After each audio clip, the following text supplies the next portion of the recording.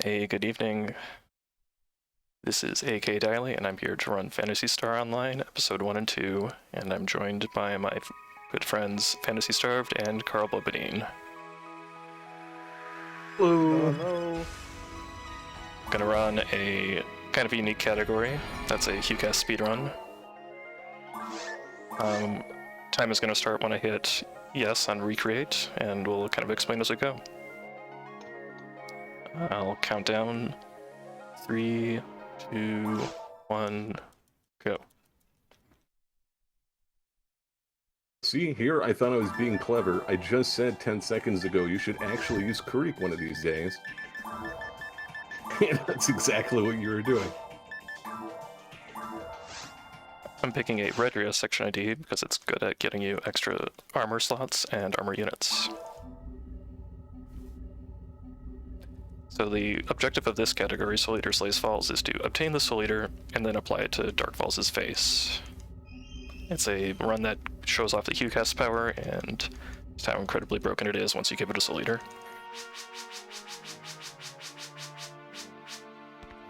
Principal didn't say anything, so just ignore him.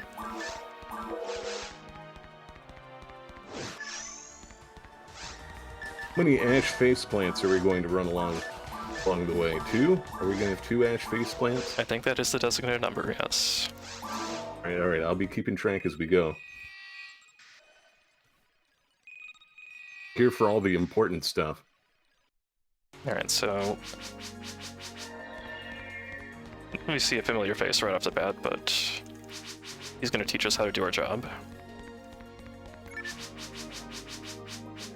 You gotta learn how to open doors. I actually probably shouldn't be skipping through all the dialogue, so I will from now on voice Creek in the spirit of really lot the lore. But it's total habit that I skip through it.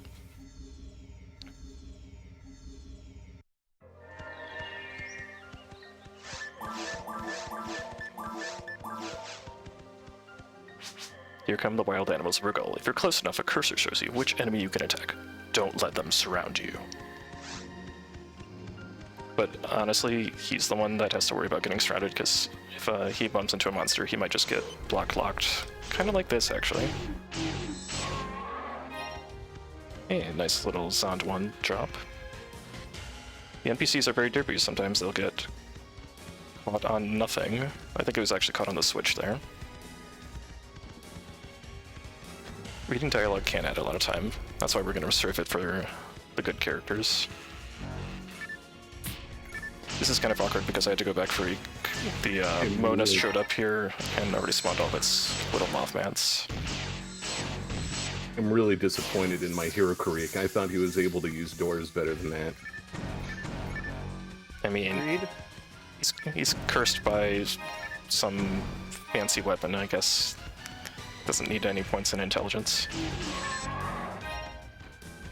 I do want to kind of guide Krieg to whatever he can, because he can do it faster than me for the moment. Concerned are you with him kill stealing you? Does that really make much of a difference? A little bit. Like, it makes more difference on a phoneme run. If you're with your teammates, they'll watch your back. If you're alone, try to change the view to look around. Camera management in this game can be pretty annoying. Yeah, there's no right stick to control the camera, so you're forced to constantly turn the camera behind you by pushing a button.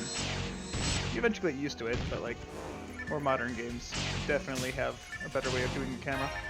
Since the game was originally on Dreamcast, it also didn't have a second stick, so they just never included it ever. And in this game, all the spawns are kind of preset, so I kind of know where something's going to spawn. I try to get into an ideal spot.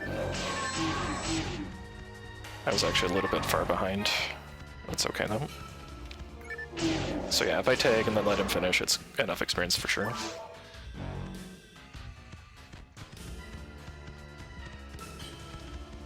You don't have the phoneme kick. It's just the saber swing Yeah. now. Yeah, it's a bit of a meme that you don't unequip like your regular attack from the A button and you'd mash through dialogue, you'll end up like kicking the air as a force.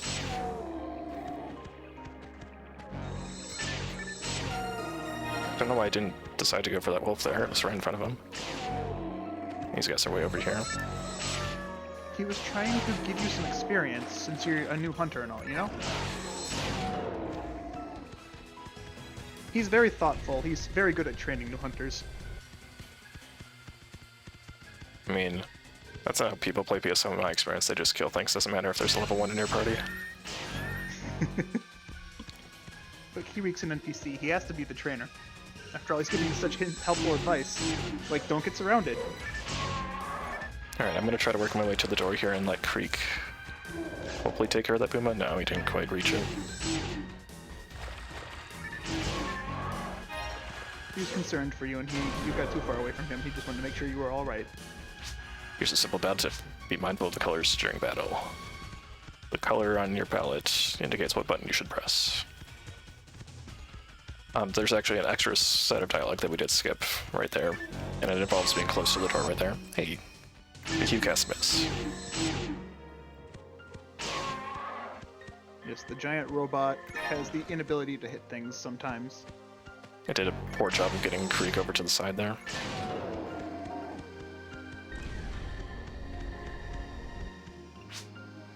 Who is it? Go, that's one. I can hear something. A growl?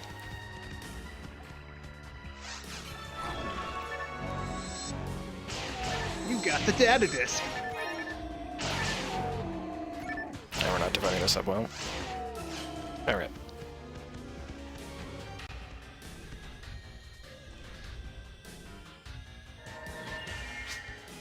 Thank you.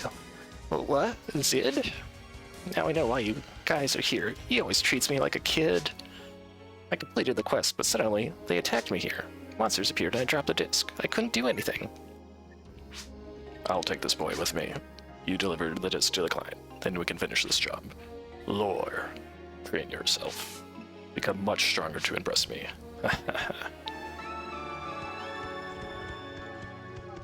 That's not foreshadowing at all. He just wants to see a small hunter get very strong. You could say he sees some of me in him, or some of him in me.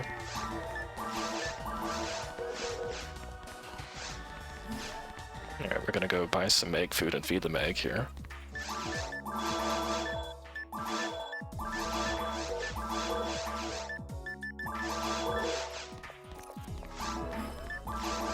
It's important to keep our egg well fed, because we're going to try to boost our accuracy as high as we can and maybe even hit level 35 and get a really cool photon blast by the end here.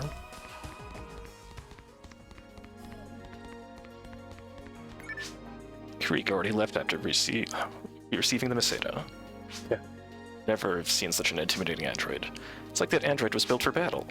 This must be the disc that I asked to find. Thanks. Ash is enduring the pain since he won't go see a doctor. You can get your reward at the Hunter's Guild. Thank you. Damn.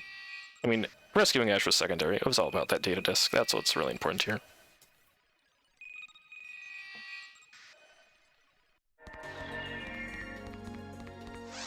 So now we've got side quests on top of the side quests that are not related to the Soul Eater at all, but we have to do these to unlock future quests related to the Soul Eater. So, not going to voice act every single thing here.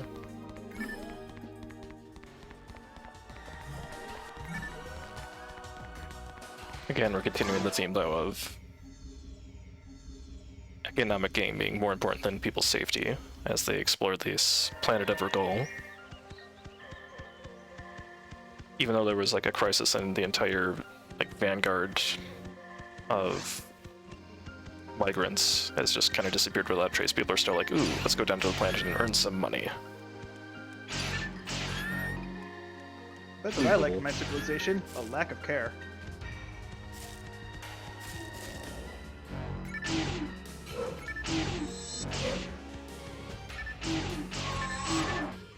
Good old Q-cast miss. What's frying pan percent? That's a good question. When are we going to meet the frying pan? It's not planned for today, but I could do it someday. Unfortunately, it's not terribly engaging because I already will frequently run like all missions, and then to get the frying pan on top of that just involves replaying a few quests. Oops. Am I really from the Hunter's Guild? I ask myself that every day.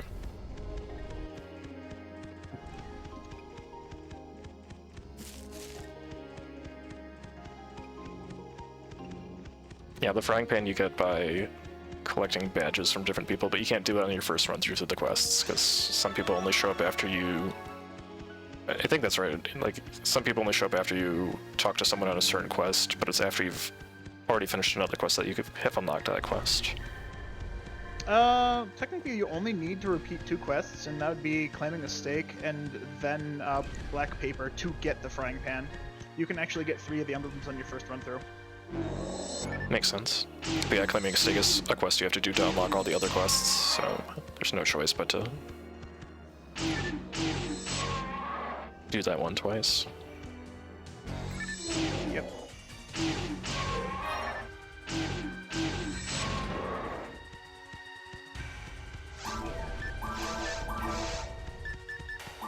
Probably should put my frame back on.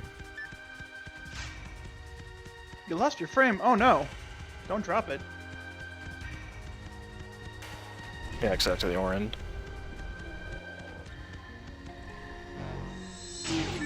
What about frying pans? You actually can't equip a Kiko's frying pan on a run through unless you do some extra grinding to get the enough ATP to use it. Yeah, I don't even think QCAF can. But oh wait. Yeah, no, not even HuCast can. Actually, isn't frying pan a katana? Yes, it's a katana. The katana, yeah. The ultimate weapon. That's what a Kiko's is, anyways. I did just pass over the objective without picking it up, but it's... I do have to actually touch it, but it's kind of faster to go for the Rappy first while you wait for the wolf to spawn, and then pick it up then. And now we're waiting for a Monos to spawn in, and it's buzzing in, and we're just gonna wait for it to become vulnerable. This one doesn't spawn any Mothmans, so it's kind of just a big waste of time. It will spawn it if you give it enough time. Alright, if I time this right, we can get a kill with traps.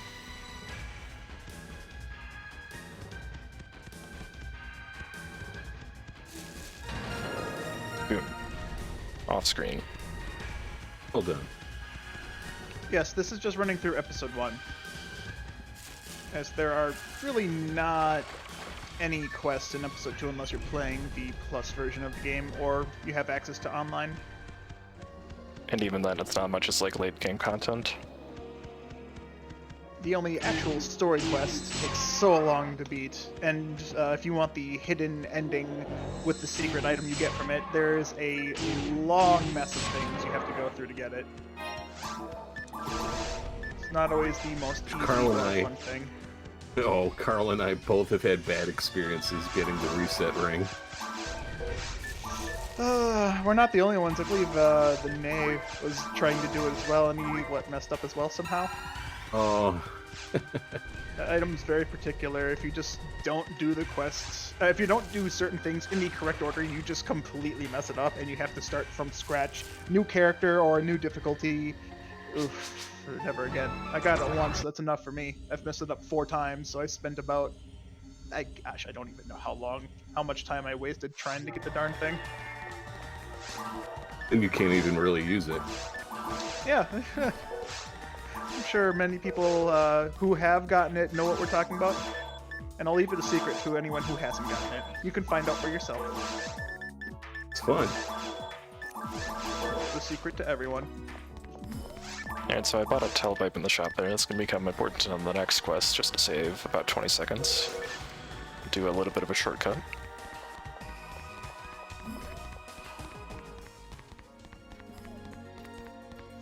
Also, we don't even have to talk to the quest giver. That's... we just throw his item... we throw his dad over there, throw his items over there, and just leave.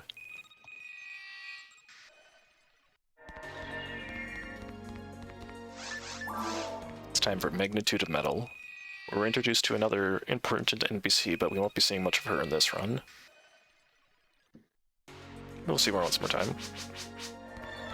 I'm always interested. If we really wanted a lore run, we could always just. I'm not sure how we'd have to do it. We'd have to start in very hard somehow, and then we'd have to do the specific things in order to unlock her extended ending. Why very hard? Which I think that story's because that's the earliest difficulty you can do it. If you do it in normal or hard, the extra ending to the quests doesn't actually appear. For some reason, it doesn't trigger that early. I don't know why Sega did it like that. Because it's not hard, and it's just a little bit of story. There's no actual fighting or anything. It's just extra cutscenes. Oh, you're talking about the extra extended ending of Soul Steel, right? Yeah. Yeah, that sounds familiar. Because I think I did it the other time, and I got a little bit. I was like, wait, wasn't there more? Yeah. Oh, this is a lore run, but it's specific to Kirik. We're not doing the entire extended PSO lore universe, unfortunately. It would take too long. Right, because a lot of that is distributed through these, we'll call them like story capsules that Red Ring Rico leaves around for you in free roam one-player mode. So that's the first real exposure you get to the story, is if you read all those. Yeah, so now we're focused on the Soul Eater, and everything else is just going to be on this side.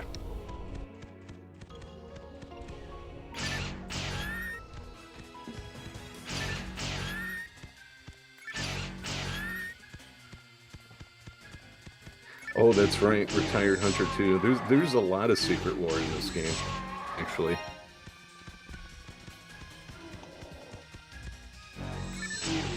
And the Retired Hunter lore extra ending is kind of disappointing, in my opinion.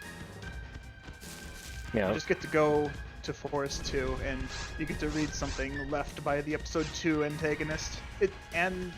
Anti-hero? I don't know what to call him. He's technically not the antagonist, but his body is. Victim, yeah. There we go. The equivalent of Red Ring Rico.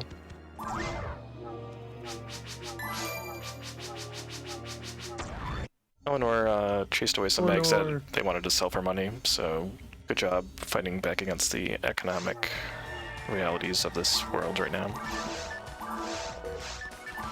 Yeah, leave our digital pets alone. Yeah, I would say next time I could probably do a full floor run, but I was definitely not prepared to like put together anything like that. It takes a lot of research to even do half of it.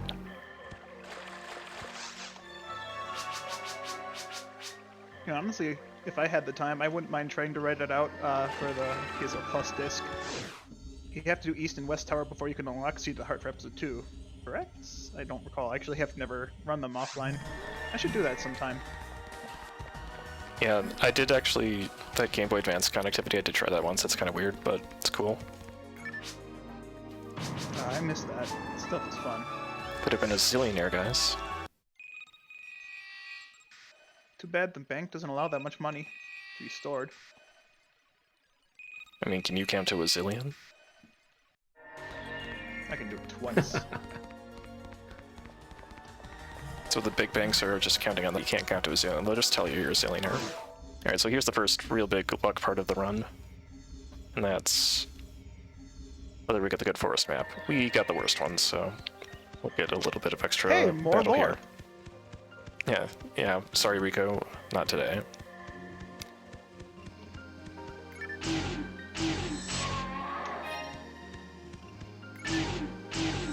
It's okay, Rico will wait for you, she always does. Actually, I could probably get away with just doing, I was gonna say, I could get away with doing normal text only, but not if I get low rolls on that. Yes, really showing off the strength of a HuCast by hitting the lowest damage number every single time. Okay, see, that time I rolled high.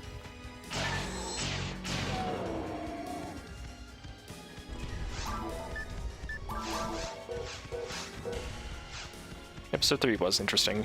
It's a game that really spread this lore out between some very long and oftentimes tedious battles.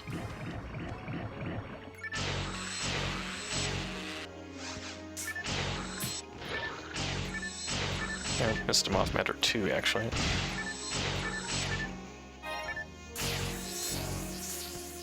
hopefully those guys will come down. Yeah, I love episode 3. I do not love rolling double ones in episode 3, constantly to lose the game. Other than that, What are you talking about? Just get lucky. That's how you win the game. it's Never how roll you win ones. every game.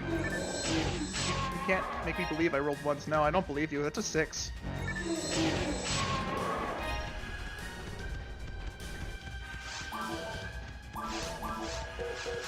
Hey, if you're talking lore, episode 3 is a direct sequel. It in every sense of the word, it Yes. continues the story. Episode 3 takes place 20 years after the events of Episode 4, which was a Blueburst exclusive. And the story of Episode 4, as I recall it, is a giant meteor hits the planet, so you're hired to go figure out what the hell it was. You actually got all the mothments that time. Why is this game strangely addictive? I say it's the soundtrack. It hypnotizes you. Yeah, I can agree to that. I listen to it way too much.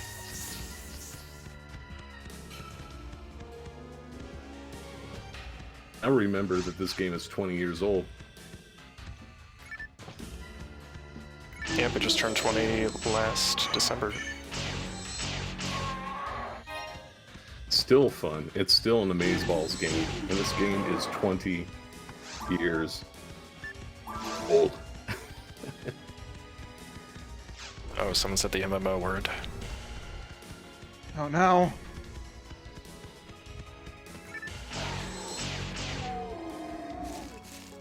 Alright, I'm gonna try to pull the wolf over here while I take care of this one. It was pretty friendly. Off by 1 there.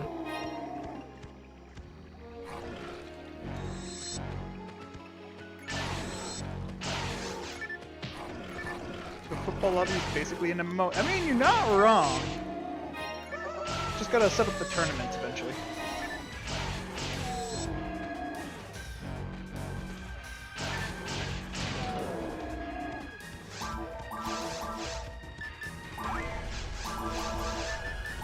Feed that hungry mag.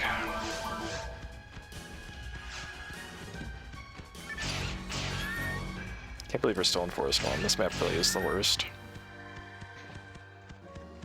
You'll get through it, don't worry. I believe in you. Wow. Oh, that's right. That's a go boom.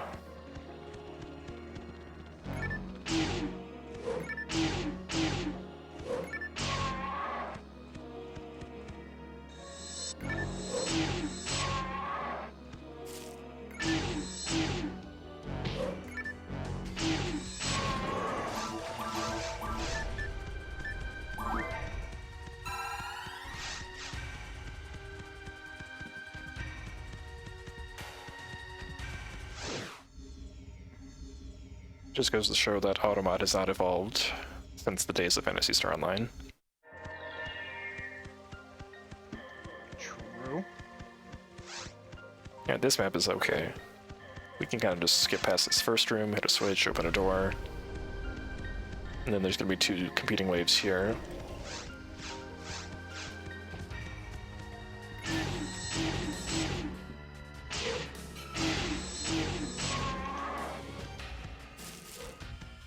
Send these guys to fight each other. The Booma did a little bit of damage for me. And just like any percent, I leveled off with that Booma. Kind of unintentional, but I'll take it. Only need to hit the wolves in this room. Hey, free telepipe. Yeah, the emote system. I love that. On this map, there's a free telepipe in this room that I always pick up because telepipes are pretty expensive.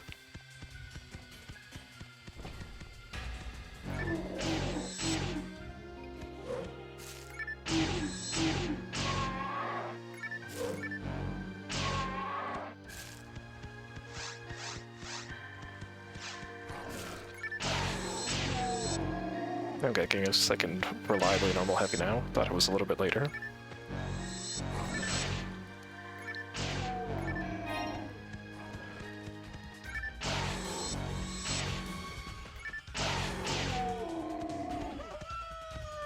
There you are.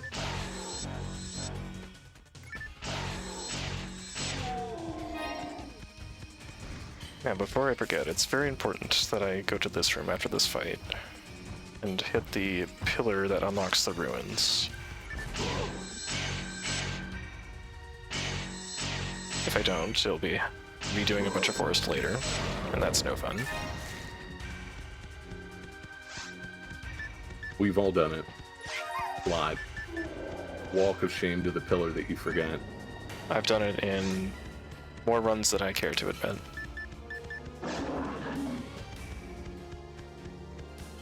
But a fun fact, the differences between GameCube and Dreamcast.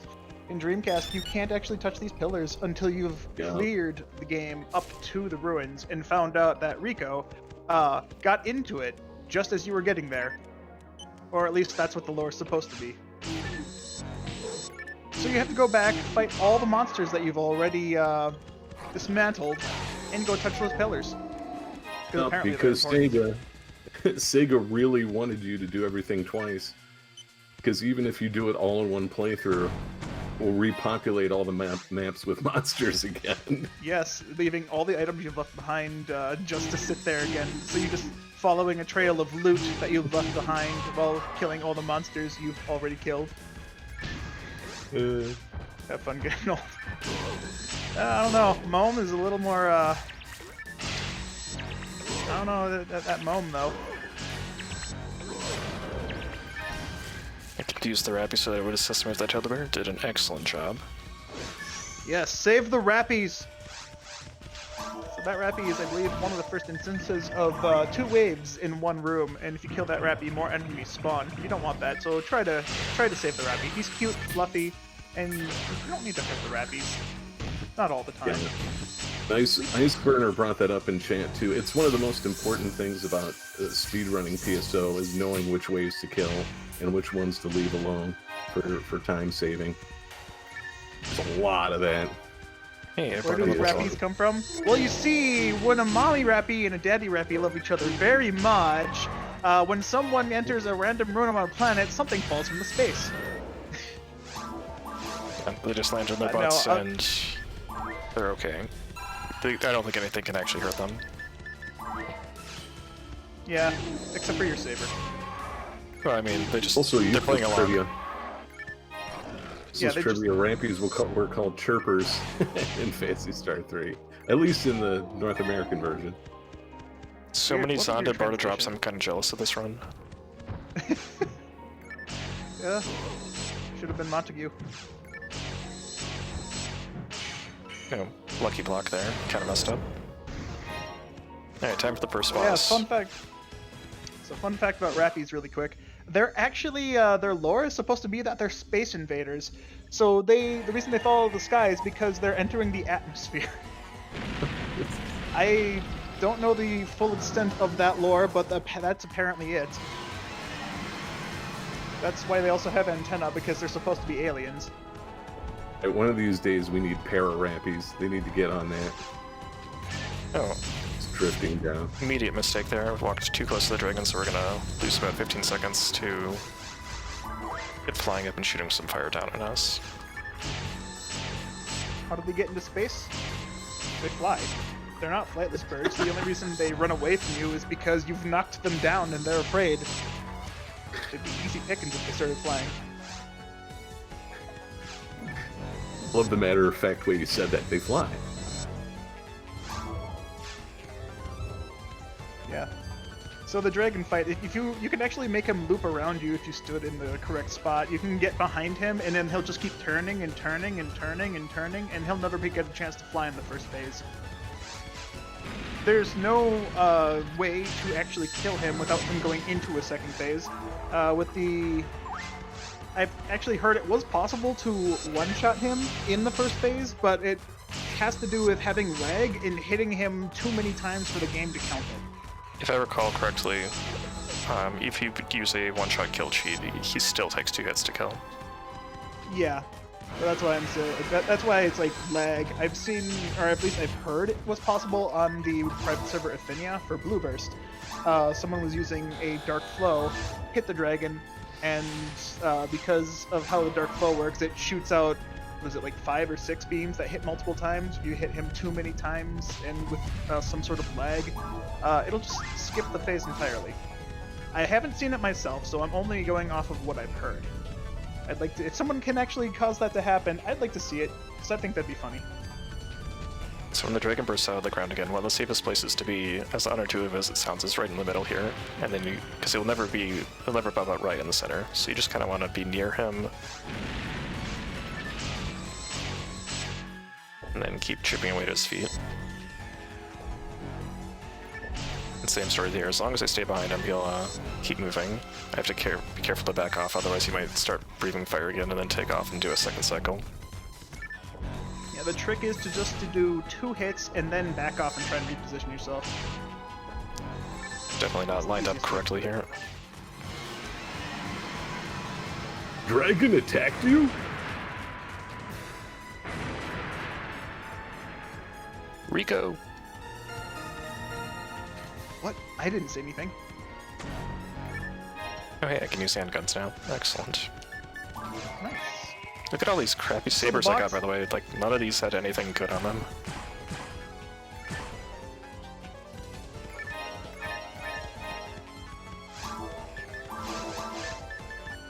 So the boxes after a boss are actually the next tier of weapons, or at least the next zone's weapons. So they're also set items, so each box contains a weapon, an armor, or a green tool item. What those are just random, but if you're looking for good loot, definitely check those, because you can potentially find a really good handgun, saber, sword, pretty much anything from the next area.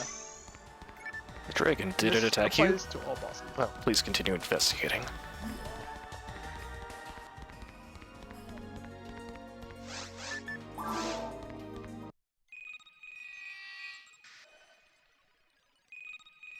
Normally I would sell stuff, but there's really no need. As a HuCast, I don't need, like, monofluids to operate, so...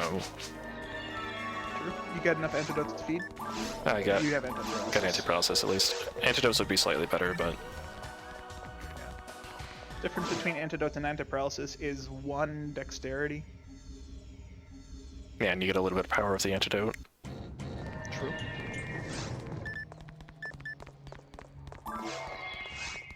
Getting something better Well, than a we had base saber would be nice, but oh well. You have a handgun, man. That means the run's gonna go really, really fast now. Sure, yeah. If I can hit anything with it. Actually, I'm gonna rely on Maytha to do quite a lot of work, because she can not miss at all as long as she actually shoots her fireballs. Alright, so what is her name? I always thought it was supposed to be Martha, they just misspelled it. But is it Matha? Is it Matha? Is it Maytha? I say Maytha. I always called her Martha. I thought it was a translation error myself, but Alright, what does chat say? What do you guys think it is? I just read what's on the screen.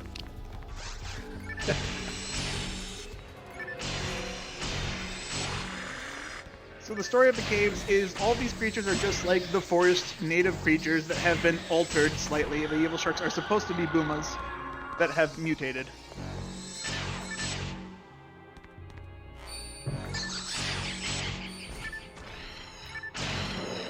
It's pronounced Martha without the R. All right, so the what dialects?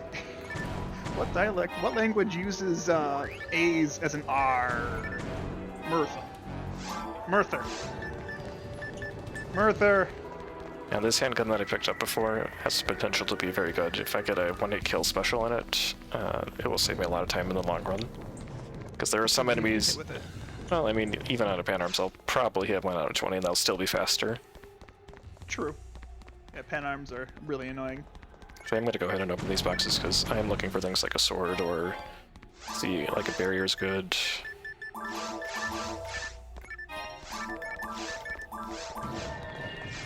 That'll stop me from getting knocked down. You get toppled, it's like 4 seconds loss immediately, so if you can block more hits, you can save some time.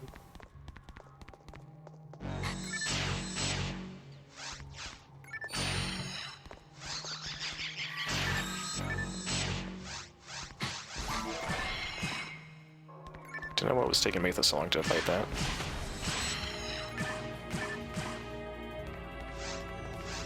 She was an amazing at your gun skills. After using a handgun, unbelievable. Okay, I do want the tech grinders, so I'll pick that up. What else can I get rid of here? Ooh, 3-slot armor. That's my armor for the run, I think. Congrats. That's why we run Redria. Oh, Redria, I was just gonna say.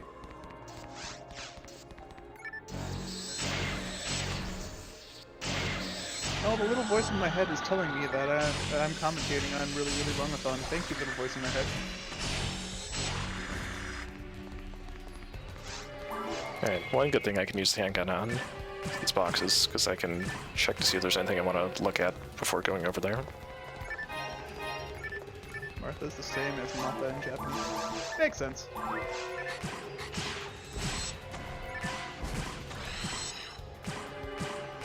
Yep, Lily tried to poison me, and so it got in a state where I couldn't... Yep. That was close. Didn't think the magic would actually... Oh well. You don't see that every day, Maitha using Gifoy. Why did she skip Foley out of Nano Drake? I've never seen that. It must be because there was a Lily nearby or something, and maybe she took enough damage that it, like, unlocked something in the AI. That's kind of unusual. Yeah, maybe. I've legit never seen that. The only time I've seen her ever do it was when in the first room when she was surrounded by sharks, and I just kind of ignored her in order to go check items. Another good find, Night Power, boosts my damage by 5. Or rather, my attack power by 5, which is damage of 1. And then I got a better handgun, unfortunately it's native percent, so not very useful, but it's still +1.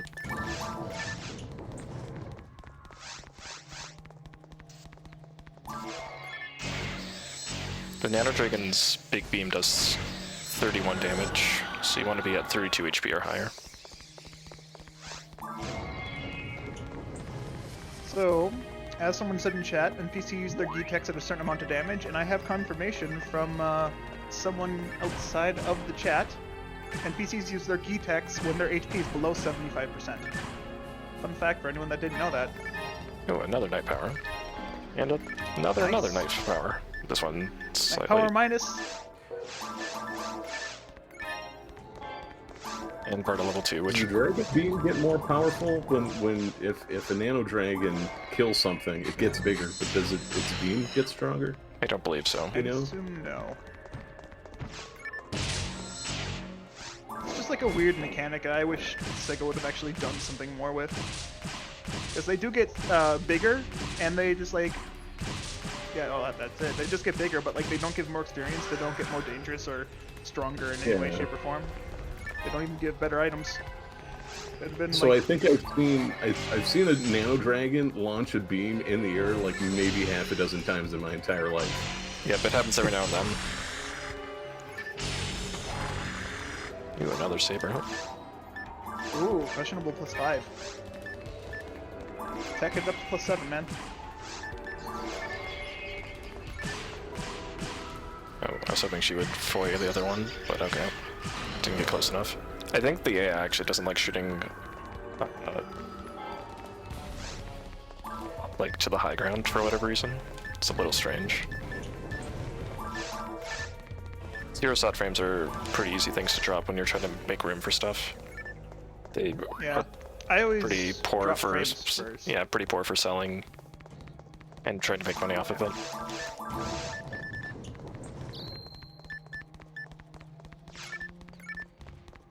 So as people are talking about in chat, Bernie, he's a ranger with a burning visit.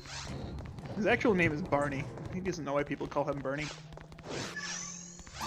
It possibly can't do with the fact because he's holding a burning visit at level 16 as a ranger without a mag, or the fact he only shoots Bowie and Gifoy. It's time to take you down. Fond memories of Carl organizing a Bernie Ranger party where we were all Bernie Rangers. Yeah, the only shame is we couldn't find enough burning visits. I don't think any of us could have equipped them. There was a lot of Bernie that day. What would be a really good AI secret to learn is why they sometimes attack with their staff. I assume it's just random, but if you could manipulate them to always use their techniques, it would be huge for speedrunning. Very. I just like the fact that it really only applies to just the Force characters, but like they seem to have a super extended melee attack with their wands and their canes, and the melee characters don't have that. They actually have to run straight up to the enemy, hunters and rangers, and they have to go smack. Well, rangers all use guns, so I guess they don't, but you know what I mean. I just question why the forces even have a ranged melee attack in the first place. I mean, I think it makes more sense than try to have them fight in melee with the stats in those weapons. Does section ID factor into the speedrun at all? Yes and no. Yes, because you choose what you really want to look for, and no, because every drop in the early game isn't nearly that important. It's mostly up just to personal preference. I actually should be having Metha fight this too.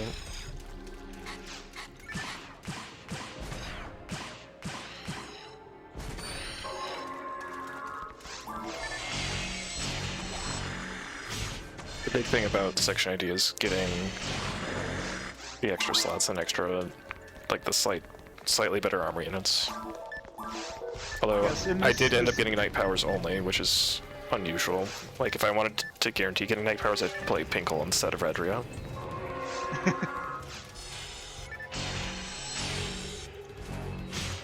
Myth is gonna try to fight from outside the room. Unfortunate. Yeah, NPCs don't care how far away they are. They will just try to attack when they're in range. Okay, I pulled her into the room now, so now she should actually fight. Maybe with her staff, though. That's okay, Metha. We forgive you. NPCs have an AI weight value that determines how often they roll weapon attacks versus tech attacks. Force NPCs usually have more weight on using techs, as you'd expect. So it is RNG, but they're more favored to use techniques, according to my sources. Well, it sounds like wondering who my source is. Sounds like there's nothing we can do about it then. Yeah. Unless we completely figure out how RNG works in this game, which I don't think will ever happen unless someone's crazy enough. Considering how many people have already looked deep into this game, and they're still finding stuff, it might be possible. But as I was saying, anyone wondering who my source is, I'm sure some people in chat know who Elron Ives is. I think he's a very trustworthy source of information, and he knows too much about the game.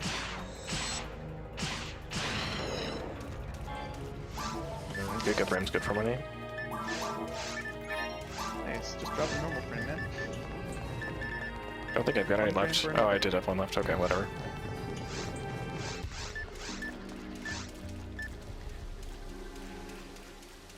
This is one of the dialogues I decided I wasn't gonna do full voice acting for everything in the game.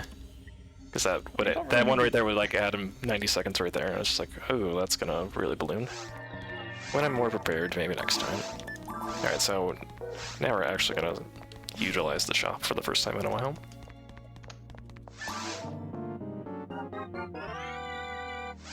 Ooh, I see a Shadow Saber with my name on it. Shadow, oh, baby. If it would kindly tech to that. Tech it up, everyone, Check lend the us your handgun. RNG! Okay, handgun does some hinder.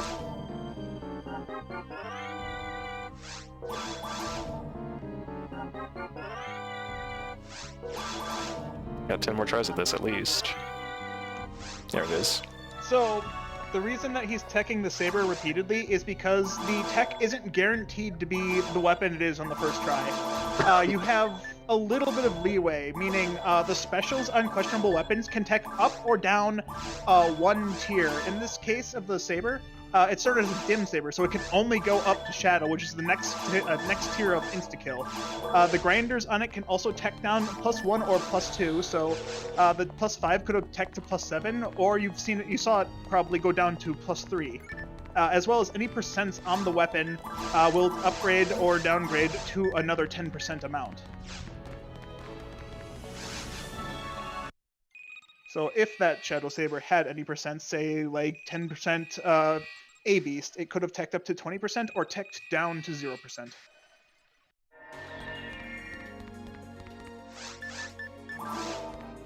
casts do not get insta-kill bonuses, no. Casts only get bonuses to special, basically effect weapons, kings, and they have a negative to demons. So kings is experience steal, but they get a bonus. I forget if it's a flat amount. If anyone knows this off the top of the head in chat, feel free to correct me, but it's like, I think it was a 30% bonus to ice techniques, paralyzed techniques, and confusion techniques. Skills, specials, that's the word. So ice, confusion, and paralyzed specials. There's no bonus to insta-kill. Unless you're playing Blue Burst, there is a unit that doubles the effectiveness of insta-kill weapons.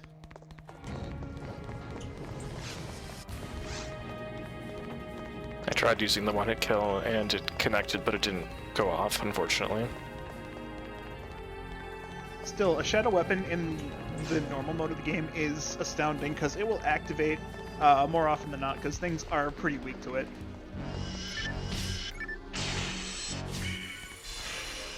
But that's also assuming you have the attack accuracy to hit with it. So the insta-kill has to do 2 rolls. One saying that you hit it, and then once you actually confirm the hit, the game rolls to see if the monster resists it.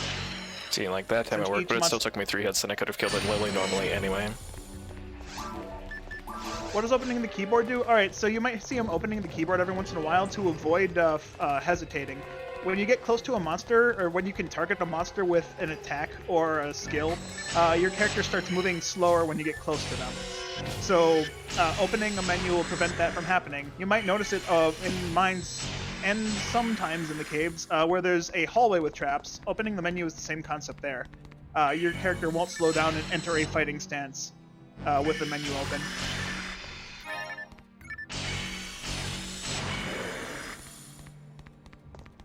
Yeah, it's... Yes, any menu will do. Yeah, it's taking away the targeting reticule, as Iceburner pointed out. See, otherwise you're like... The idea is that as you get closer, you're like, to an enemy, you're like preparing to hit it and you're being careful, but you can just kind of run through things with no care in the world and you'll be fine. And the side effect is that you can just run quickly through traps without taking damage 95% of the time. I should probably open these. That's fine.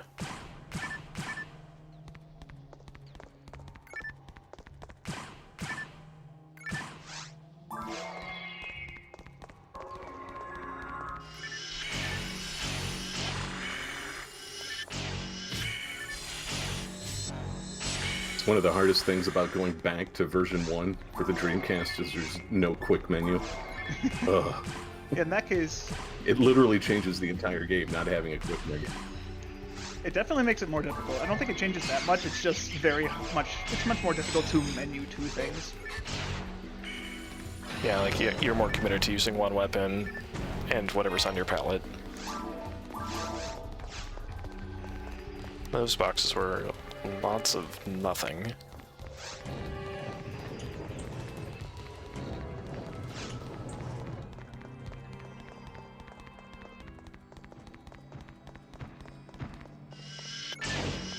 Alright, went for the... Oh, get another chance. Okay, I was hoping for the meme Shadow Kill and Nano Dragon. Every now and then it works. It's Nano Dragons and, wait, which is more? Nano Dragons or Grass Assassins? I think the Grass Assassin is more resistant to insta-kill. I would say Nano Dragons, but I didn't think Grass Assassins were that resistant, but... Well, I'm thinking, my experience is in Ultimate difficulty, where the Crimson Assassins have like a 70 or something resistance, and just insta-kill never works on them, at least for me. Yeah, and you wouldn't use it too much in a normal mode anyway, because they're either evasive to begin with, or they run away from you. But hey, we could try it on the Grass Assassin. He misses. Yeah, see, like, could have just killed it normally there. Got one there. Well, I mean, still, normal mode, everything's weak to Shadow, so... Shadow the world. I'm getting decent success with it. Yeah. I mean, it's also good that it's on the saber instead of the handgun. Oh. Cecil got paralyzed. That doesn't happen too often. Means she's not going to be helping us anymore.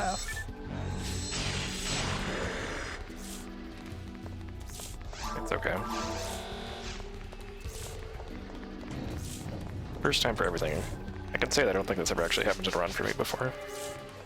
Cecil got paralyzed, laugh.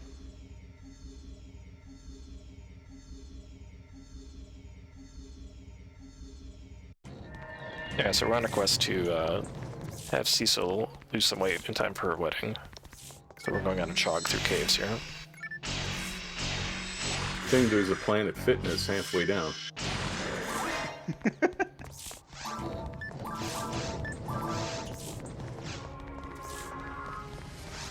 I'm not too worried about Cecil because there's not that much more combat in this quest anyway.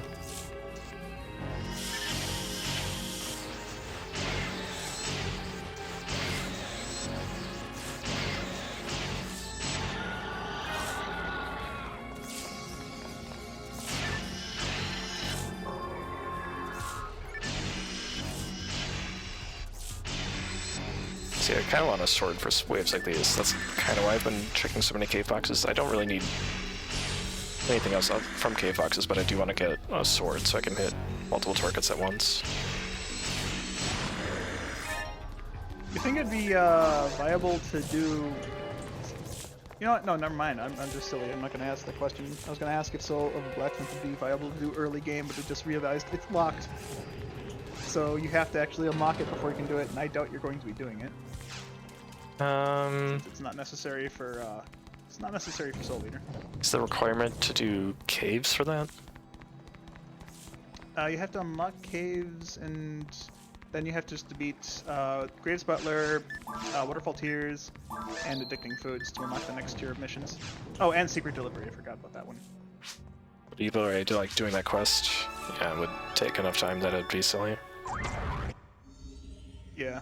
You have to beat the dragon again, and, well, the caves isn't that hard. It's like one room, and then you get the material, and you get a sword that potentially has a lot of hit. I'll do another quick shop trip. Just make sure I'm good on things like telepipes. It's a good thing not to leave behind. Actually, you know what? Yeah, it's too late. There's not gonna be a sword in the shop, but I was like, I could buy a dagger, but we're doing okay. We got a Shadow Saber. Anyway, weight loss achieved, 80 pounds, in the blink of an eye. I wish it worked like that in real life. I'd be very thin. I find a waterfall every day. Yeah, I need a few trips myself.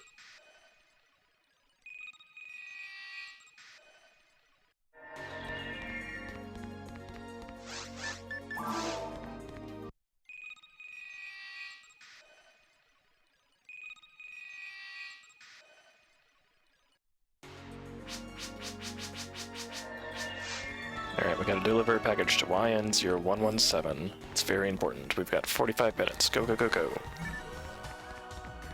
This is also the mission, for anyone that doesn't know, where you start the Akiko's Frying Pan subquest that we will not be doing.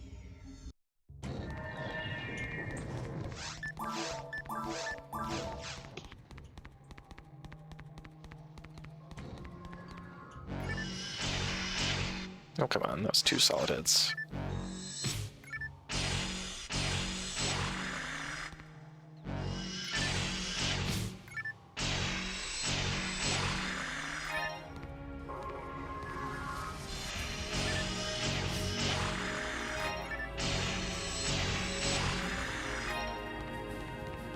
Now, if I can do like normal heavy like that every single time, I would just do that, but it is pretty unreliable.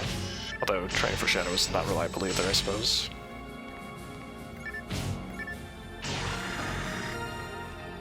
I didn't manage to pull that guy over.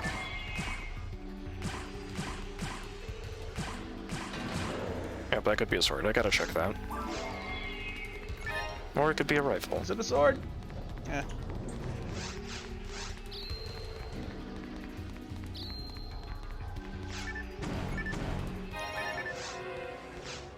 people talking about slicers in chat. Slicers are legit. No, who am I kidding? They're very niche. The only reason everyone uses them though is because of the little exploit, making it very, very viable for damage and specials. If it wasn't for the fact that the way that combat works, so the attack accuracy of each attack overwrites. How do I explain this? I'm trying to organize it in my head. So you have 3 combos, right? If you get the first attack, second attack, and the third attack, if you do it fast enough, the second attack's accuracy will overwrite the first attack's accuracy, and the third one will overwrite the second one's. So the SNS glitch or exploit that people know of for slicers, because the slicer's projectile is slow, if you shoot the first projectile with a special attack followed up by a normal attack, the first attack of the slicer will have the accuracy of the second attack of the slicer. And it applies to all weapons in the game, not just ranged weapons, but also melee weapons. It's very much less noticeable with melee weapons, but it exists. But yeah, it's not that the ATA goes... The ATA goes up with each attack, but the attacks will override each other, which allows for the ATA swapping, or exploit, or whatever you want to call it, to happen. In short, it does all calculations at the moment of impact. So it's something you can abuse with the right timing. But With yeah, enough attack.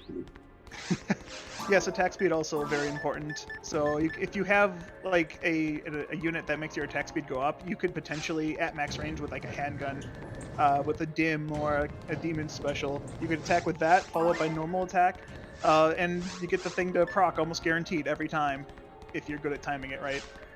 But it's very difficult with weapons, projectile weapons that aren't slicers.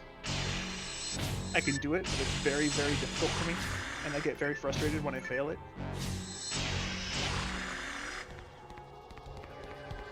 I'm hitting way more of this shadow than I deserve to.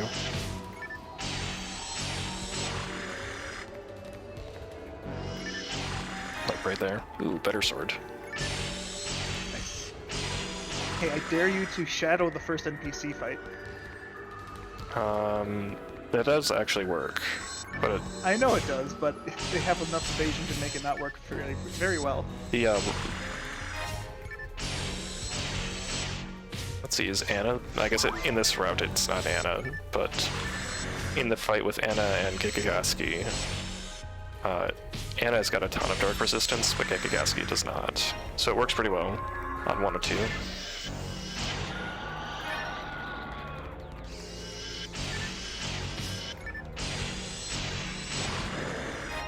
I'd say you should do it on Keyreek, but I don't want your run to end very quickly.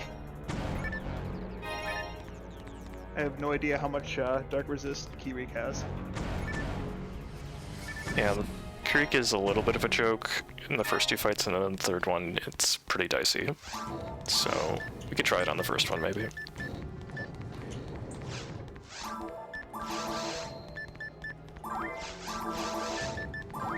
Alright, cheat that Hungry Meg.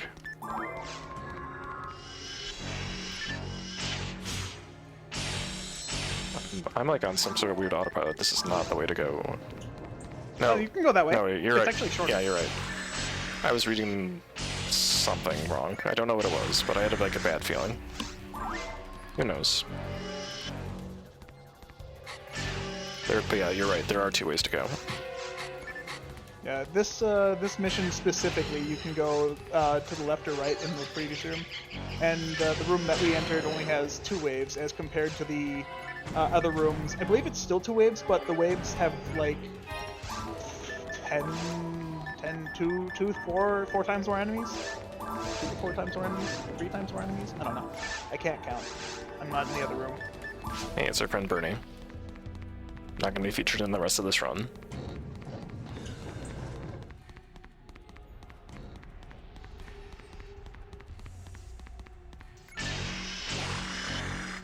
Yeah, Gigagaski is a name that's hidden behind word select, as RRLAT points out.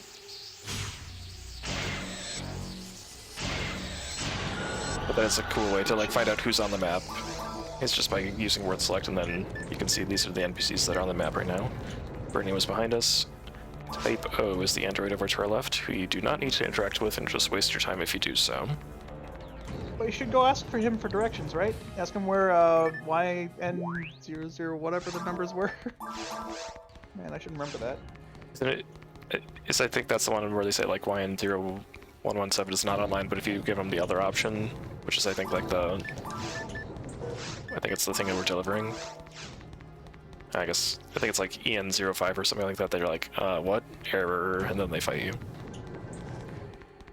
Yep, there's 3 NPCs that you can optionally fight. I thought they were mandatory at some point when I was first doing all these missions, so I always fought them. And then I learned I didn't need to, and I'm like, oh. Well, they have confusing text saying like, oh, we're unlocking something at the end, but it's just unlocking the door that they lock when they fight you. Yep. To answer the question about shit hack I saw, yes, if you're playing on the Blueburst shit hack or SCHT, they have increased experience.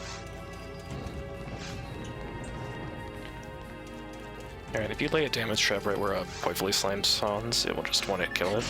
Just a little bit of a quirk of PSO. Doesn't even have to be out in... So I can just take care of boxes while waiting for that to pop.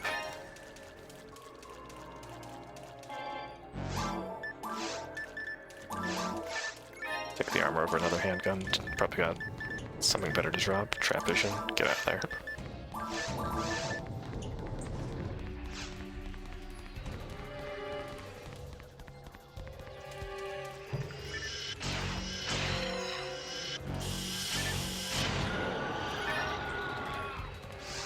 Just casually doing special as a UCast and succeeding. This is kind of an odd feeling.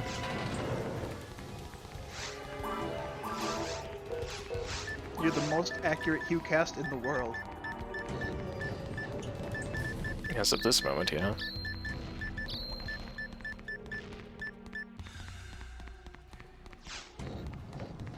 Why does the damage trap one-shot slimes? It's a little bug in the game. I'm assuming just the way they programmed it was weird, because you can actually affect slimes with all the other traps as well. If you lay down a freeze trap on their spawn location, it'll freeze them anywhere in the room. Same thing with the confuse trap, it'll confuse them anywhere in the room. As for the actual reason, I have no idea. Yeah, apparently it doesn't matter like how much damage you do, it just always one-shots them, so it's a little bit strange. I'm sure someone will know the answer.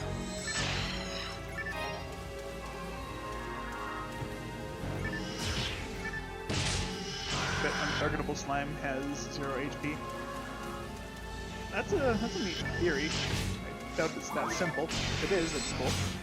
It wouldn't surprise me at all. Slimes have all sorts of weird idiosyncrasies. Like, Yeah, if you hit them on the third hit of a combo with your attack, it will split them. If you hit them with ice, it will split them. Although I think it has to be a freezing ice. It can't just be it can't be like Barda. yeah, you can only freeze them with Gi Barda and Raw Barda, and it'll split them guaranteed because it has a chance to freeze, and I don't understand why that is. But also, if you're playing a Force, and you do a 3-hit attack combo and then hit them with any spell, it will also split them, including Rabarda and Gi Barda, which will then split them twice in 1 hit. And I have no idea why that happens, and it only applies to the slimes. No other enemy in the game does it store your attack counter. I found that by complete accident, and I'm still baffled by it to this day. Yeah, every now and then I accidentally split a slime in a phone room run, and I'm like, oh, I guess I technically did that, but it didn't register. I don't think you can one-shot slimes that split off of another slime unless you one-shot the original slime. I think it has to do with their spawn location. If you split the slimes and then one-shot put the trap in the original location, it should kill all of them. Yeah, that makes sense. Like, even if the original one died, it should And still another kill fun them. slime thing, if you are piping for slimes and are splitting slimes because you're looking for your Lavis cannon or something, and you split them, and you kill one of the split slimes and it drops something, will never drop anything ever again, even if you go back up and leave it. You know, anything that drops an item won't drop a second item. So This only applies to offline, as you can't telepipe online for splitting slimes. You can still split them with the telepipe, and the same thing applies, but you can't reset their red slime rare thing. I found online. something kind of rare and kind of neat. Luck material. It's going to increase my critical hit rate. So fun thing about the luck stat, it is literally only crit, and at 100 luck, which is the maximum value of the stat, you only have a 20% chance to crit. It definitely feels a lot higher than that because of how often you attack. You see a lot more crits than not. It's a little weird. When I run these missions as a force, or really just anything that's an android, there's a little bit of a death warp you can do in this where you get poisoned and then you run into one of those traps to warp back. But since I'm an android, it's really not worth trying to set up anything like that. I mean, you still could have done it. It just would have taken a lot more findangling. Well, it would take... How much it is would the take... crit boost? Sorry, what? Sorry, I'm reading chat. I was gonna say, it takes more time to set up than it... Like, if you have to take any time to set up, then it isn't really worth it. True. But as for the question, how much does a crit boost? I believe a crit is just double damage. It's... I don't know if it's 50% or if it's like something that like increases your raw attack value. I don't know if it's double. I want to say double because it always feels like it's double. It's significantly more in any case, and it's nice when you get it. Also, it has a very satisfying noise. Very. I remember having the argument with someone that a heavy attack doesn't do double damage, and it's just like, what? If you look at the damage numbers, a normal attack does half the damage of a heavy attack. I don't know how that's not double damage. Maybe my ability to do math is incorrect, but I don't know. My brain is too smooth for this kind of thing. I see double numbers, I say double damage.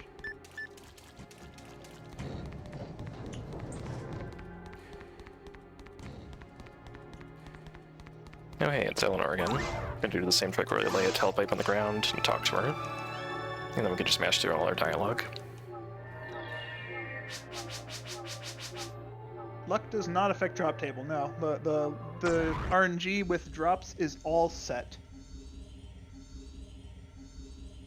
Alright, I have information on a crit. It's like 1.9 something times multiplier for damage. It's not an exact 2%, but it is very close. 2%, 2 times. Also, you guys may not have just known it, but we did pass the ultimate weapon, or at least the person who gives it to us. The leader of the weapons herself, Akiko. Is she actually Akiko? I don't know. They never actually say her name.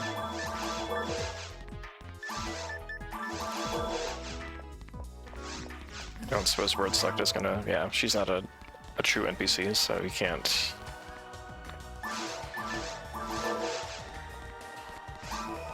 Can't bring up her name. So I used the bank to deposit the die grinder because I want to save that for the Soul Eater.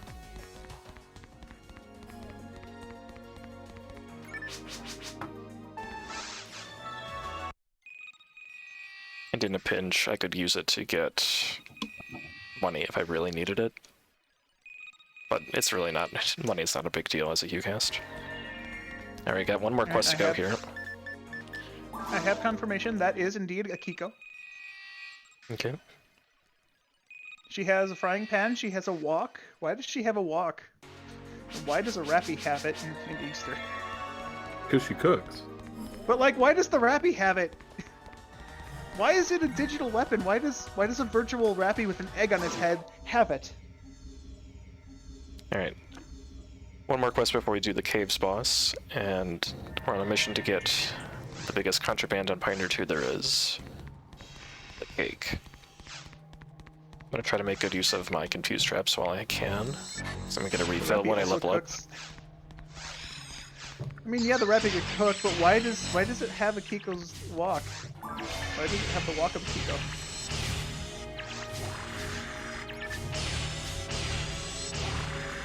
Also, why is the wok of Akiko a dagger? It's basically a wok and a ladle, and it's a dagger that uses the charge special. But then you have Akiko's frying pan, which is a frying pan that's a katana. And I already forget what the special is, but it's not very good. Isn't it like burning? I have no idea. I've never used the No, special. I thought it was TP. Spirit? Or whatever. Yeah, probably just TP drain. Maybe Nothing. Or maybe it's HP drain. It's not Berserk, I know that much. It's a drain. I just don't remember which one. Alright, Got him. maybe TP drain. I've only ever... Nice. I've only ever used it on the cast, and that's for the 25% run I've done. I used it on Olga Flow, and I never used the special. Or rather, the special didn't work. I get it because it comes with a free. It gives you extra magic strength when you equip it, so you can actually use that to use technique discs sooner. Huh, Along I didn't with- know that. I've only ever used it in the cast, so I wasn't aware that it had extra MST. Sure does. It's got like 40 magic strength or something. Oh, it's That's huge. quite a bit for a katana. What the heck? It has Wait. a lot. It's 30 or 40. It's got a lot. It's about as much as any That's weapon more gives. than a wand. What the heck? That's the only reason why I kept using it. Add some mind units and a mind mag, and even if you're not a force, and you can use technique discs way sooner.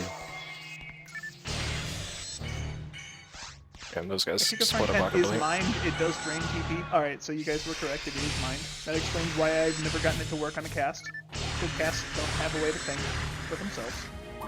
Yeah.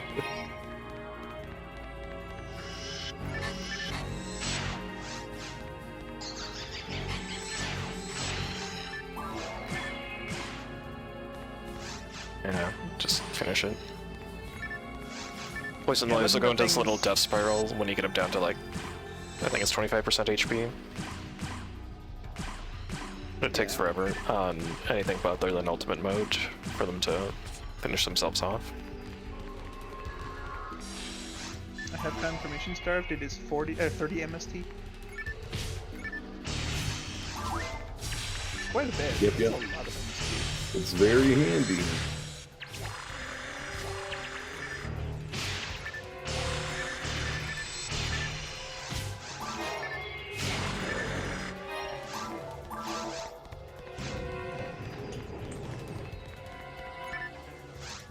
And I do miss the Dreamcast sword animation for males.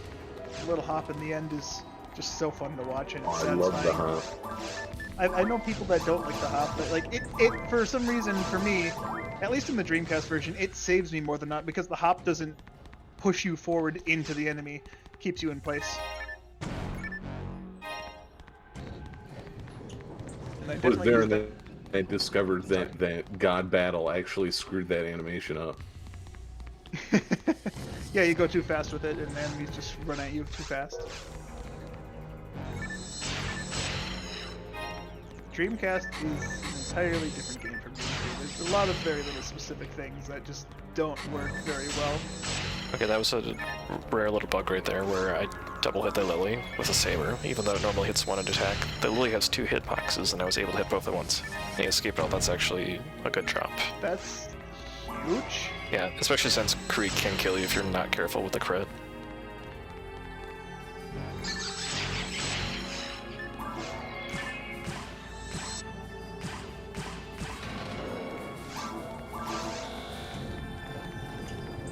Yeah, version 1 of the Dreamcast, you could use certain animations to push yourself through doors, and that's what the glitched speedruns use. Yeah, most commonly, the ones I'm aware of that are used the most are the unarmed animation. The saber animation also works very well, and I think it was the double saber animation was the best one to use for going backwards through doors. It had the largest back lunge.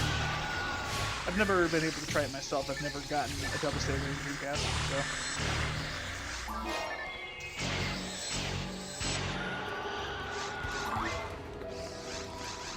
Those Dreamcast drop rates, though.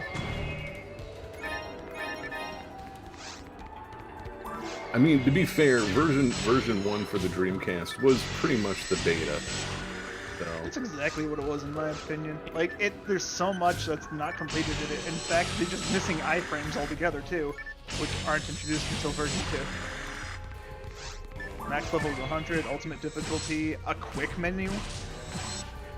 Yeah, there's a lot of things that are very anachronistic about PSO overall. Like, they released the game I'm playing right now is the original release on the GameCube in America for Phantasy Star Online. But there were 2 versions before it on the Dreamcast, and there was a version that came after this called Episode 1 and 2 Plus, which is essentially what in today's terms would just be a patch, because it added a few quests and it fixed a few bugs. That's it. But they released it as a whole new disc. With a whole new SKU and everything. Didn't they also release that? Yeah, didn't they also release it just to try and get people to stop hacking the game on GameCube? I mean, probably. If I recall correctly, that was the biggest reason why they got that disc out. The original game, people could hack it easily because the online functionality and the way it was programmed and handled. Oh wait, wasn't very that's good. true. Yeah, so the original PSO disc, even people that didn't care about or never played PSO would use it. It became very valuable because that was one of the first ways to crack into your GameCube using a PSO disc. So Actually had 3 discs in NA, not 1, 2 not being plus. That makes sense. Yeah, there's the 1.0 and then the 1.1 original PSO disc. Yeah, I think the 1.1 you had to like send your disc in to get. I don't think it was like sold as such. I mean, maybe if you got like something in between, you could get it, but there's not a lot of information on like how you where 1.1 came from.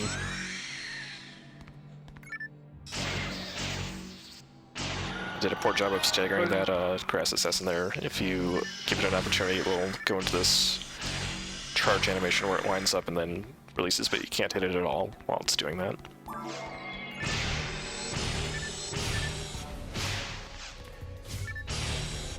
I hit everything except both sharks at the same time there.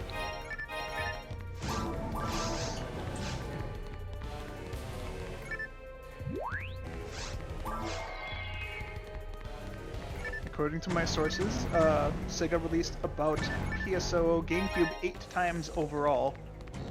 I'm guessing that's across all versions. Yeah, there were also like multiple versions in Japan as well. So I'm gonna go ahead and use this. I probably should have done it sooner, but I was thinking about I should be using this. It saves a little bit of time. Special attack!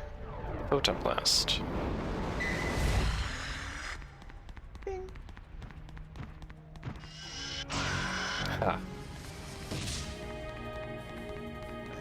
That really should never work, but I'm gonna take it.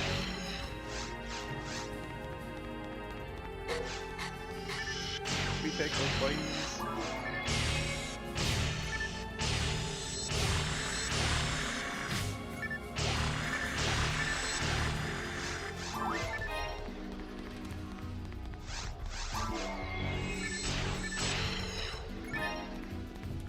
So I do believe we still have not seen a rare enemy spawn. Yeah, it's pretty common to not see one during a run, but it wouldn't be surprising to see like a RRLAT, the red one. That's the most common one you're gonna see just because there's so many poison lilies. Yeah. do you happen to remember if that drop is any useful for Redria? If you're a force, it is. Redria- It's Angel Mind. Yeah. Mm. If we were running a different color D and you just happened to find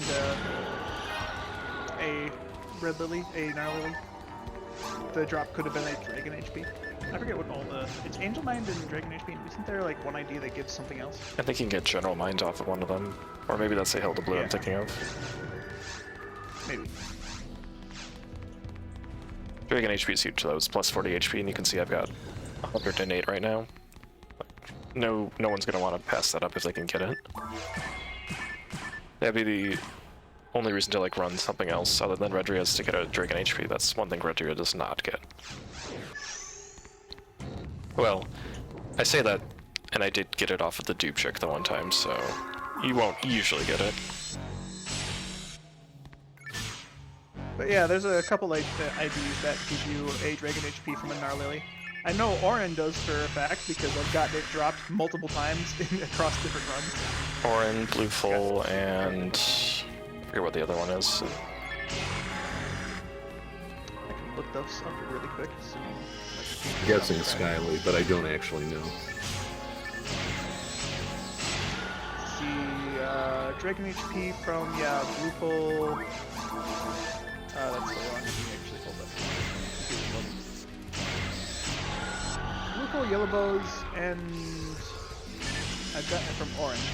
But apparently the Orin drop is a general mind. So something's not right. I need to look at my drops and update them. Because I've gotten a Dragon HP off an Orin.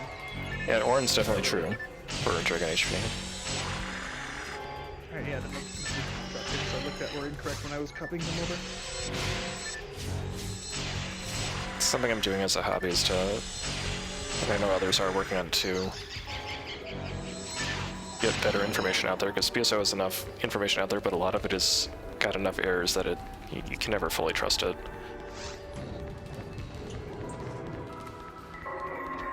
Orin is Dragon HP, and yep, Yellow Bows, full. That's it. Sounds right. And you know the weird part about the drop tables that I was using is, so my drop tables are just a comprehensive list of things I've seen from all rare enemies. I'm eventually going to see every single drop in the game, or at least I hope so in my lifetime. But all my data was copied from Phantasy Star. So if my data is incorrect, that means your data is incorrect, Star. That means you haven't updated in a long time. I know. You need to update your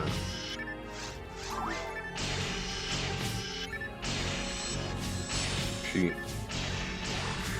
Well, they've been pretty much accurate. I double checked everything above normal mode. I didn't really care at normal mode. Resist Dark, I that's guess interesting. I'll just take 30 seconds to plug it then. I've been very fortunate in working with Kayak, who is one of the key people in keeping the shit-hack GameCube server going. And I was able to receive all the exported data for the drop for GameCube for PSO. So it is basically 98% complete now, but finally we'll have a 100% correct drop table for the GameCube, which doesn't really exist, and it'll be all in one spreadsheet. So Yeah. That's so much what I'm doing too, so we'll be able to corroborate and have multiple sources. Because right now, yeah, it's usually like a guide on one website, and maybe it's okay, and maybe it's got errors. You can never really be sure. it's a lot of data, and it's very easy to wind up with errors. It's just so much. Yeah, if you're keying stuff into spreadsheets, you're gonna have a typo. You're gonna have like a transposition, put something in the wrong row. It's really easy. Finishing up box rares right now. I honestly don't know if the information on box rares will change speedrunning strategies at all. I have Probably honestly no not. idea. No, we already kind of know what the box rares are, and it's, yeah, mostly the amplifiers and the, like, you can get, actually, I don't think there's anything really else other than that would ever be good. If you could get amplifiers and merges, or amplifiers and barriers, rather, reliably, Yeah, that'd be I pretty know. nice, but it's generally not going to happen. Yeah, I know the one good run I had, I got an amplifier of Gizande and an amplifier of Zande, but I never got the yellow barrier. Even though I had the potential to get one, I didn't get fortunate enough to get one, because getting the drop for the barrier itself is, well, that's a rare drop. And on normal mode, those drop rates are close to like 1 in 10,000 or so. Yeah. Actually, wasn't it the last time we ran a really longathon starved, we got the red barrier? Did. As it turns out, going through the drop tables for Redria then also, right? Yeah, Redria has almost exclusively yellow, red, and I mean not totally exclusively, but 90% of their barrier drops are just the yellow, red, blue. So That makes sense. Redria is the armor ID.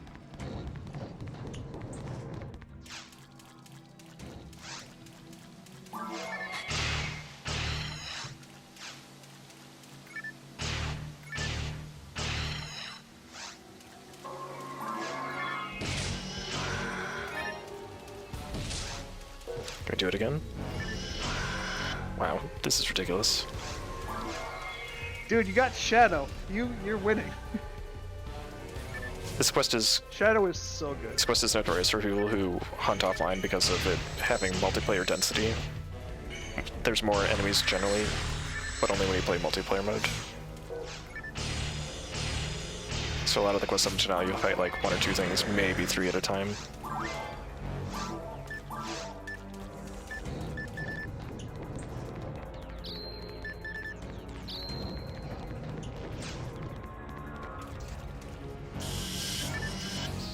Okay, my luck right out there.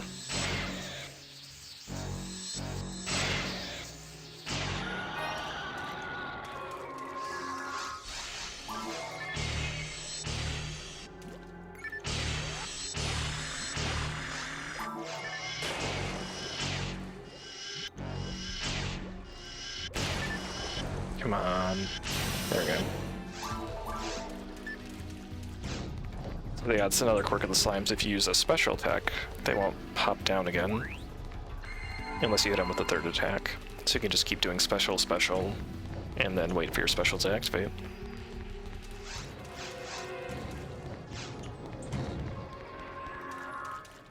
But otherwise, if you hit them, they'll hide and go run around a bit and be untargetable. The only reason I didn't do the one-shot kill on it with the damage trap is that I was already out of damage traps.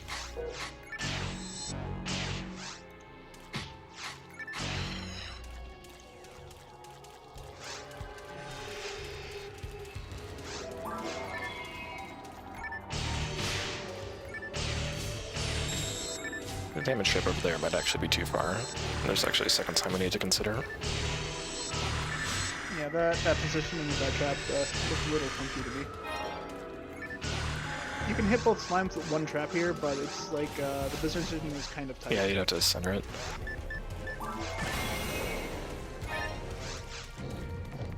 So I had it right for the one slime, but forgot there were 2.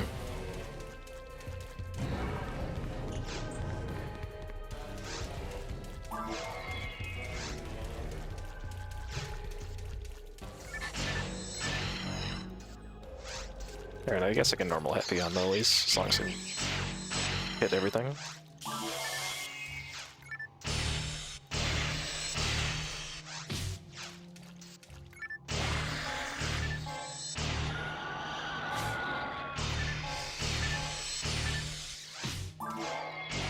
So coming up, not right now, but eventually, very soon, we'll hit level 11, and level 11 is important because that's the first time the shops in the game will update their inventory, which will give us a second tier of spells, armors, and weapons.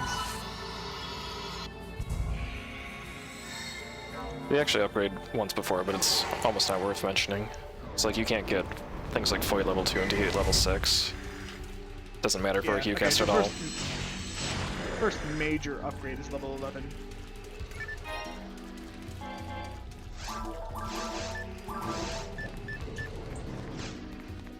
The damage chips again, huh? Guess Q-cast doesn't get as many as some classes do.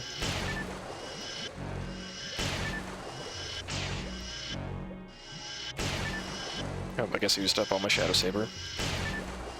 We're just gonna kill with little pokes. There we go. And when you run all missions, you hit about level 11 right now. Since we skipped some missions, we're only level 10. And I see 8 attack power per level up. I'm so envious. Oh yeah, it's really nice. And that translates to like 1.5 damage for every attack, with a normal attack. So Yeah, you get just base damage, yeah. just being at level 10 right now is so much nicer than what you would do in like an 80% speedrun. Ooh, hey, my brand, perfect. That was quick.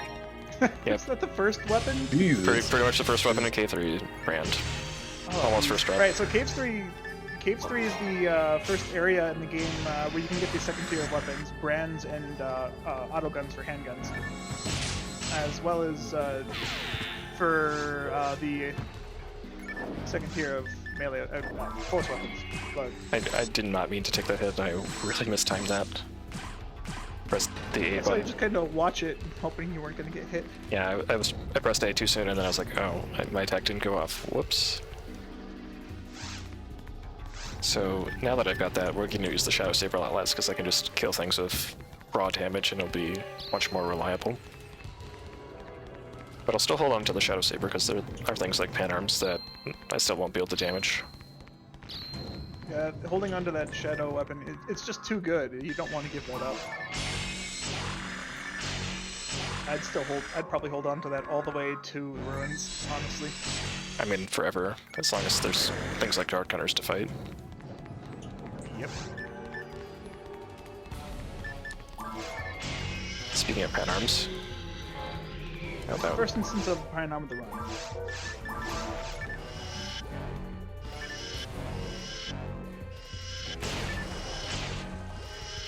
honestly, at this point, this using is the a brand shadow. would have been probably faster, but was sticking with it. Seriously. Yeah, Brand would have been a better Hero idea, slime. man. The slime was not going down without a fight. Defending his people. Oh, and not a gun. With the Brand. Oh, nice. You got both things, so you don't really need to shop for weapons unless you want to just like take a peek. Yeah, I'm not gonna shop for weapons, just gonna get rid of inventory. I can't even think of there's no other special I'd want for these sabers. I already have the one I need, which is Shadow. Technically, an HP steal one wouldn't be bad, but like I don't know when you'd use it. Yeah, I'd want it on a gun. Actually, that would be hilarious if it were a Shadow brand, or even a Dim brand.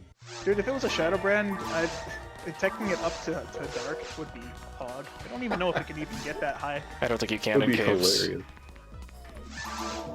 This is a handgun. Okay. Oh, wait, fine, I didn't mean to decline. Alright, I'll just take the sabers, just because we're curious. Ice sabers, utter garbage. Yeah, the ice special isn't very good. Panic saber's even more garbage. Do you want to equip it now? And Hard Brand is not a good special, but it's still a brand, so we'll keep it. Dude, was that 25 ABs? Yep. Jeez, it is the Caves Killer. Honestly, I don't know if it would have been... I want to say it might have not have been a bad idea to try and tech it up at least 5%. Yeah, I wasn't... Getting it. Yeah, it's not a high chance, so we don't need it that badly. We can sell... No, we can't sell that. Don't sell that. Almost sell the Shadow Thinking Saber. you were highlighting. I know. You were highlighting it, man. What were you doing? I don't know.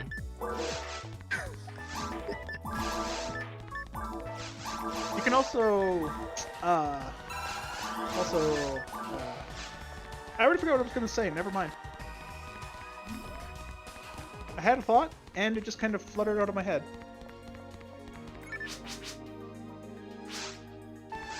Cake I delivered. just like that you gave her a cake in the middle of the guild hall when they know it's contraband and technically not allowed, Yeah. Well, I mean, and she just eats it right on the spot. the with a Hunter's bunch Guild is of not. people watching. The Hunter's Guild isn't gonna turn you into the government. Wait, now we go to caves. What am I doing? I was gonna say, so You I'm didn't share it with anyone else. checking splits in the background, and that was a 46-second gold, Congrats. and that's all thanks to the Shadow Saber. Shadow Saber is Pog.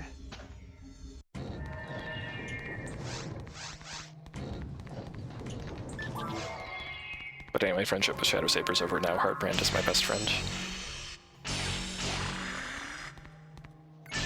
Also, we got the worst cave 1 map, so more caves.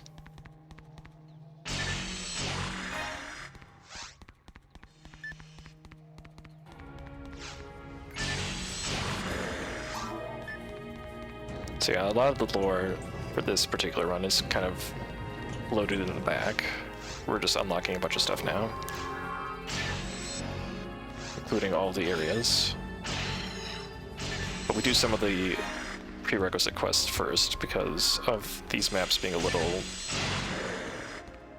I guess since the maps are uncertain and the boss of the caves is really obnoxious to not be strong for, so we want to get as strong as we can before fighting him.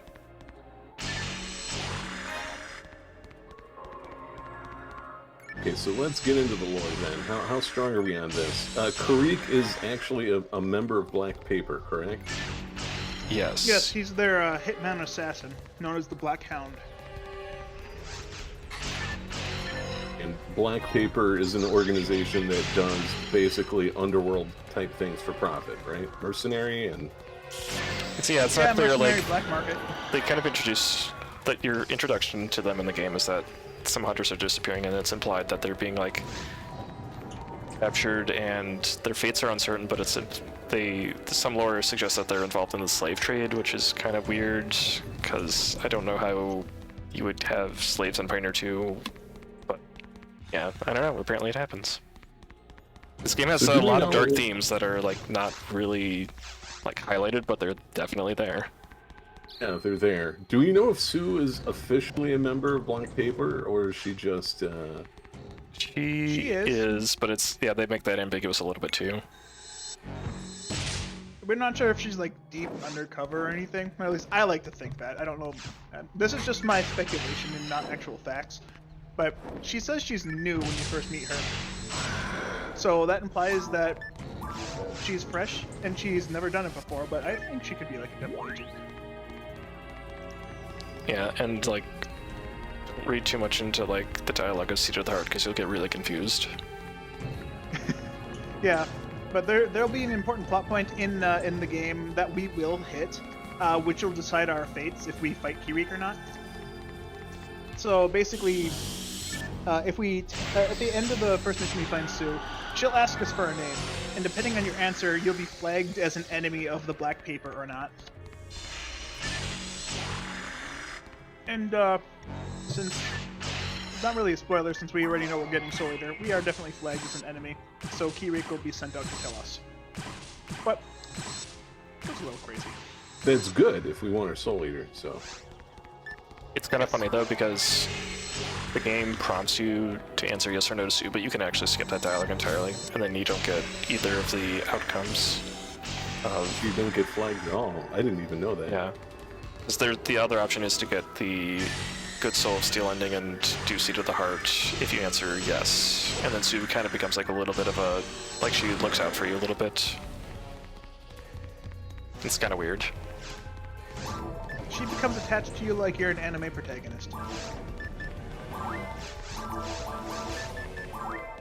This right here is why this map is the worst of the free roam maps of caves. You have to go hit this switch, run across this other section, and we're doing all this just to unlock a switch on the room on the left. That's just a huge walk, and the map itself is kind of spread apart in terms of experience. So there's not a lot of action.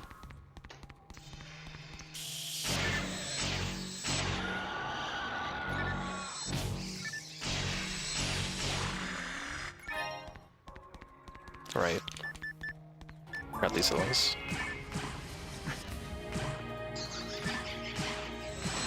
You are right, Ives. Sega wants you to align yourself with the mob in order to get the good ending. So ignore the government. That's what Sega's telling us to do. Don't trust anyone except yourself and the mob. Well, I mean, it's kind of true because a lot of the game, I mean, the government and the military are clearly at odds, but like, I don't think that's how many Western people would kind of perceive a typical structures. Like, usually they're at least somewhat aligned with each other. And the military is definitely an antagonist in this game, and Black Paper is also an antagonist, but then Sue makes it kind of gray.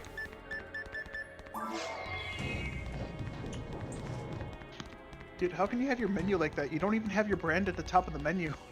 Okay, fine, I'll fix it. I'm positive I'm not the only one upset by that. Boy, I'm sure Vera would be driven crazy if he was watching.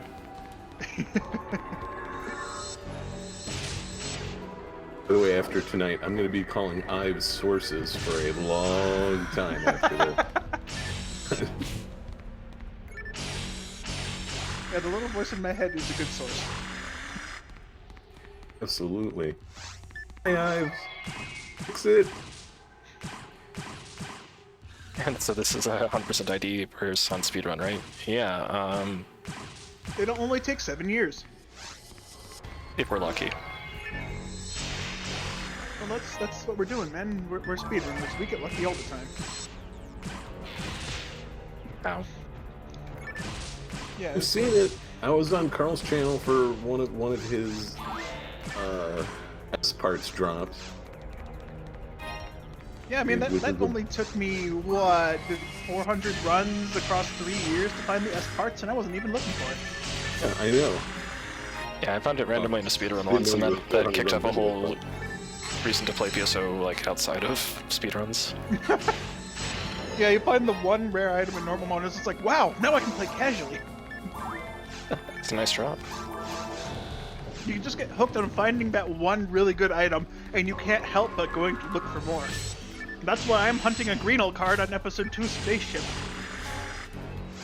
By the way, we should mention that this isn't a meme run. I mean, in the sense that Soul Eater is a really OP boss weapon in the game. This should be everyone's early game. pretty Yeah, much. if you're not getting this early game as a hunter or a ranger, I mean, heck, even on Force it can technically be viable, but you won't be able to equip it until like very hard. Level 50 plus, mag built for melee damage. Though, what's the ATP requirement? It's like 120 or something really low. It's like right? 160-ish. Yeah, it's a So- little more than a Palish, honestly. Sounds right. Is part of the reason why it's so OP. You can use it so early. The Berserk special on top of it. Yeah. Not that ever gets me into trouble or anything. I agree with 82.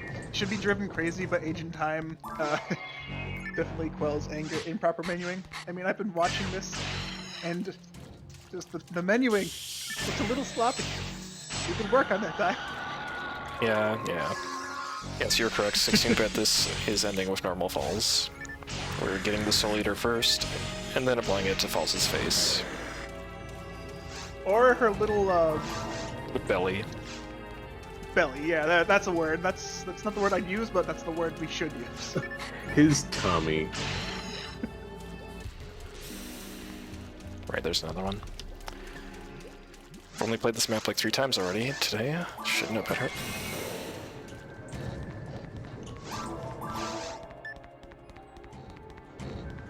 Dude, it suits Kirik so well.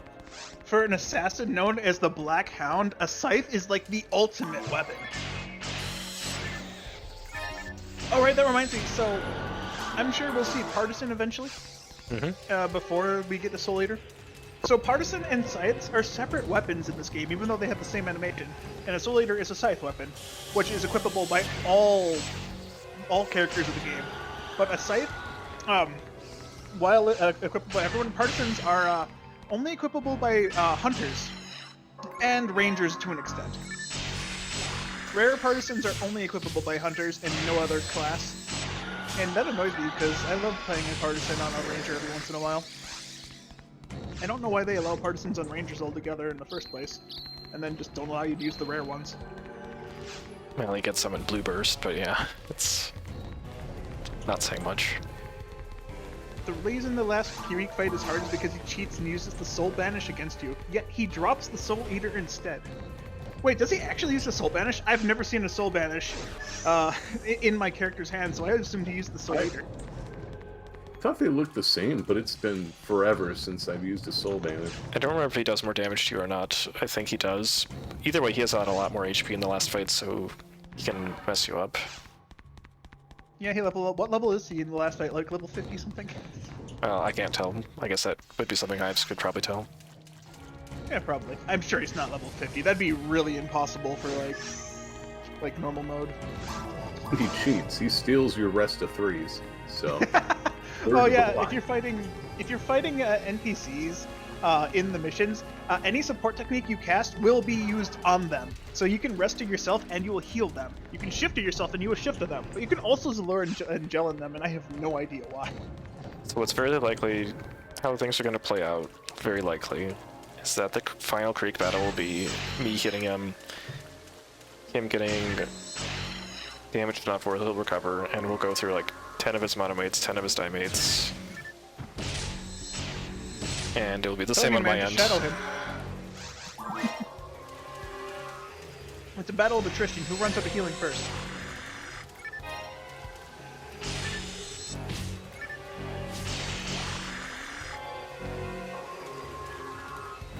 sure take someone it in chat even can ask. with Sorry. Sorry, go ahead. I'm sure someone in chat might ask at some point, why don't you use your traps against Keyreek? Don't work. NPCs aren't affected by traps. And that includes when you're fighting them, which is silly. Oh, Ives has just spoken. The Soul Banish has a purple trail when you swing it, and Soul Eater doesn't. That's the only difference. There is no visual difference on the weapon itself, but only when you swing it. I did not know that. Alright, well, Yes, I Particle did. effect. I guess we'll watch closely when we're fighting him. Yeah, I've never noticed that because I've never had a Soul Banish. I don't. Yeah, I legit don't remember Keyreek ever swinging with the purple trail. I've never paid I that close think it attention. does. I don't remember, but who knows? Well, maybe not when he's with you, but maybe when he's fighting you. Maybe he puts on a different weapon because he's assassinating someone, and the Soul Eater is the weak one, so he uses the Soul Banish when he's trying to kill you. Could it be? Maybe not. I don't know. Maybe I'm just thinking too far ahead. Oh, let's see. Grab this guy again. There's only one this time because normal clear. Okay. That was just Wrong spot. wrong spot entirely. Luckily, slimes are weak to fire, so a damage trap does a decent amount of fire damage in the first place. Slimes are also weak to brands, so My brand.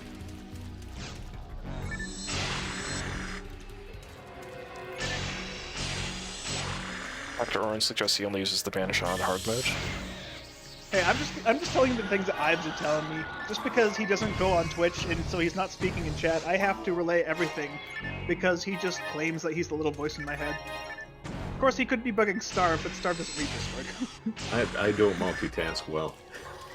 Yeah, speaking of which, he pinged you at 7:15 in your Discord. In case you didn't notice. I didn't. Boomer alert. No, that could be Dr. Orn because I didn't really pay attention in this version of PSO, but I know from playing Blue Burst that there's all sorts of quests where enemy weapons will upgrade on every quest depending on what difficulty you play things on. I think my eyes are playing tricks on me. Did that Psi Armor have 4 slots or 0 slots? One slot. 1 slot? Wow, I misread that horribly. No, I would have said something if it was 4. I assume so. Another brand does the very early drop in K3. Is this any better? Sometimes you get all the brands, sometimes you never see a single one. Yeah, I didn't get a single brand, and I was running a lot of QCast runs on Sunday. It's kind of sad. Sometimes they drop in the first group of enemies when you enter.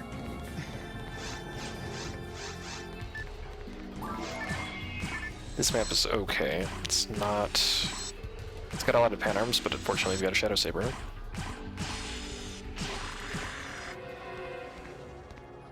Alright. How could I forget these guys?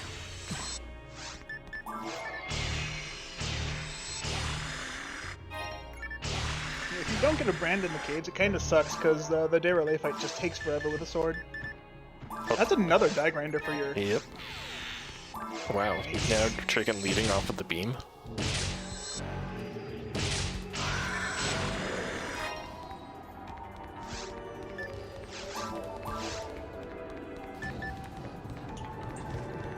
Although if we didn't find a brand today, it would be fine because we're just such a high level and our mag is so well fed that we would do okay against RRLAT. I think I had a brand in my PB, but I think I found out that I think I had like a fire weapon and fire is usually very good, but it doesn't matter so much in this category. True.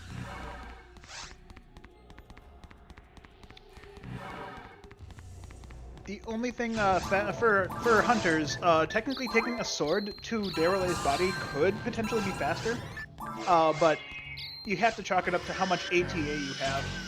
If you miss a lot of your hits, then killing RRLAT by hitting his face would be faster because a brand is more accurate. It just does more damage because it hits more often. But if you get really lucky and if you want to chance it using a sword to his body, it could be just very as effective. I learned the hard way. Shadow Saber doing work. Very much so. learned the hard way that fighting RRLAT's face is much more consistent with the hunter. That double lazy to your face, you just tank it like a god. Yeah, being a level 11 is very nice. Yeah, level 11, so now we can actually buy units. Hopefully we find a lot of Dark Tiger on units.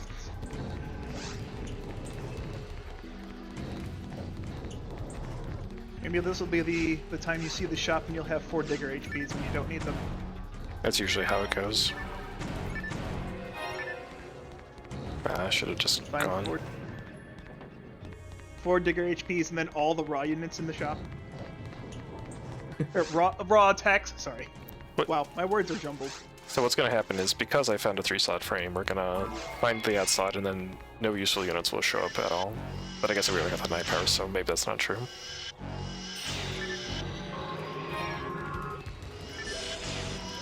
Shadow! Okay, should just be using this guy. I can even give it the satisfaction of making me hit it 20 times again.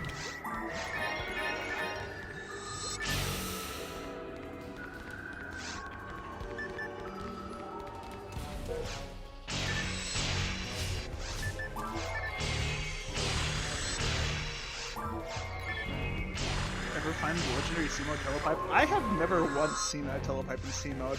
Is it actually possible to find it? If so, that's crazy. Because I doubt the game would let you use it. Yeah, my guess is it's telepipe locked, and if you somehow went to Pioneer 2, there might not be like any NPCs there. Hey, a wand. Nice. We found all the rarish Cave 3 drops now. We're still in the drop people at insane odds. Dang. Maybe one day we'll find one. Let's see what it does.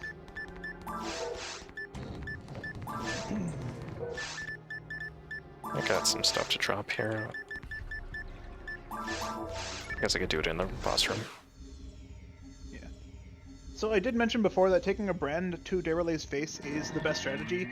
You can still use a sword on the mask. If you stand in a certain spot, you can hit 3 points on the mask, the maximum number of points you can hit on the mask. And it's faster to kill the mask with a sword than using a brand. The mask has a lot less evasion than the body does, I think, I guess? I don't know.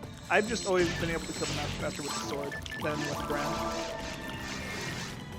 But yeah, now we get to enjoy this fight with this giant centipede worm thing. It's a very on-rails, auto-scrolled fight. So if you know where everything's... you can just avoid getting hit by all damage at all times if you really wanted to, with the exception of the beginning of the dark phase, which some people know as RNG rocks. Swords are very good for the mask here because we can hit it 3 times. Nice damage. But yeah, those balls of light that RRLA shoots are all set. The tendrils are all set. I believe it's random what kind of spikes he shoots, but spikes are easy enough to dodge, especially with our damage. RRLA's theme is amazing. I love it. It's my favorite boss theme.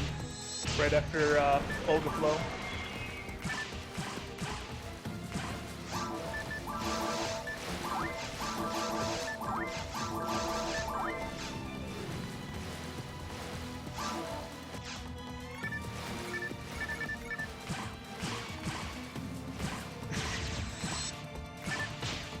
I've just got confirmation from Aileron Ives that telepipes and moon atomizers are not possible to get in C mode.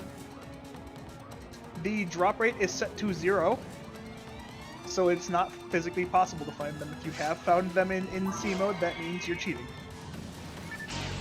I've just spoken. This is the laws. I'm sorry. I just tell the rules. I don't. I just tell and follow the rules. I don't make them.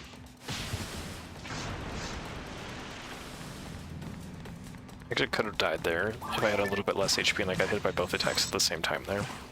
That would have been funny, but I do have escaped all, so we're okay.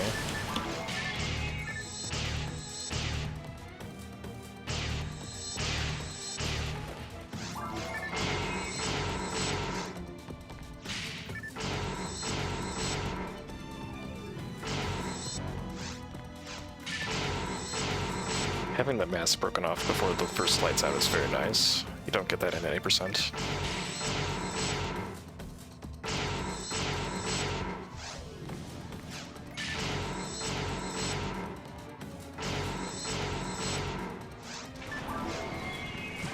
Alright, so here's where we pray to the rock gods that may they not crush us.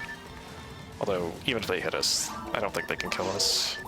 That's a Hugh cast. Not unless they crit you. I mean, even if they do crit you, I think it'd still be pretty close whether or not they actually kill you. Yeah. Alright, the rock gods spared us today. Yeah, I'm just waiting for the day that someone does find an exact safe spot to not get hit by those. I've had someone tell me that they swear they found a safe spot in the middle, the exact center of the raft, but like, the chance of you hitting the exact center of the raft is not gonna be very easy. I also don't know how they figured it was the exact center of the raft, but they swear by it. They've never been hit by it there, so they just got really lucky. I don't remember who this person was, I just remember them telling me about it, and I tried to replicate it, and the first time I did, I got smacked. He says, "You weren't in the right spot!" This is like, no, I can't get the right spot. If I hit the exactly pixel perfect, it's not gonna work very well. Did his uncle work at Is it the Sega? same guy who swore that he could evade any attack? No, unfortunately, it was not that guy. Oh, that's too bad.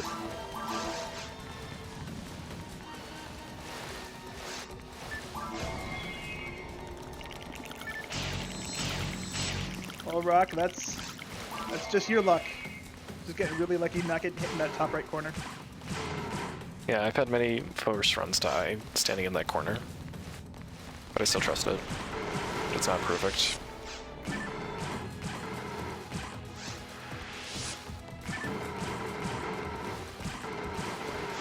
No, Plushie, it was not the same guy that swore you can't dodge Holga's sword beat.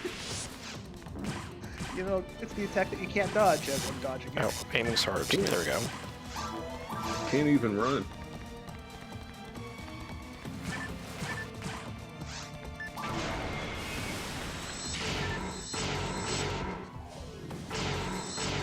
Is it possible to avoid the beam and ultimate? Yes, one time. And then you get hit by the other 7.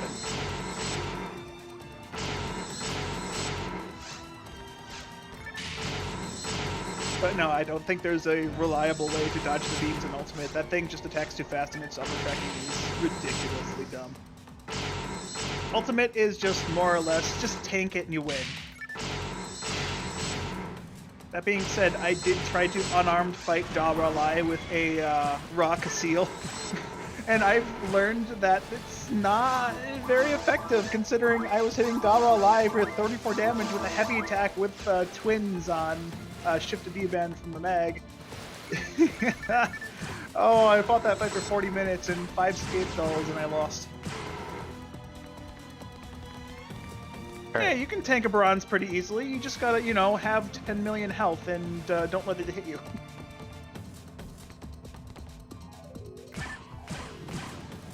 We should be able to finish him off next time he jumps on the raft here.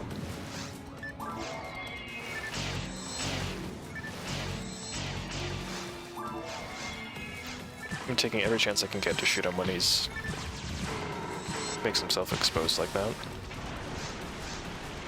And get us not a ton of damage, but it adds up, and it makes a difference. And if you could spare yourself from a lights out cycle, it's huge. If we had found an arm unit, you'd be able to use that auto gun by now, I'm pretty sure. You're only a few ATA off. There it is. Nice. Alright, so I'm gonna have some awkward like inventory management here because there's gonna be some nice loot and I might know how to pick it up, but I'm pretty full.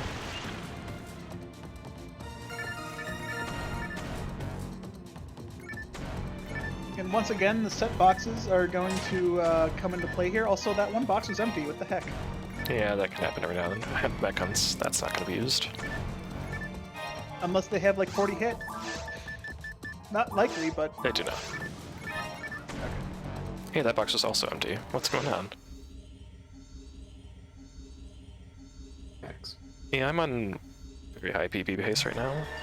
We're gonna have to still ruin it by reading out all the dialogue, and I guess, no, we'll still PB anyway. That's the spirit.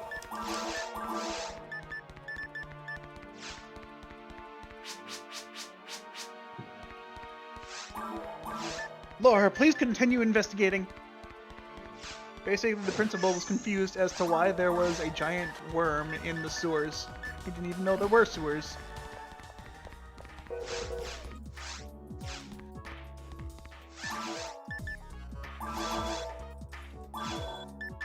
Yeah, now we search for new items. No, that's not the sort I really want to sell. Well,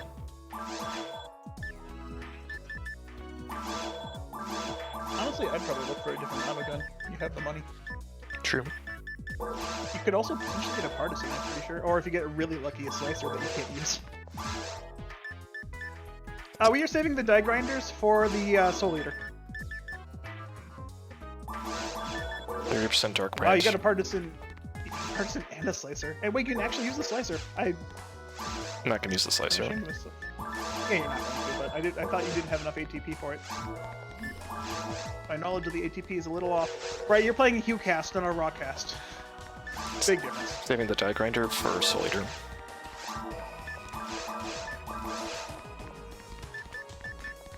But there was no hit unit, no attack accuracy unit in the shop. Unfortunate.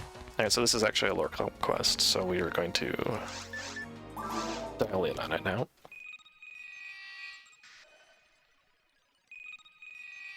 So we're good anywhere. The slicer doesn't do enough physical damage. The only slicer that would actually be kind of viable would be like a thunder or what are the tiers of electricity? Second or third tier electricity slicer, I think, would be good in the mines. So But there's some data left behind by Dr. Osto, and we're being sent to retrieve it. And we're gonna have a encounter with someone else who's interested in the data. yes.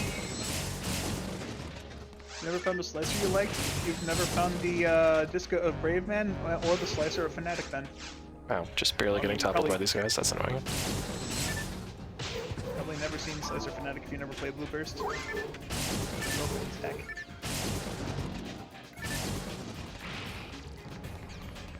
No, that wasn't lethal. It looked like it was. It fell down.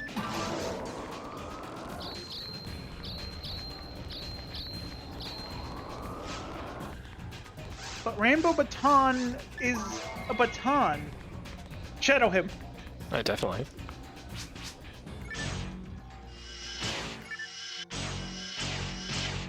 Oh, okay.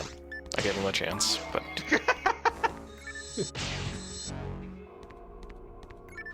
Oh wow, I didn't know you could actually run behind his melee attacks. I always get hit by him. it's not reliable. You'll die if you get involved. No, you. So I like it if you use Shadow, Dark, or Hell on that guy and he dies and he's like, no, you'll die if you get involved. Stop it.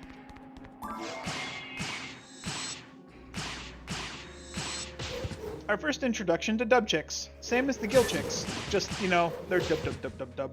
Okay, I thought I could count, but apparently I can't. Those things up top that I'm shooting have 300 HP. That's all I need to do to take these guys out. Let's hit them where it hurts on the control module.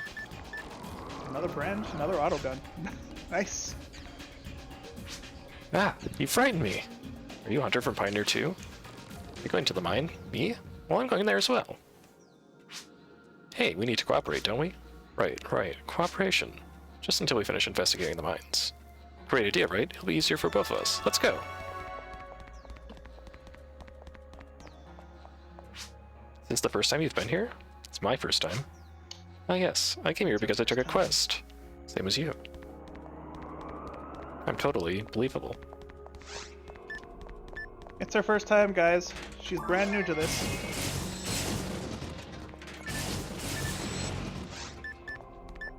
Thanks, Darren.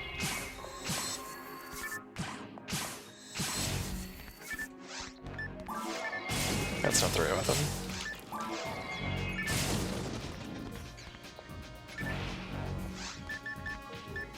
Also, yeah, the autogun would be really nice right about now. More reliably take out the Canadians in the air. Oh, hey, I just, So this is interesting. The boxes under the RRLAT fight are actually configured incorrectly, which means they're actually random boxes. so they can be empty. I did not know that. Yeah, that makes That's sense a fun because fact. yeah, they don't have a set pattern like the dragon boxes do. I always thought they were, just because the dragon boxes are set. Yeah, and the mines ones are too. I never even noticed. And so are I just- Falz's, I believe. Yeah. Weird. But yeah, it looks like that's the end of Ives. He's going to hunt for food. Now it's just us. You, me, and every time that Starved remembers that he's here. Starve. Oh no. Sounds like a father figure though. Yeah. Ives is off to fix something. We all know that. Yeah, what do you break this time? Ooh, Sue actually got a canyon for me. Ha! Also, yes, Sue has the knack, and it's the first time we encountered the knack on this round because we totally ditched Bernie. Right, you didn't do Grand Squall. Oh, mine's material. Nifty. Nice. That's 300. I'm glad I saw you. I was feeling helpless. I lost sight of my friend. Still lonely here. I thought I'd never see anyone ever again. By the way, where are you going? I see. It's a secret.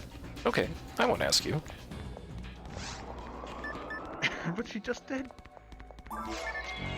Yeah, it's an awkward translation. I think she's saying, like, I'm not gonna press it. Yeah, makes sense. For the requests that are required for Soul Eater, you don't need to do Grand Squall, you don't need to do like Forest of Sorrow, Native Research. You don't really need to do anything outside the first 3 quests to unlock the rest of the quests in the game. So you get done with the tutorial, unlock the second set of Caves quests, and yeah, and then you start the side quests for Soul Eater. Yeah, the big thing is you have to unlock ruins, so that's really what takes longer. Another mind material. Okay. Wow. Lucky run. Probably don't actually need to strictly hit that, but we'll go for it. Oh. Is that Gizond or Razond? Oh, okay. That was Raz. Nice. She doesn't have a Gizond. I've never seen her use a Gizond anyways. I've only ever seen her use Razombo. I'm trying to hit the 2-butch here, but because it's not happening. Oof, lasered.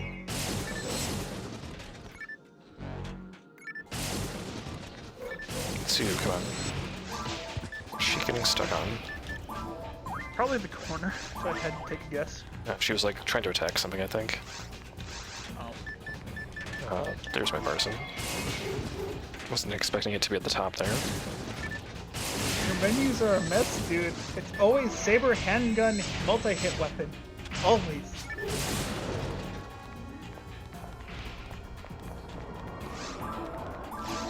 I'm not gonna push it. It's my room, I can have it the way I want.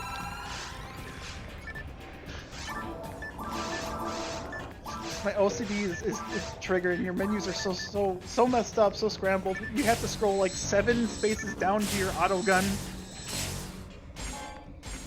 Yeah, but at least it's in a space I expect it to be. Unlike the partisan. True, but I always expect my auto gun to be in the second spot, never.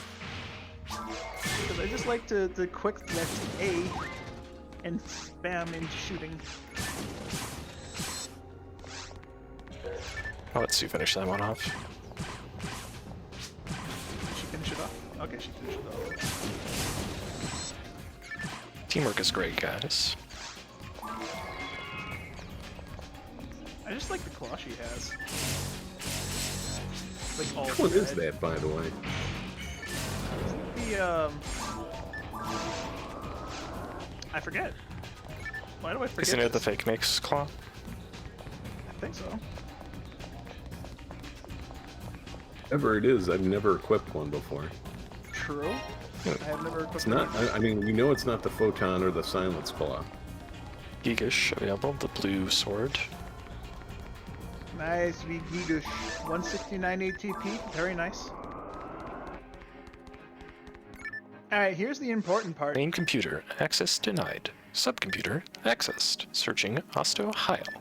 Hit one item, code required. Accepted. Starting transfer.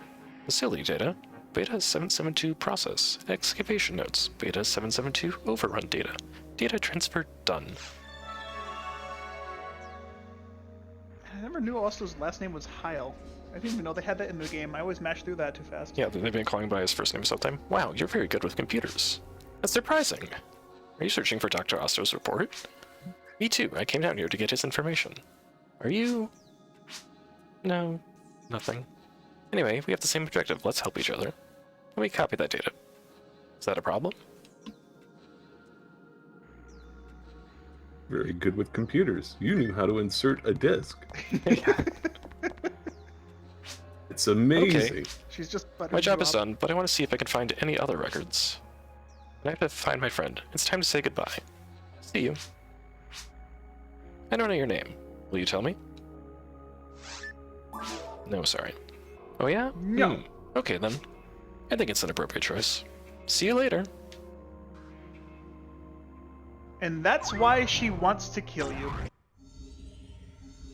It's an appropriate Because choice. you didn't tell her your name, so she's upset because she thought she just made a new friend, so she hires the Black Hound to take you out.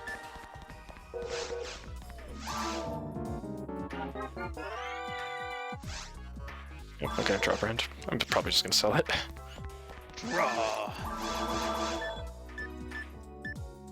That's right, I did buy that brand, didn't I? Hey, why did you buy a heat brand? Plus one. That's 30% dark.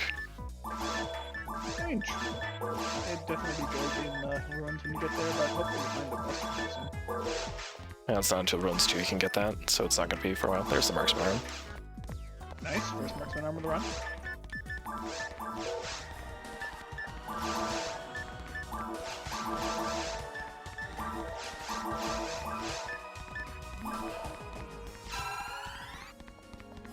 Actually, I kid about people in not. Excellent. Are they Dr. it Osto's being files? amazing. Perhaps we can find out what happened to Rico by examining them. Thank you very much. Sorry, go ahead. No, my poor timing. This is far in the future, so I mean, I can imagine a day where people have to be taught how to put discs in. It reminds me of my very Zoomer youngest daughter, where I actually had to explain how to use reversible music cassettes, because someone who had grown up with CDs and digital audio files and understand that when you flip it over, you would still have to, you know, back it up to the beginning or whatever. She was wondering why the song was all cut off in the beginning. Making me feel old. So, never felt so old.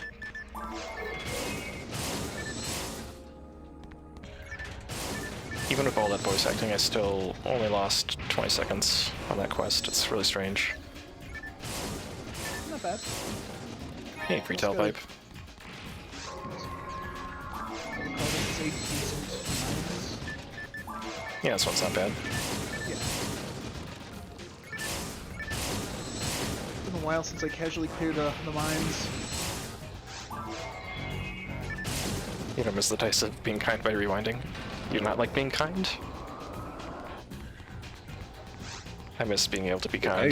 I don't have any other ways to be kind. I had a tape rewinder, those ones that looked like a black car or something. Oh, those are the days. I remember back when I was a kid and just rewinding a video to watch it again, 10 minutes of just listening to the VCR sound like it's burning itself out. It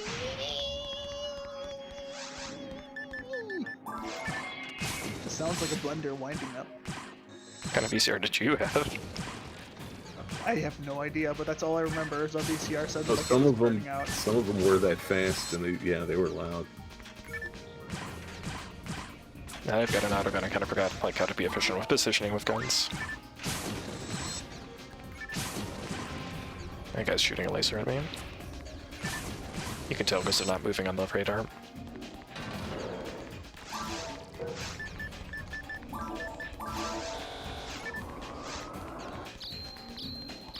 So we could actually have done Unsealed Door right away, but since we have to fight RRLAT again, I'm doing mines first to just get full opt out of the way and level up so that we can clear RRLAT even faster next time.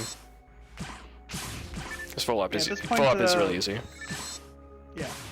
At this point, the route is basically up to preference. I would prefer just to do Unsealed Door, because you're already strong enough to fight RRLAT, but being stronger to be able to kill him faster, RRLAT is definitely the longer fight.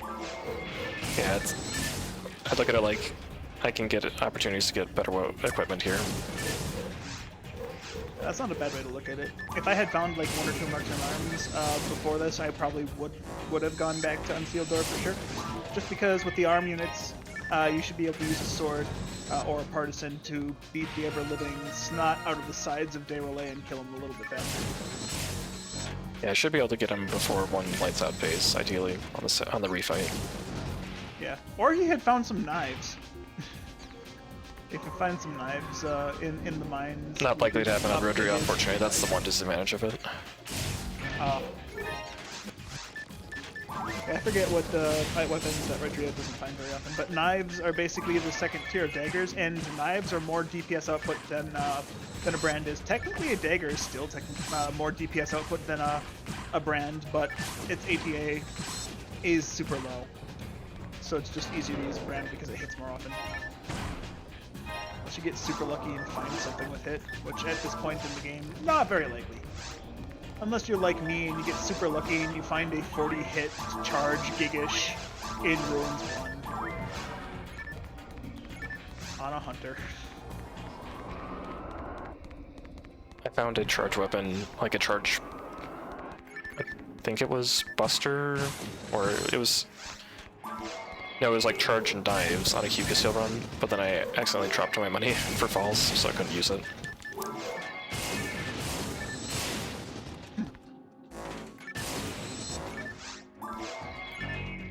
I still have that charge Gigish to this day. I keep it in my inventory because it was the best weapon I've found in normal mode.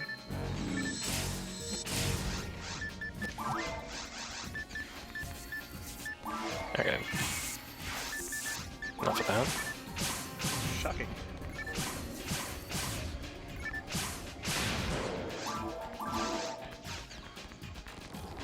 At this point, I could probably make an argument to equip Soul Atomizer instead of something else, but... Yeah, my palette usually on the back is Freeze, Soul, Damage Trap. I don't like putting all 3 traps because I don't really make use of confused traps very often. Not until the ruins or certain rooms in the caves. Mines definitely isn't very helpful when everything knocks each other down. I mean, it is helpful, but also at the same time not, because it's just kill everything yourself. Yeah, my strategies don't get hit, then you don't get inflicted with status, but it's not working out so well. The strat only works if you don't get hit.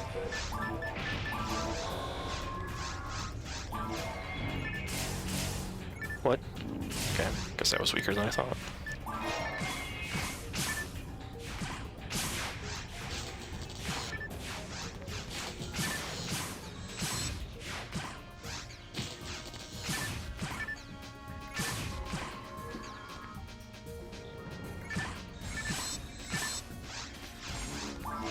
Oh, I just walked right into that.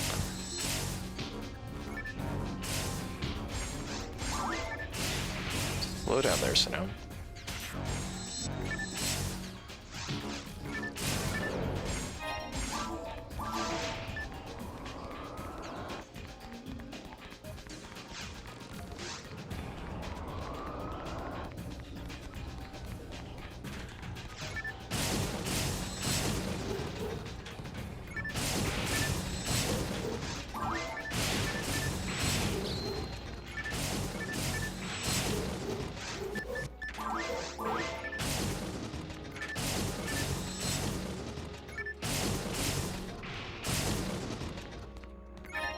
Another deck grinder. Congrats. Gonna have one. Very brainful. Gonna have one heck of a Soul Eater. How many does that make now? 3 total. That's 3 die grinders. Plus 6 out of the plus 9 that you can have.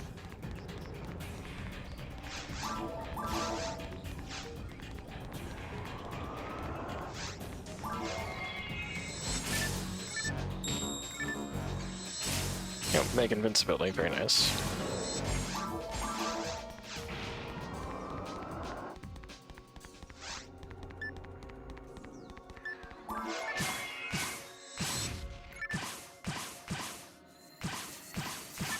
Hey, what? Get out of the way.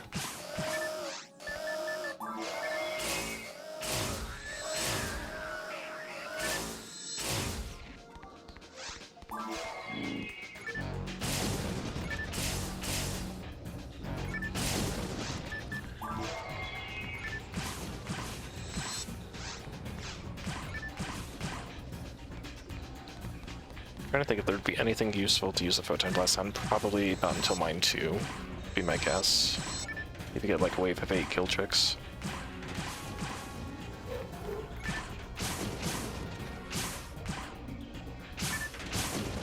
I don't think I've ever actually used a photon attack, at least not the hunter one. I don't think I've ever found it useful. I thought it... It's mostly good when the enemies are far away and you'd have to like wait to have them come to you anyway. Because it's got the reach. It's not great, but it's better than waiting. Or at least it's a wash and it looks cool.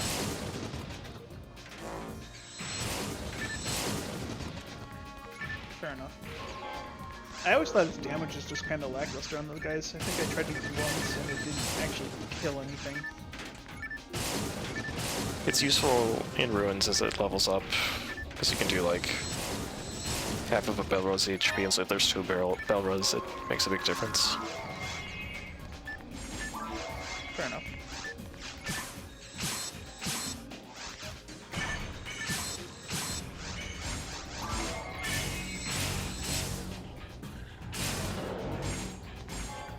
Not the cleanest trap usage ever. Oh, I would agree with you there. The Photon Blasts all are surprising with the range, especially Gala, which has a range of like 0. Surprisingly.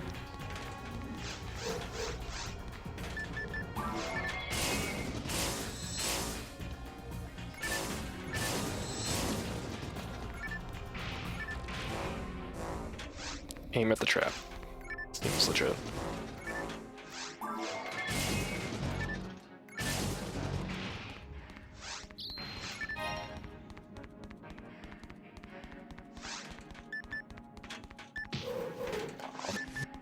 Make it through.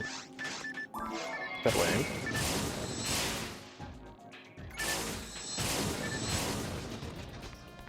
And guild chicks sometimes will try to snipe you from afar with their gun, and sometimes they'll do it even when you're up close. This autogun actually is better for mines. 15% machine.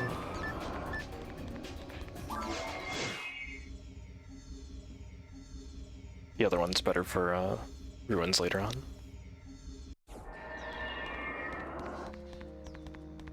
Yeah, this map again. I get this one quite often. I think I got it twice yesterday. Or sometime. It's not the worst, but it's hardly the best. It's another map with 2 separate waves, and I only need to kill the Canadian waves to advance here.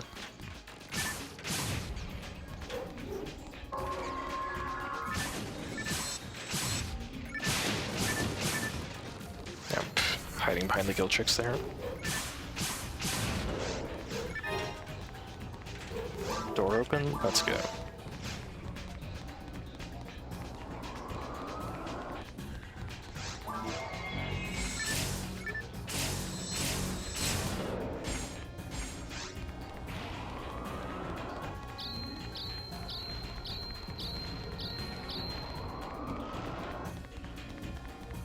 Now in this room it's 3 separate waves, we can just ignore this one.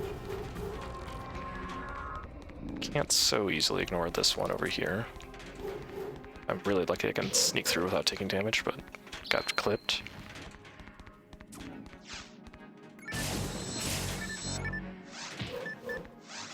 Wow, using so many solar messers. I'm getting really affected by all the statuses. A lot more than I'm used to seeing anyways. These skill tricks somewhere over here is fine, because I need to backtrack on this map anyway to go back and get the ruins pillar. Wow, that guy hit me from way over there.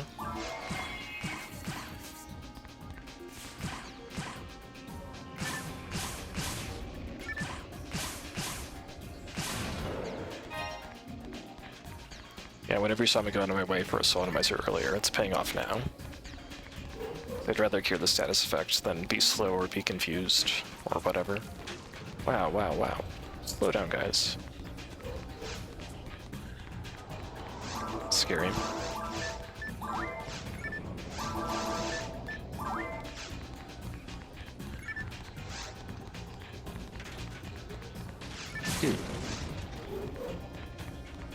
Sometimes they'll back off their gun when you approach them. That guy was having none of it. He just wanted that laser. He was so dedicated.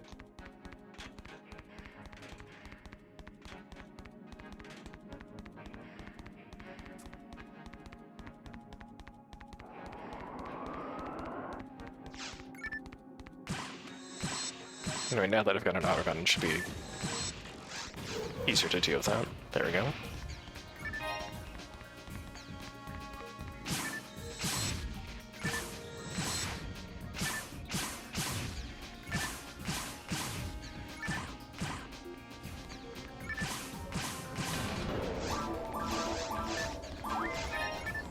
Ooh, soul barrier. Did find one earlier, but I'm sure I sold it for money.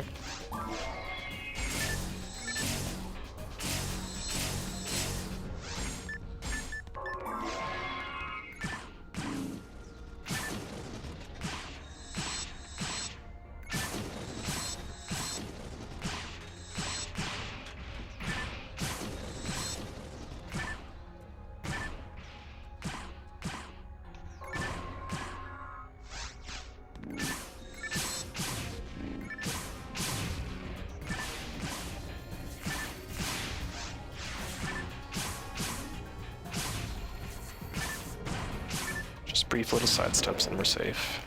And we can check some of this. Foy level 5. Nice. It's okay. That's yeah, that's quite the foe.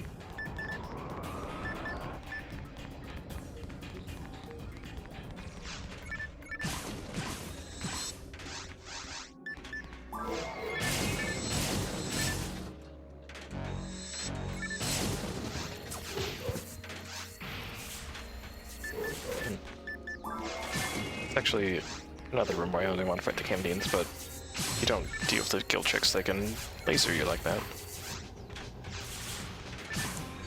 But I want to keep one alive to prevent the next wave from spawning.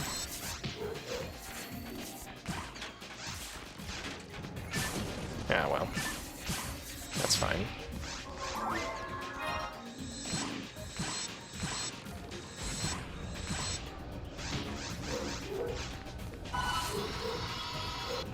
It's not even the worst use of the Photon Blast, just to get these guys out of my face.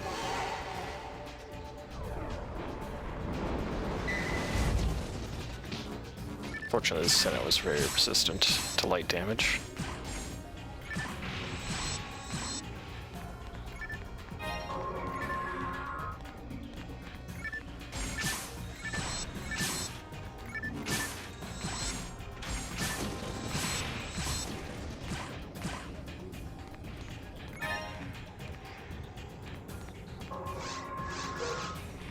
Now, I was expecting the Quran's wave, but that's one more before that.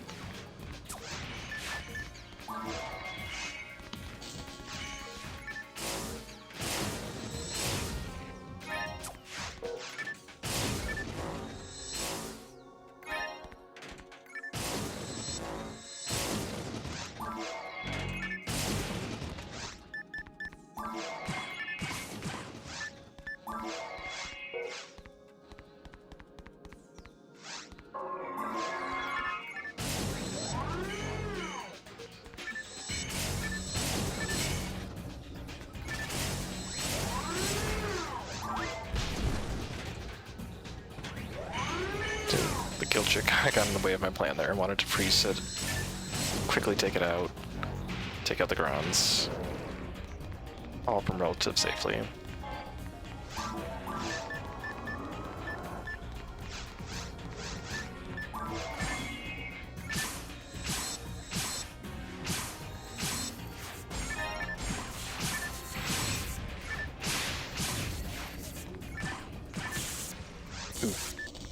Nice sodomizer. Getting pretty bad at dodging that stuff. A bunch of soul atomizers will become available starting in Ruins, but we probably won't get a chance to see most of them because we won't be doing too much in Ruins. This would have been the better spot to use my Photoblast, honestly. I forgot about this.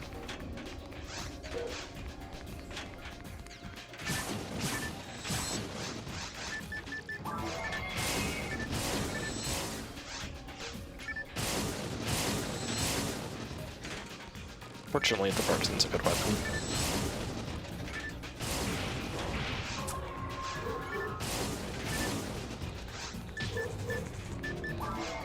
Partisan of the sword every day. I mean, unless you're using an SGS or Dark Flow or Zonda.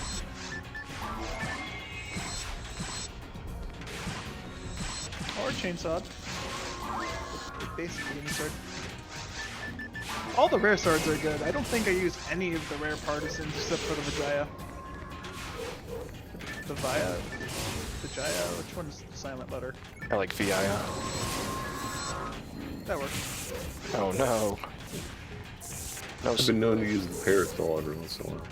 True. Oh hey, sodomizer. I forgot about that actually. The only reason I don't use that is because I've never picked one up. Parasol's also good because it has Zerk on it, just like the Soul Eater. Just better stats though. And the ability to have hit legitimately. And I'm not saying that you can't legit have hit, what am I trying to say? You can have hit on a Soul Eater, technically, but you gotta hack into the game. Or if you do want a semi-legitimate way to do it, the private servers for the GameCube, one of them has a way to include a hit on enemy part weapons and weapons that can't normally have hit, like the Soul Eater. We can all thank Elrond Knives for that. So Grunts, they launch these missiles. And you can do most damage by just having them hit themselves with their own missiles. But it's also fast to get some hits in of your own while waiting for that.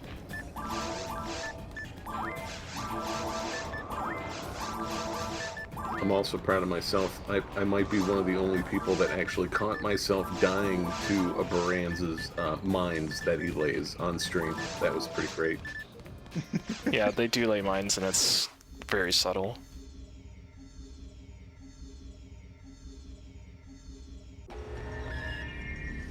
I should have gotten my gun out.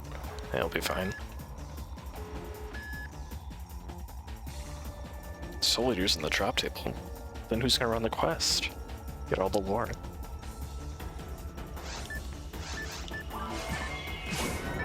That's not legit though. You gotta get it legit before you can cheese it with the private server cheats. You can't just use the private server to find a cheap one. It's not legit. That's cheating. So you can see Fallout is pretty easy to stun lock. You just have to stagger your gun hits a little bit. You can do it with other weapons, the gun is just easiest. Oh, well, I failed. Big.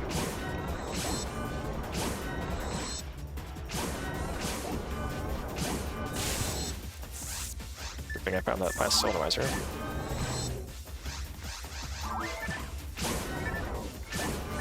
I want to shoot the bottom screens first. And then like alternate between the top and the bottom one if I can. It's kind of tricky though. You shoot whatever Sega decides you shoot. Might not even be in the same room. Yeah, the auto targeting Sega wants is. you to shoot a box instead of them. Yeah, auto targeting is very quirky and annoying in this game, especially when it comes to boxes. My stun locking is just utter garbage right now. You should never get to the screen over here.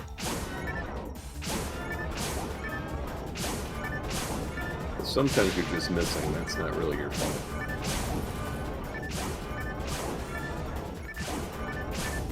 Alright, now we're on phase 2, we're fine. Never got knives, unfortunately. But that's the price of playing Red Trio. Very unlikely, like 1/6 as common as on other IDs. Alright, fun fact about the missile launcher, it does not spawn missiles, it's not on screen. So it's sounding like Orin is surprisingly strong for speedrunning in some ways. Dragon HPs and knives. And... Yep, it's pretty solid on Yuka Seal. I always run Orin as Yuka Seal. I just don't like knives enough on HuCast to do that. And since the goal of this category is to get the Soul Eater, I don't really care about daggers as much anyway. It's still fun to have for the 2 fights you can use it in.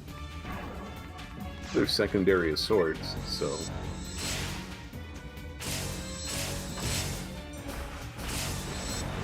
Yeah, I got the perfect safety against the missiles. You just have to wedge yourself into full up. Kind of tricky as a HuCast.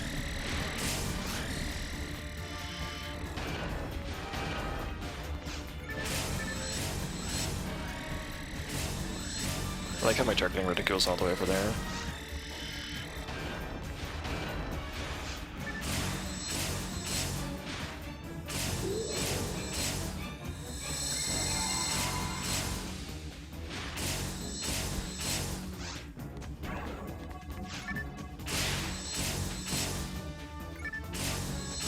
I don't know if I'm wedged in enough to not take damage here. Nope. You didn't even get into how messed up the first part of the Vollop fight is. Oh yeah, I mean it's... Just unlocking the screens is one thing. That's one way to do it. You can also destroy all the pillars. But when you're a force, there's a peculiar property that like your techniques are based off of your physical damage and not your mental strength. It's really strange. Your attack power. That only applies when you're hitting the screens, though. If you actually hit the hitbox that's outside the map, it does go off your MST. This is gonna hit me. Yeah, the fight's just a little messed up. They have so many things that just don't make sense. And big bosses. Not sure if it's like bugs going. And the Spellgazond is very good. Oh. Spellgazond's really good because it hits multiple targets, and almost all bosses have multiple targets to hit. Even though you only see one number, so it's hard to tell. Right, so you're hitting it for 5 times That's 'cause damage. The numbers stack up, so it's very, like specifically for like the dragon and phase 2 of All Up, it's very difficult to see because the numbers are stacked on top of each other. But because you can stack the damage, you can do multiple hits. It's very good. The same thing also does apply to the player. You can get multiple hits from multiple sources of damage, and that damage will stack up against you. So that's why casting into a large group of enemies that can hit you faster than you can keep casting is very bad.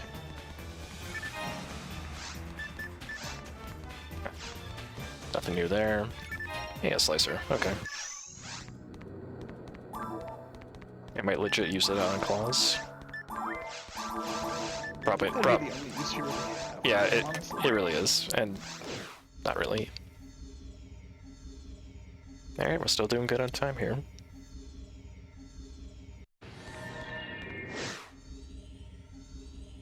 I have been known to go walk in and start doing ruins. That's not what you're gonna do. We gotta do another quest. Oh yeah, that's your first impulse. I don't even blame you.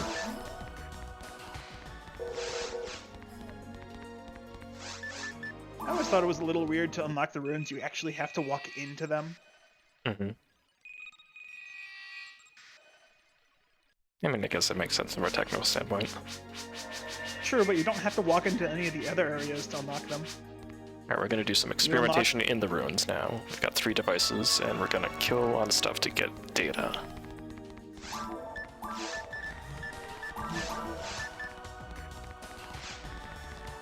Oh, also, no, it's Eleanor again. This time Their she's... data retrieval materia looks suspiciously like a red Scorpio. Suspiciously, yes, but it's not a red Scorpio. It's not. It's not, no, it's the data secret retrieval. weapon. It's data retrieval. It saps data from the enemies, takes the DNA and puts it into data. It's not a red Scorpio at all.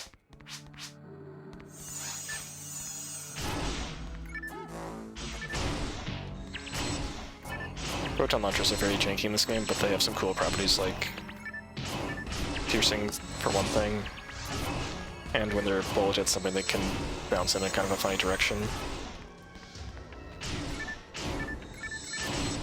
They're like unusually thick, so like I'm actually really surprised she didn't hit my freeze trap there while aiming at the Del Saber. Did she actually trigger your traps? Yeah, she did earlier on the confuse trap. Huh. I've never experienced that, honestly. I never even considered that when running Hunters. So late, I should be dropping that trap way sooner so that would go off if she didn't hit it.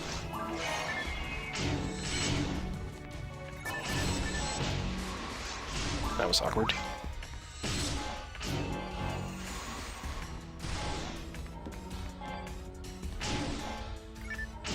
Yeah, again, surprised she didn't hit that confuse trap.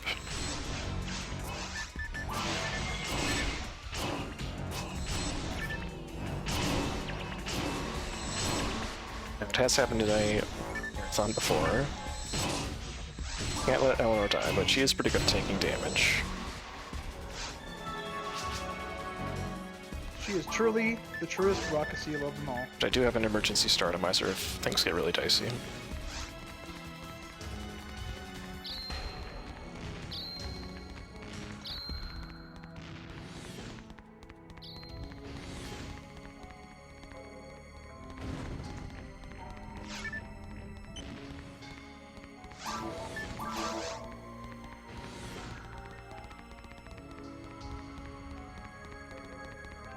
Normally you can just take a left and fight some additional monsters, but it's actually just better to backtrack and go this other way. After fighting those optional monsters, you'd come out on the other side of the hallway coming up. But since you have to do an extra fight, it's just not worth it from a speed perspective.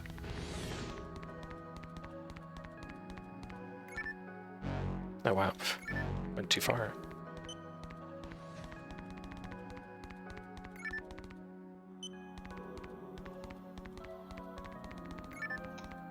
Turning to face the button you're pressing is merely a suggestion.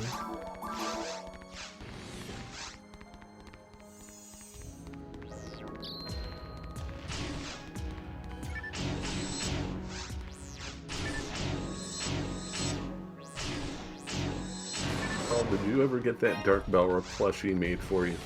No, I actually, I still want it. I haven't given up on the idea of it, but just like the websites I found, they want you to have a picture of the thing you want the plushie for from all angles, and I've been just too lazy to go get the screen caps. Plus, I'm not sure how to proportion it out. Like, what is the actual size? I don't know any canonical heights of any of the characters in the game. I haven't bothered looking. Oh, you want a canonical size power? That would be humongous. It's gonna cost a lot of money if I ever do make it, but I want one that's real life sized, and I want the arms to be like dangling by strings or something. His head would touch your ceiling. Yeah, oh, I'm aware. That's why I'm gonna get a house who has a very large living room. Just for your stuffed Bella. Yes, it's gonna be the centerpiece. Oh hey, that's slot. I'll figure out how to put it in there. Good old Redria. Just gonna go ahead and use that now, because... Oh, dude, nice. Yeah, 4 slots. And that slot is one of those items which isn't super, super rare, but like you don't see them every single time you open a box or anything. I never expect to find an ad slot anywhere, but I found like maybe a handful, a dozen. That's another tie grinder. No, Nice. tie grinder That's even. 4? Okay. Oh, dude, that's perfect. That's your your 9. 9. That's your 9 grinder on your thing. Yep. The night power drops just in time for that 4th slot. As far as drops, you've gotten some really good luck on this run, actually. Yes. Yeah, I can't complain. You got max grinder for your Soul Eater. You got a Shadow Saber. Earliest possible brand. You found Marksman Arm in the shop at some point fairly early on too.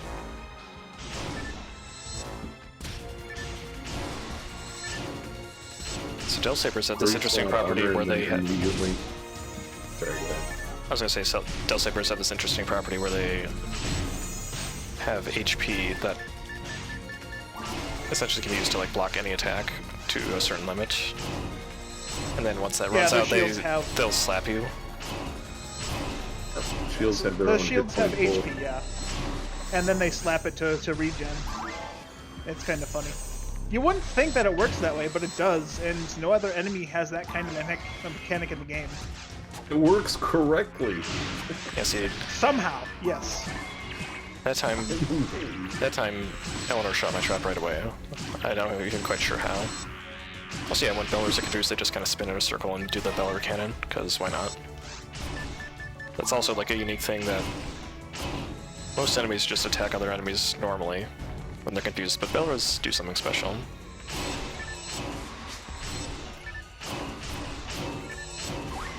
That's actually a little thing that I never even considered. Like everyone knows it, but you don't even think about it. Why is Belarus unique in that way? Why don't they just go spin around and hug everything?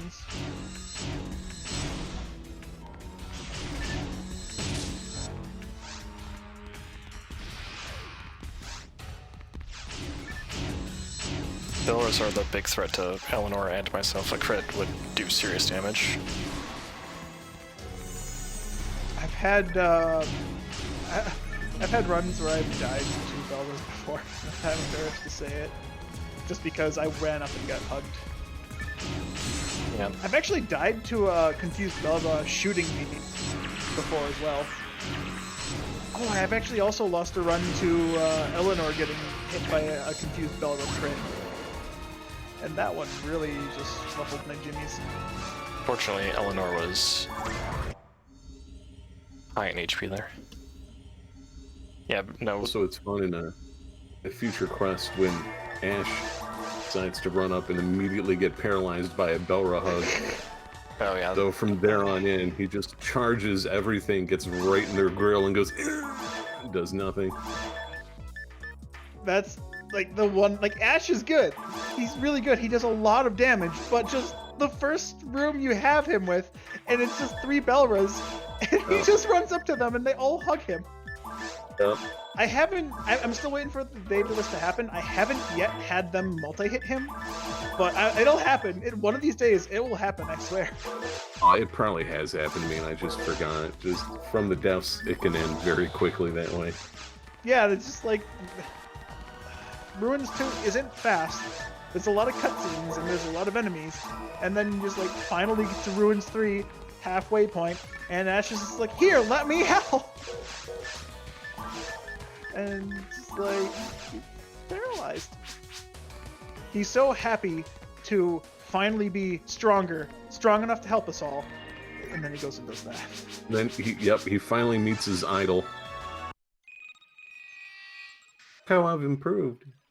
Alright, so for the most part, this is still a side quest, but there's one important thing we have to do to get the Soul Eater on this next quest, Unsealed Door, and that's to talk to Sue.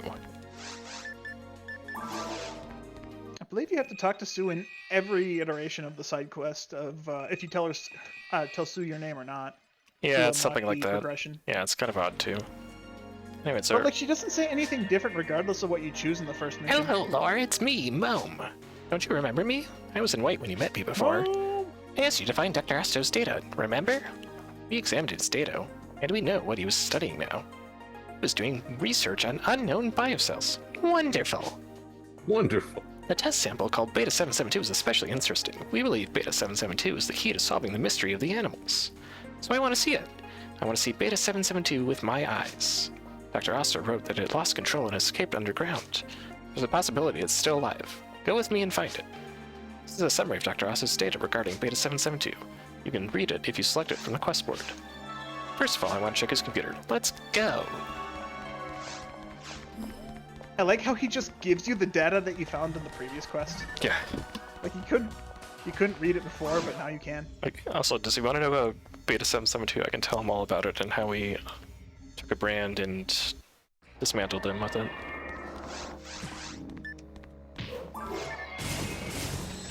Because Beta 772 is data related. Sure, a lot of So people I are like having how, fun. just like Noel, all these characters in PSO are terribly interested in finding something until they're suddenly not,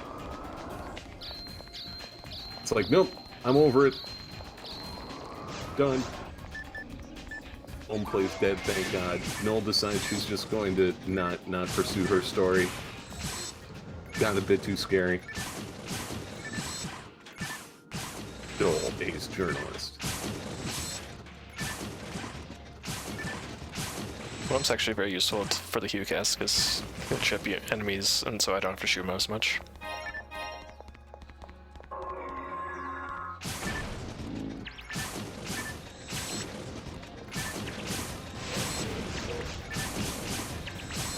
Then yes, all of our poor Dreamcast players having nightmare flashbacks when Mome didn't play dead and got hit by everything.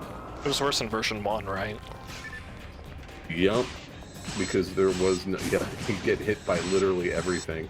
There was no iframes. Every time you see Mome, you think of the split names. The eventual quest run. Oh, I see. In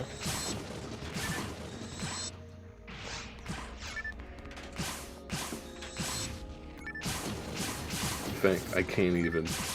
Trying to keep Mome alive on Dreamcast as a Cass. I hope you brought 20 star atomizers. Yeah, I hope you brought 50. First to 3 is enough, but yeah, hope you're a force. I've actually, on version 2 of the Dreamcast version, I actually ran a force with rest of 6, and my rest of 6 couldn't heal Mome, and I panicked. I actually did lose the mission because he did die because I couldn't heal him as a force, and I was so confused. I just chalk it up to funky PSO logic. I did experience something similar, and I think the range is really It's low. the range, yes. So, I was rest standing inside of him, though. Not even joking. Rest of 3, you have to be like standing on top of someone. Yep. And then For it to work. and then Dreamcast has GameCube has that a little bit, but Dreamcast has the weird thing like if you target him at the right time, he's just not targetable. Dreamcast is finicky.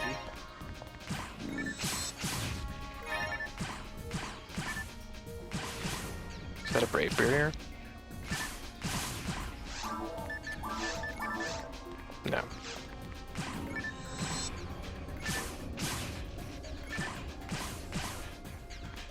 Shoot it, Mom. Oh. You're late.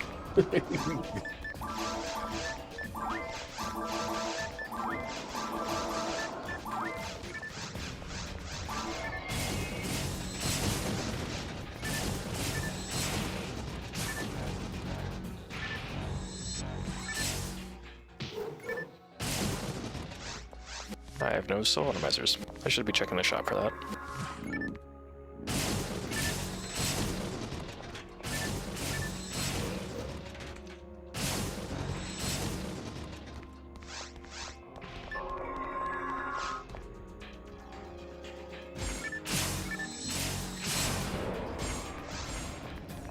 Hey, Mo might be the only scientist willing to come down here, but, you know, you gotta know your own limits, man.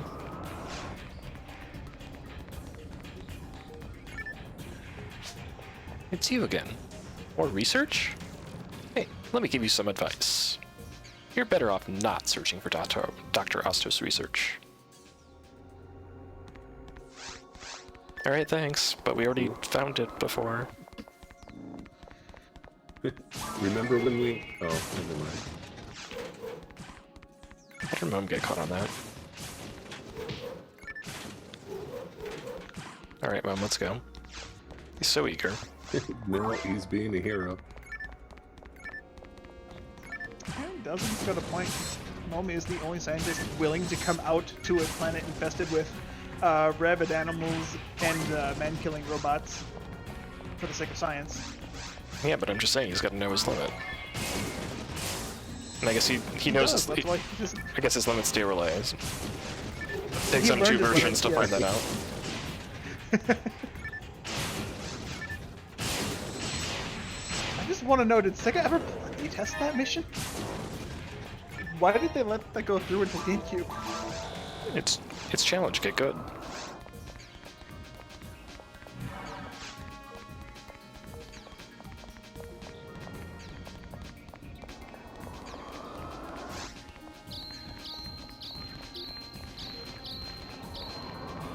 If you grind up, then you don't have to worry about keeping them alive. You'll just kill to really fast.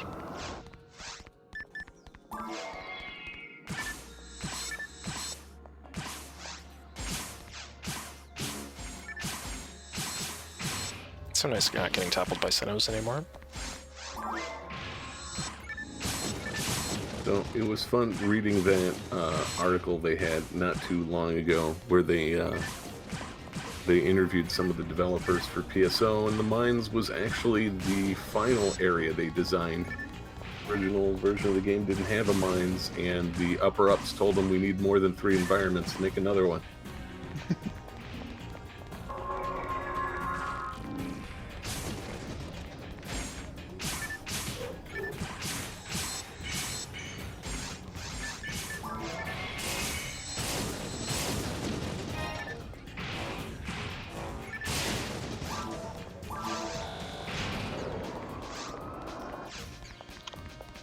Alright, so if this looks exactly like Quest Diagnosis Research, it pretty much is, but we did have to hit a switch we didn't do last time. And that's because there's going to be even more. We're going to go from Mines 2 to Mine 1 and fight even more stuff.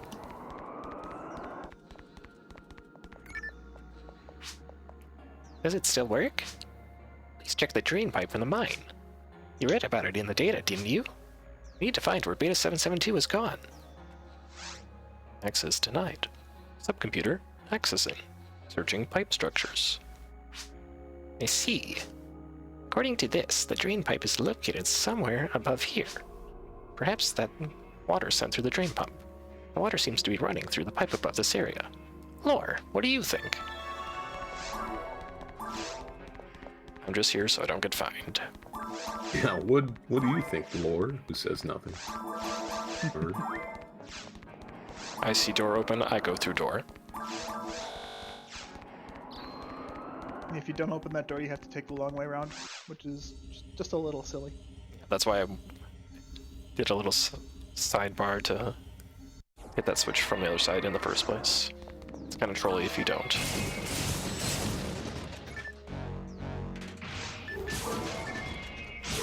Pressing A is a good skill to have, I've heard.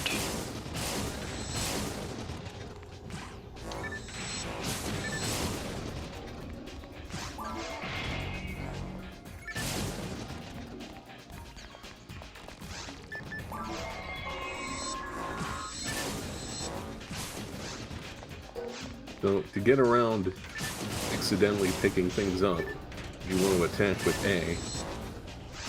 Technically, you can remap the buttons, but I just can't do it. Yeah. I can't do it. A crew forever. I can't do it. When I PSO's see people who would put their normal attack on other buttons, and it's just like,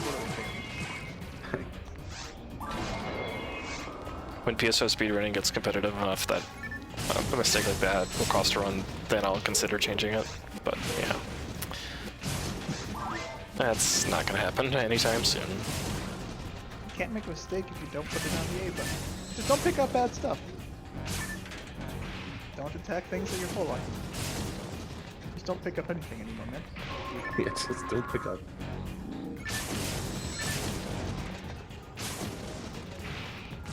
The Moam 1-2 combo actually works pretty well. To me, that's like, you know, when they released the Mega Man collection on GameCube and they, in their infinite wisdom, they reversed the A and B buttons. No way of switching it back. And basically I bought a coaster because it meant I couldn't play it anymore because I was too hardwired.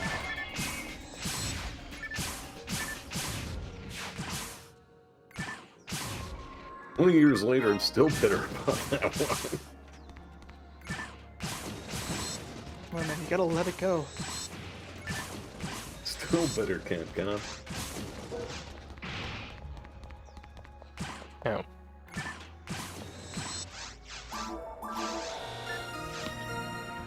Level 17.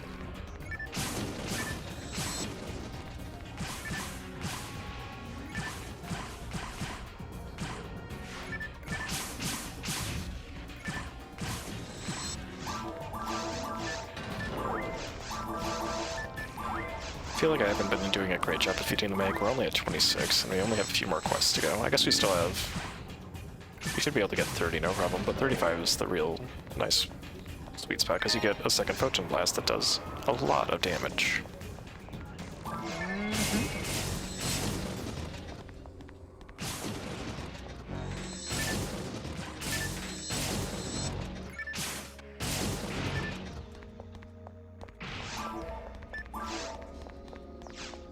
The only thing stronger than that Photon Blast would probably just be Soul Eater itself.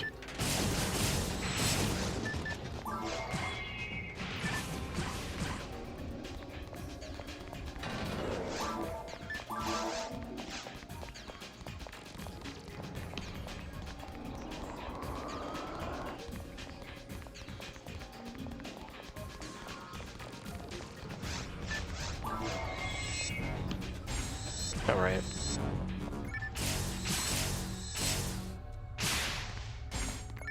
Good job, Mom.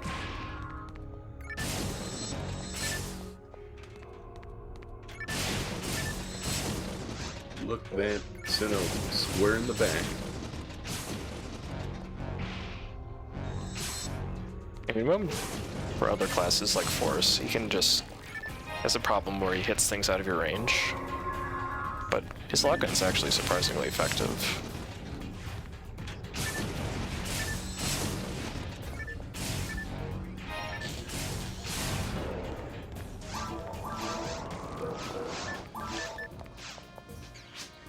If Dr. Astor's mem was correct, Beta 772 must be quite large by now. It has the ability of self-replication.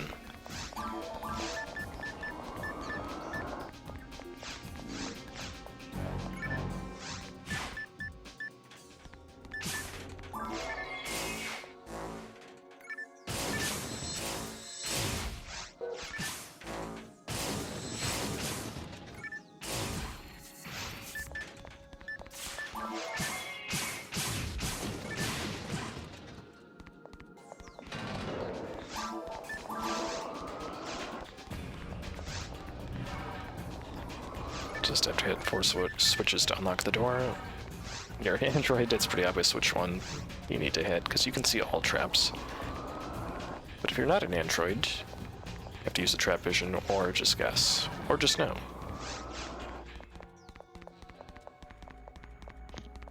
Imagine randomly spawning mines. That would be annoying.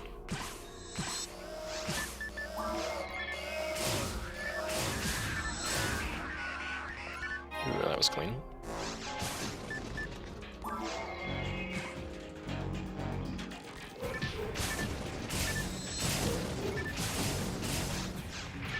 I have so much money.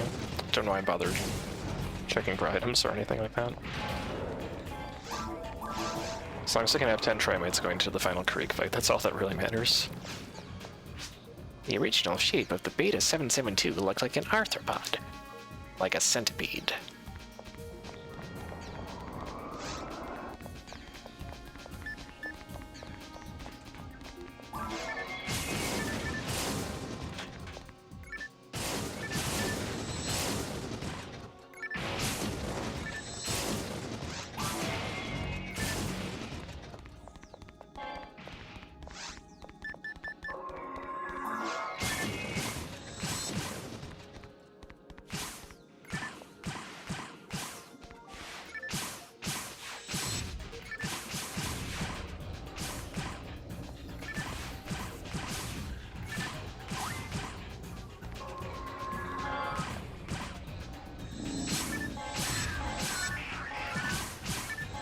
Also, isn't it great that cannons have their own drop?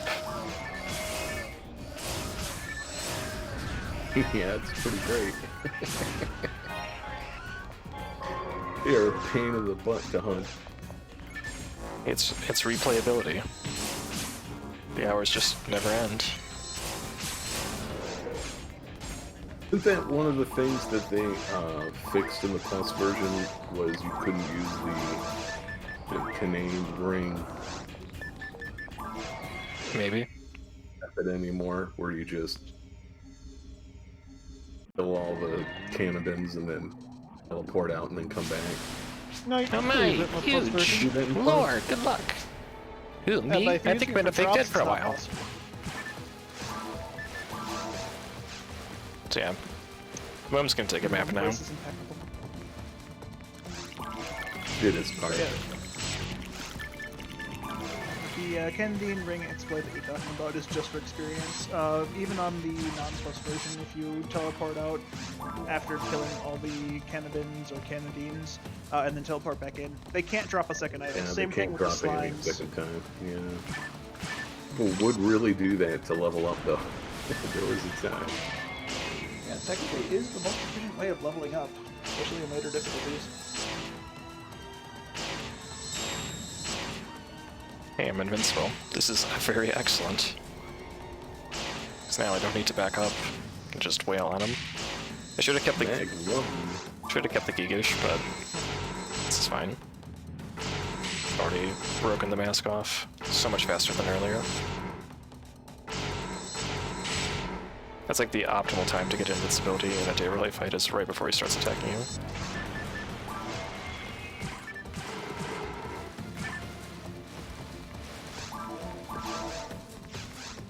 Yeah, unfortunately we're not going to use the Photon Blast on Video Relay, it's very weak. He's very resistant to light.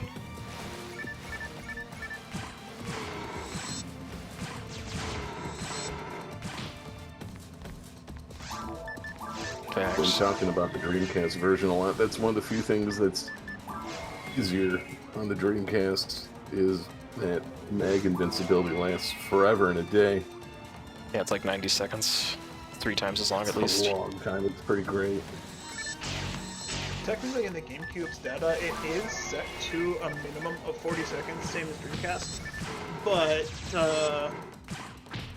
I don't know why, but they, like, set it to 30 seconds. Wow, And overwrote the 40 seconds. that was a very rare occurrence. One of those spikes exploded very early and one of them exploded very late, so I actually took 2 hits there. That does not happen very often at all.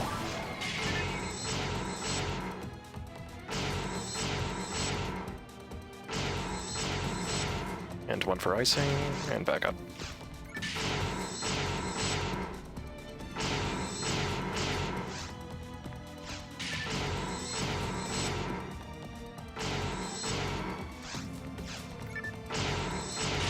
Oh, that didn't move quite far enough there. It's close.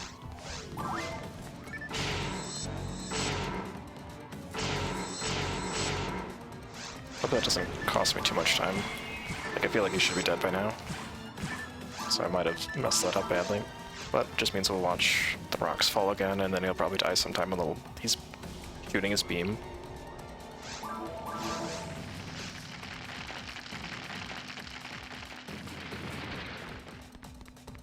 The rock gods aren't mad anyway. They're happy to get another chance. Not today.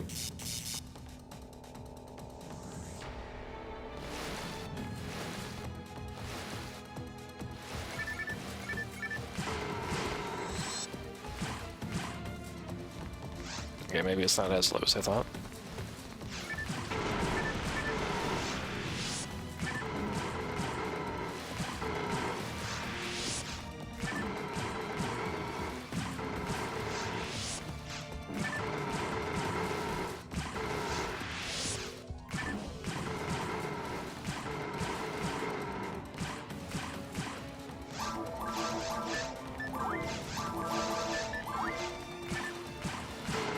Oh, there he goes.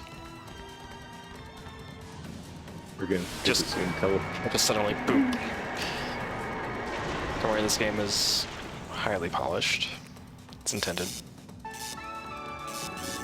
perfect in every way. It's a monster and nothing else. We made a big mistake. What should we do? Even Dr. Asto couldn't control it. We can't do anything.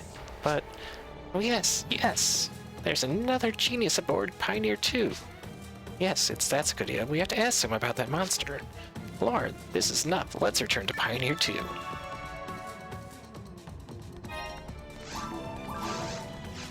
With that dialogue, he's referring to Dr. Montague, the mad scientist who ends up converting photon particles from enemy body parts into actual weapons.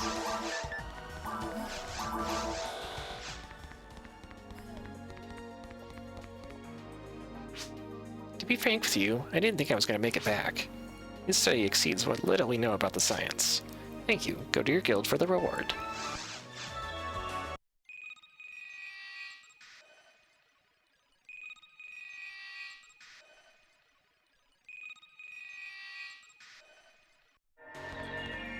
Alright, now we can do the actual full leader quests, starting with Waterfall Tears.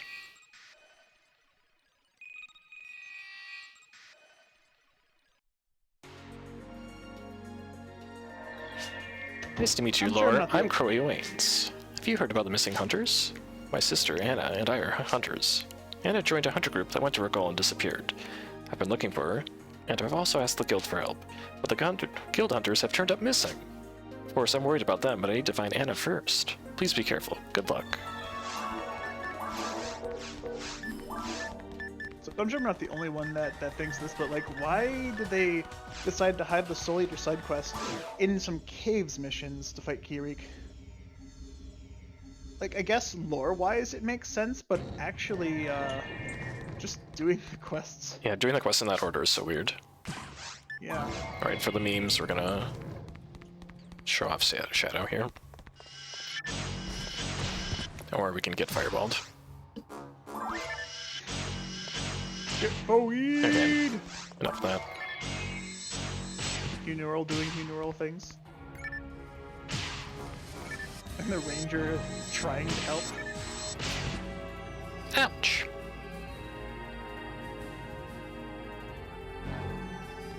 Oh, you open the keyboard to avoid hesitating and walking slow.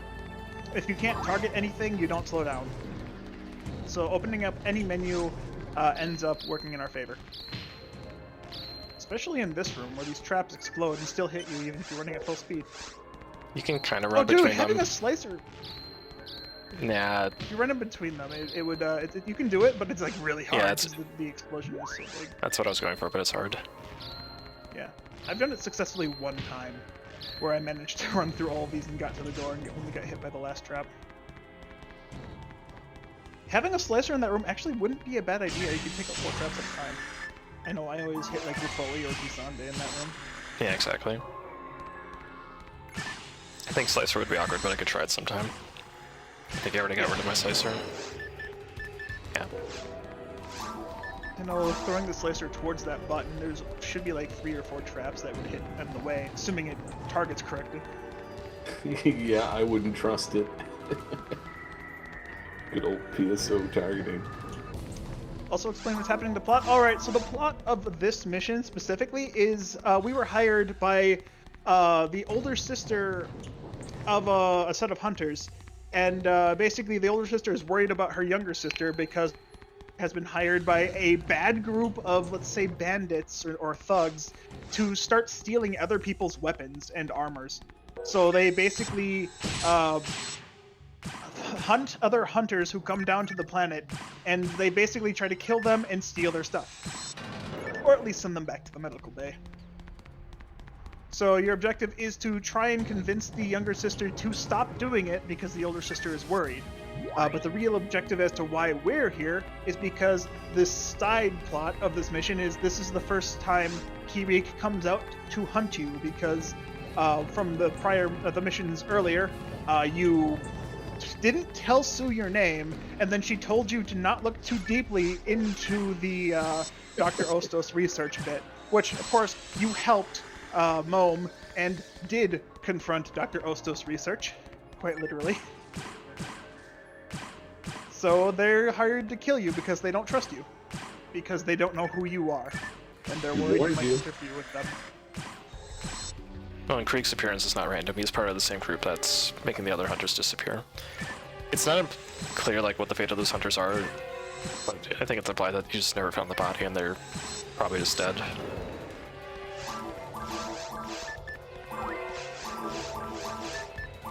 Yeah, this is the first bit of black paper that we run into, and you see them as thugs, evil people.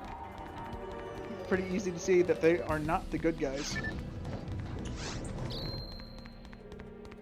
And then you hit episode 2 and they are the good guys?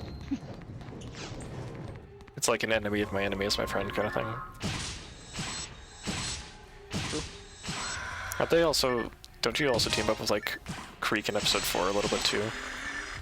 I have not played through the story in episode 4, so I am unfamiliar. Yeah, it's been so long. I don't think so. You've got an Ash and Bernie quest. There's a And quest you've where got you a talk- quest where you can team up with Ash, Bernie, or Rupika, or Karen. Alright, we Yeah, didn't totally. talk about Rupika, the force that we didn't find, the pleasure boat, as they name her. And that's not implying anything, no. I never thought about it that way, but I guess you're not wrong. I always joke about it when I do that mission. We find the pleasure boat, and Bernie takes the pleasure boat to a safe location. Here's the room of many nanodragons.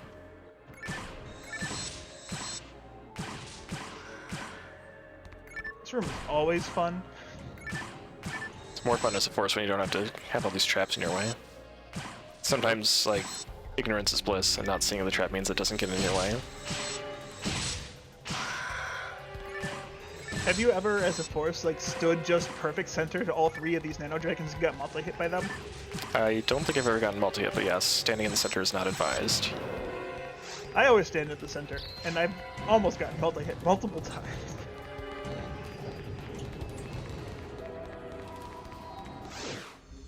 Thinking I it know says there's Creek is in episode 4, but yeah, that was my memory. He's in episode 4, but you don't adventure alongside of him as far as I remember. You run into him and Sue multiple times, though. Yeah, that sounds right. If you do the good guy ending, technically, that leads into episode 2 for the Regal Ring secret item,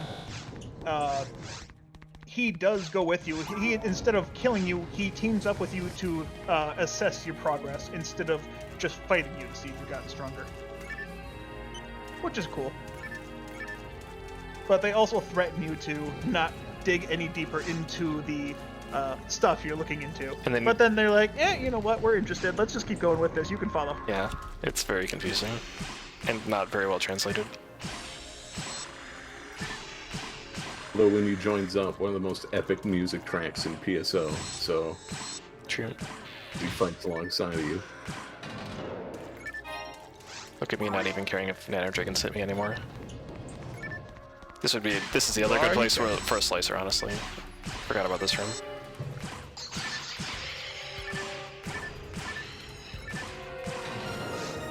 Famous lily piping room. I like to put a confuse trap in the middle of them before the second wave spawns and just see if they can all hit each other. Yeah, actually, yeah, if you were piping, you'd want to spawn all of them at once. Yeah, if you tap the door that we went just into with the button, if you touch that door, you spawn the second wave of lilies, so you don't actually have to kill the first 5. So you can have a total of 9 lilies to pipe. So that's 9 chances to get the 1 in 512 rare spawn chance or something like that. Something like that. Okay. There you go. I'm sorry, I'm really sorry. I'll never do this again. I promise. Crowy, help me. What? Crowy asked you to come and find me? Really? Crowy, I miss you. I want to see you. Hey, what's wrong with my traps? Why weren't you trapped? Okay, never mind. So yeah, that was Crowy's sister that we found, and she was kind of working with those hunters, or with black paper, so it's kind of awkward. Anyway, we see Creek on our quick menu here, so we know that he's available to fight. I just want to That know was how. great. I got to hear Dylie go, I miss you, girl.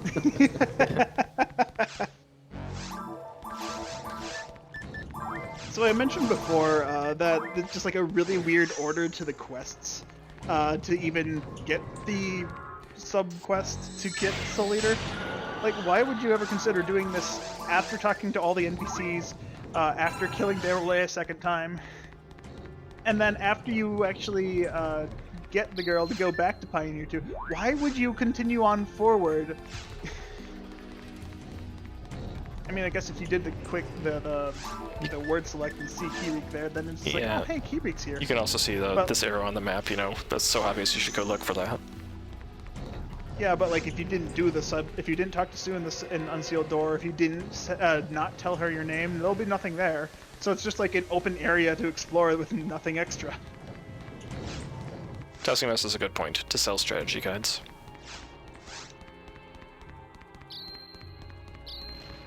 Why do you need to tell Sue not your name? Oh no, it's because if you tell Sue your name, they'll keep an eye on you, but they know who you are, so they'll just keep tracking your progress.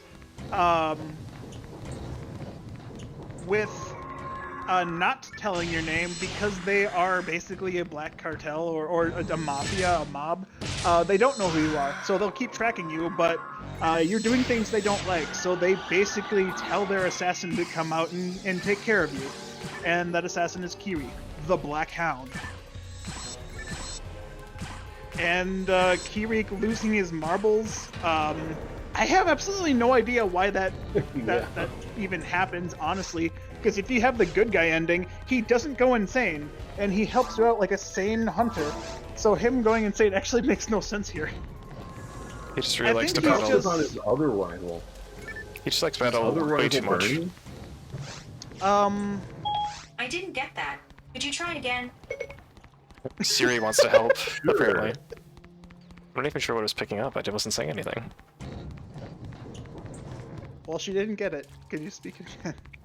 Yeah. Siri, can you solve the speedrun routing pattern for optimal We're about time? ready to crowdfund a huge shipment to Dylie's house right now. In fact, Kirik is going crazy for the same reason why other hunters go crazy from the depths. I mean, possibly, but the first two times you fight him are in the caves. The first time you fight him, he is sane. Alright, dialogue The coming second up. time you fight him, he's... I mean, he calls you Nice to tasty. see you again, Lore. Have you trained yourself? Do you remember me? I'm Creek. They call me the Black Hound. I have orders to kill you. Let me devour your soul. If I remember you, it's like looking You in the shall mirror. die now, Lore. Ow. Oh, watch the scythe swing. I don't... Normal. It's the... But no purple trail. thing. Yeah, no trail. Well, I guess Ooh, we'll I have to watch toppled it him. last. That's lucky. Nice.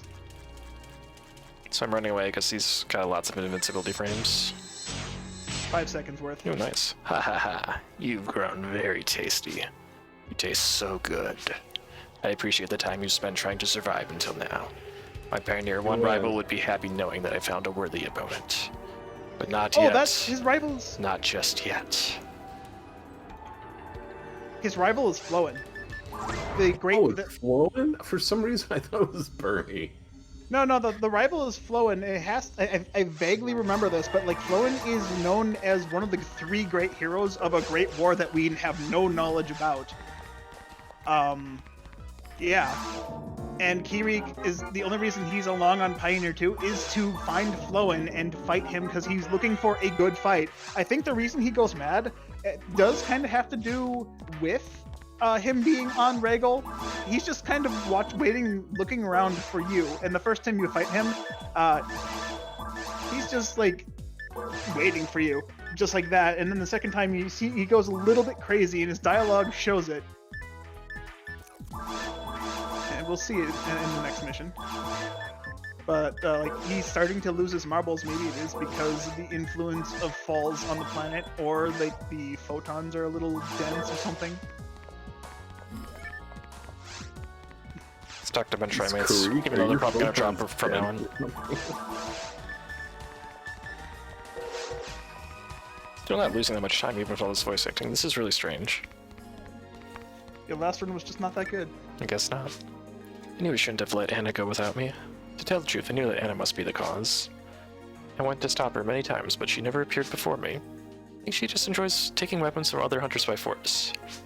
Sorry, please forgive her. She's just a child. I promise I'll find the person who corrupted her and the missing hunters. That's okay. I think I know who tricked her. Please, thank you very much. Please visit the guild to get your reward.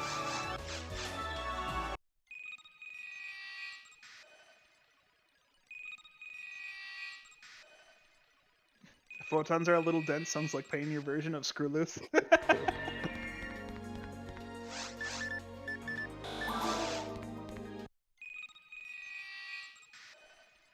So we're gonna do another jaunt through caves and fight Creek, but it'll be a little bit earlier this time. Yeah, this time he's hiding in Caves 1 instead of progressing into Caves 2.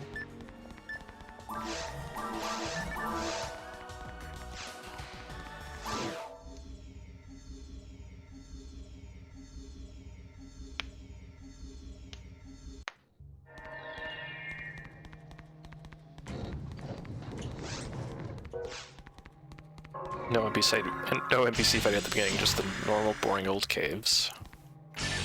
Otherwise, it's the same map as Waterfall Tears.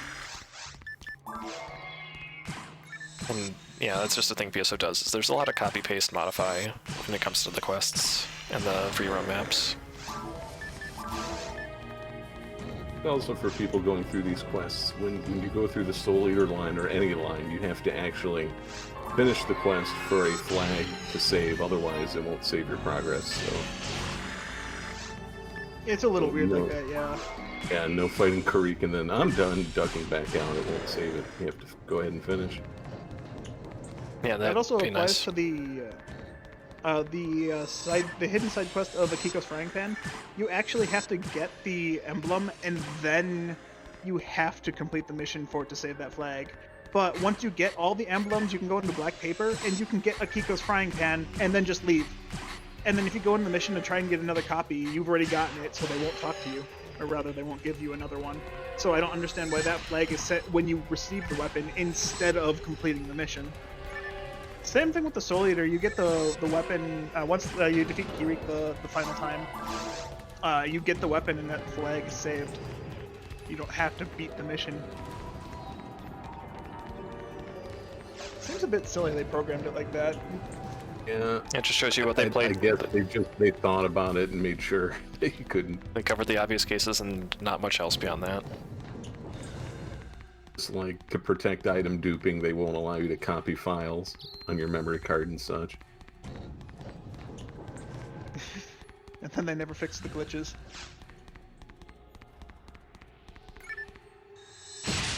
I always thought it was like really strange they wouldn't let me copy the character data or the data into another memory card. Just in the off chance I didn't, or just because I always wanted to like transfer it to another memory card, not to like dupe the items, but because I wanted to put it on a different memory card because the memory card I had it on, I wanted to use for something else. Always annoyed me as a kid I couldn't change it. Can't even move it? No, Nope. you can't. It doesn't give you the copy option, just the delete option. Or I thought there was move, copy, and delete, but yeah, I guess I'm not Oh, surprised. you don't. Yeah, I don't Normally, remember but the it's grayed out. You can't. Yeah. pull it Same in. thing with like Super Smash Brothers. I found that out an annoyingly hard way. Really? Wow. Yeah, I'm not sure about Smash Bros. Why they did it like that too. Yeah, there's nothing... Failure. Aww. Yeah, the oh at the end. That was the best.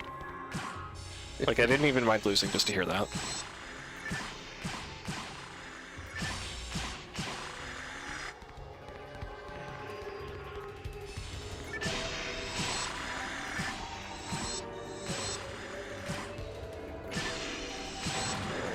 Yeah, it just goes with the motif. I mean, we say it all the time. It's almost like they tried to make PSO unplayable. They couldn't quite screw it up. It's still one of the best games of all time. No matter how hard they tried to break stuff. Yeah, it's accessible in spite of itself in a lot of ways. It really does. And the speedrun, like, it has consistency problems, but it has a lot of things that are really cool about it at the same time. Alright, round 2.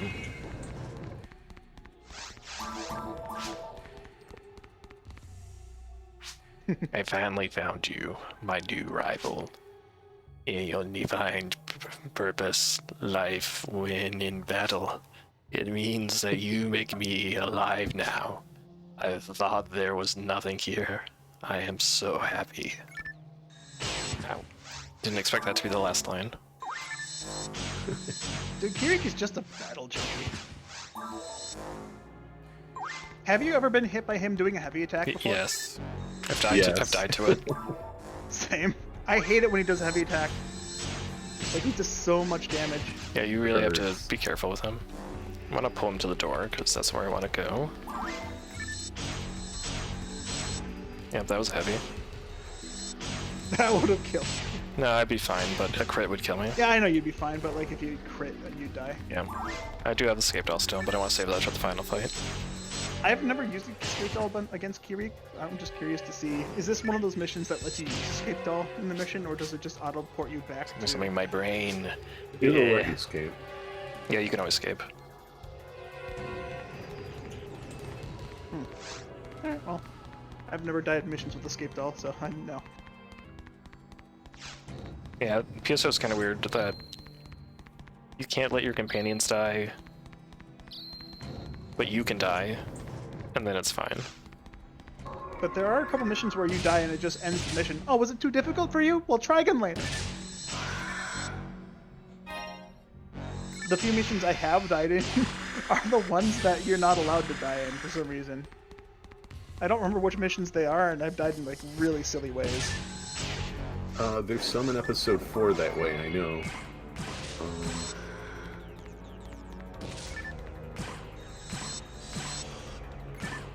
There's really not many. I'm trying to think on the GameCube. Yeah, I don't know if there's many offline ones like that. I know a lot of I online don't ones think are. there's any offline ones where you're not allowed to die. I swear, I've died in like 2 missions. I don't remember which missions they were, but I remember dying in 2 separate missions, and it just ended the quest on me.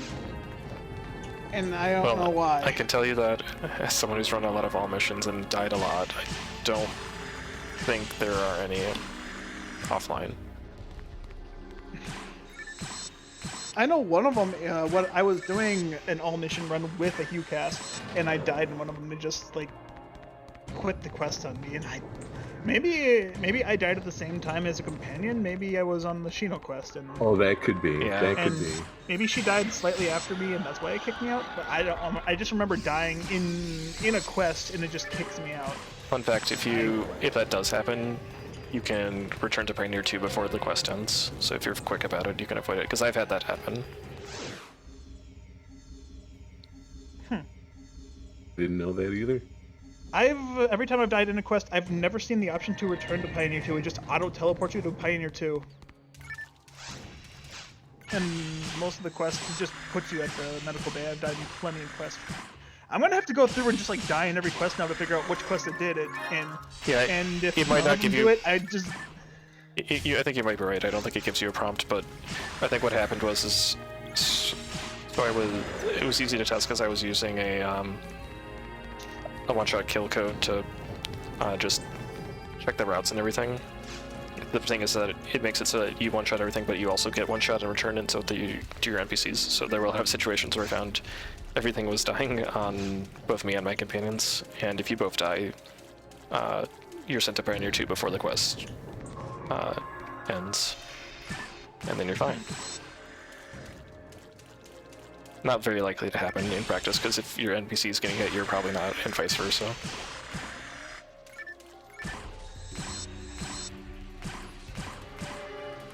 I swear I've died in the quest and they just ended it. I'm probably not gonna go through and test it, but Soul of Steel might be now one. curious. Soul of Steel might be one, but I feel like even then, it just puts you back at the start of the mines or whatever. Alright.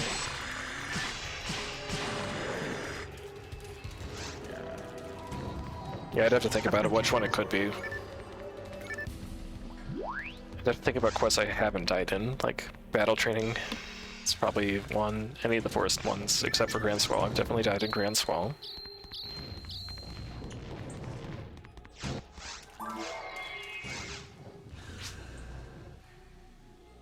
They were chasing down the group that had enticed Anna. Leave now if you know what's good for you. Oh.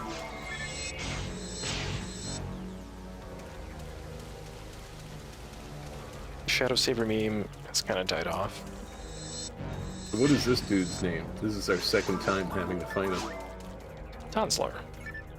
Tonslar.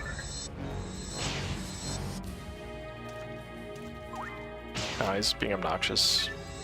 Recovering his HP. Now he's done with that. Okay, I guess I'll recover. It's over.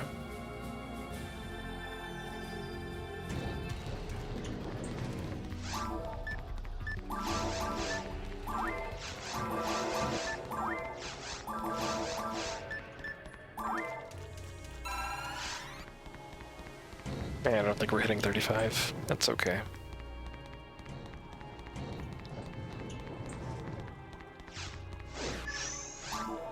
We might hit it right at the end.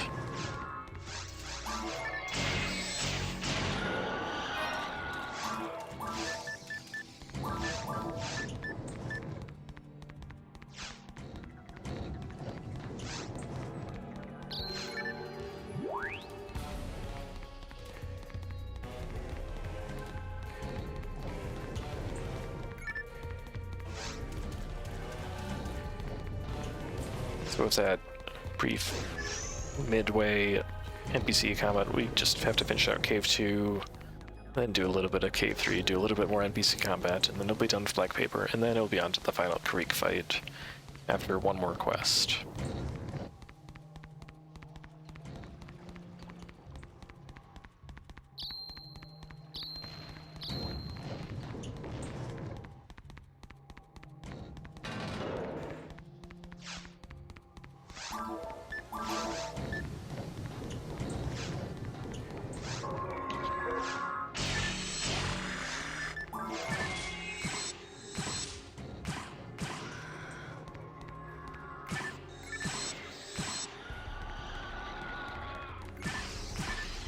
I actually do want to be over here.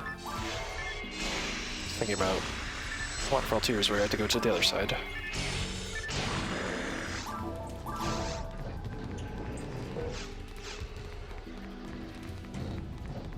And I've definitely done it backwards too, where I went to this exit in Waterfall Tears, and that's not where Creek is.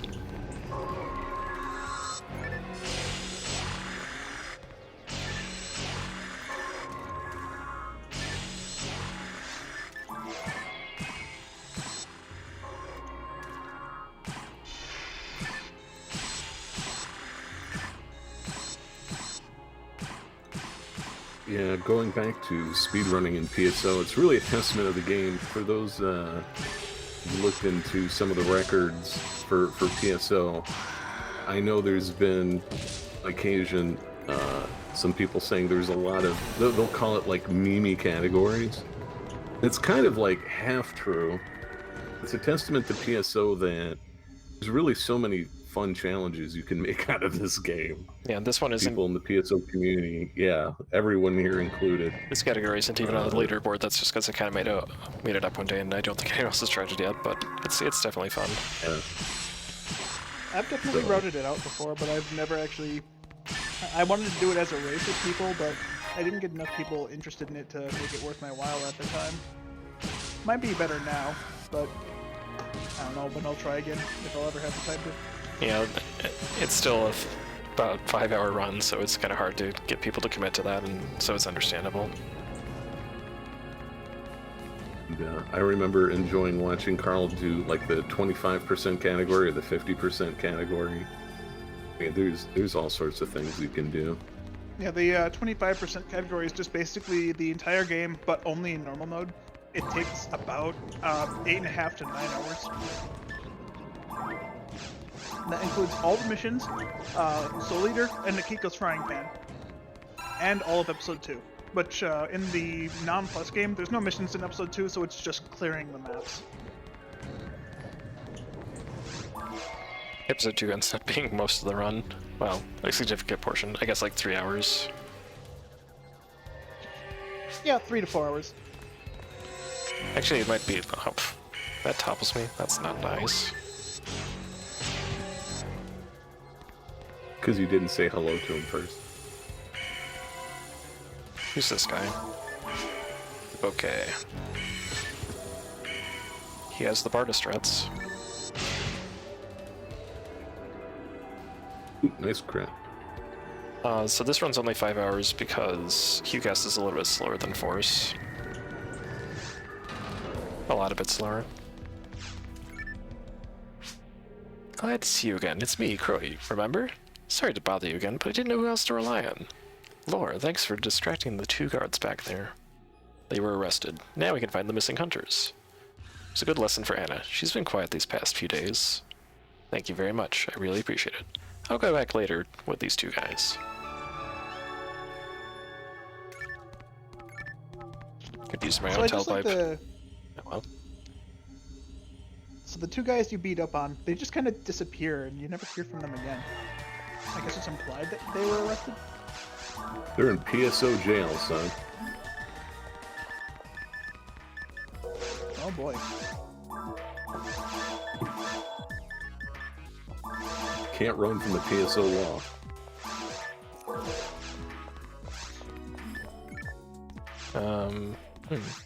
Yes, arrested. I'm gonna buy the extra marksman arm just in case we find a lock gun. Probably be able to Honestly, get I it. think you're brave for. I'll probably be able to get it with the mag anyway, but just in case. I think you're brave to be running without more than one marksman arm, honestly. Why If is it were me, I'd be looking for marksman arm in at least 3 of my slots. You really came here after my simple request. We're friends. It hasn't been easy for us to survive by ourselves. Perhaps Anda was tempted by superficial kindness. But it's okay now. We can help support each other. What? How did I deceive him? No, it was quite easy. We're twins. I look like Anna. I just pretended to be Anna to stay with him. I knew it was risky, but I believed that you would come, Lord. Let me say thank you again. Don't forget to get your Merceda. Good old lore.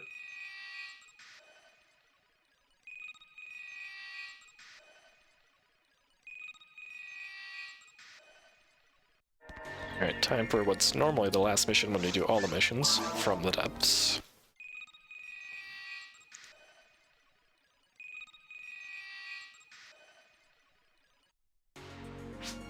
This is an urgent request from the Council. Big earthquake was confirmed under the surface of Rigol. The size of this quake was similar in power to that of the explosion. An army research team was sent to Rigol to investigate the quake, but they haven't returned yet. The army quickly decided to send hunters to find the lost researchers. The Council also decided to send hunters. Lore, we want you to go below the surface of Rigol. According to the lab, the epicenter is located far beneath the ruins. Rescue the research team and also report to us on the status of the area. This is a confidential mission. Don't talk about it to anybody. You know how loose-lipped Lore is. Yes. Also, welcome to the quest that confuses everybody the first time. Not necessarily where to go or how to finish it, but what the hell is going on? Yeah, there's lots of disconnected dialogue. And also things that are not earthquakes.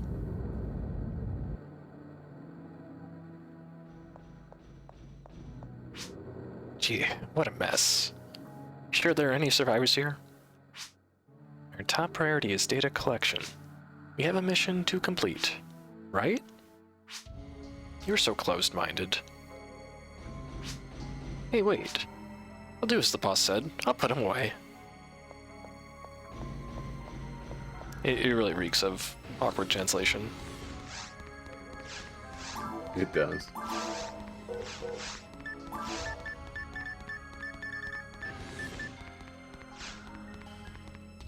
So ideal drops here would be Buster and Lock-on. Buster for fighting Creek, mostly. Only having a brand, you can win, but it's really painful.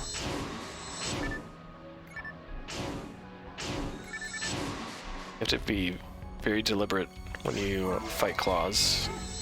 You try to fight them too fast, their invincibility frames will make you just whiff entirely. This is where the combat separates the boys from the men.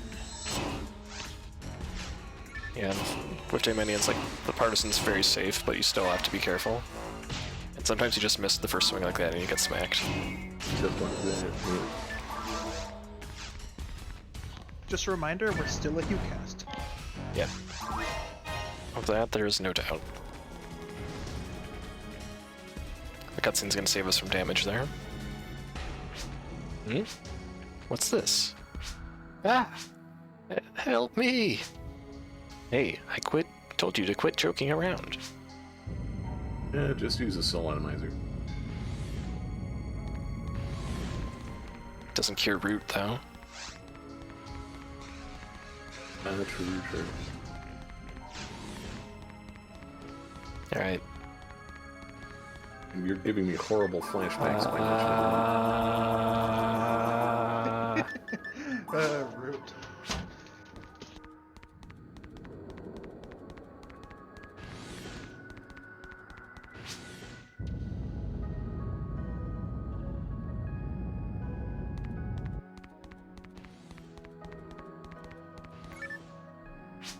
So crammed here.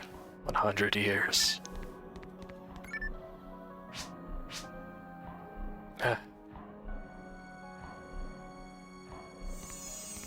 Oh, you get all smoky. Yeah, it turns out white mist is bad for you. That was sloppy. Gunners to do some damage for me.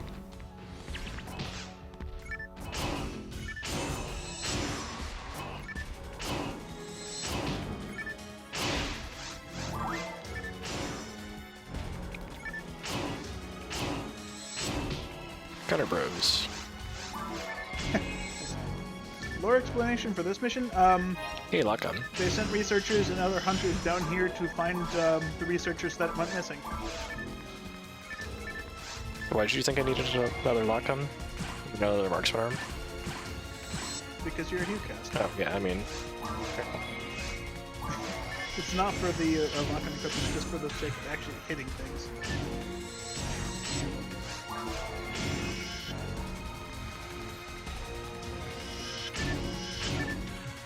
Yeah, the explanation for the lore of this mission is pretty self-explanatory. It's explained by the quest counter herself. You kind of listen to it. The guy is magnificent. Voice acting. I think it's a Falz? Yeah, the Orc crits are could be considered Dark Falz.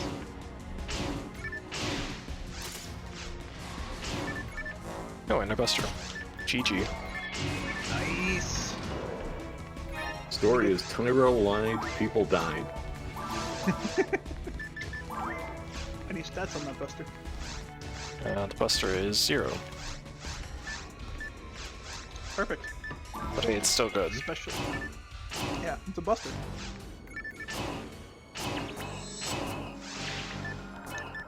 Well, technically, Ash is one of the hunters that was hired to find the research team that went missing. But he's one of the only people that ends up surviving because of the, Yeah, why is that? Is it because he has bullshit protagonist powers? Is the only reason he survives? he's too dumb for mind control. That's what it is. Oh, okay. Makes sense. That actually makes a lot of sense. That explains why Kirik is slowly losing his marbles.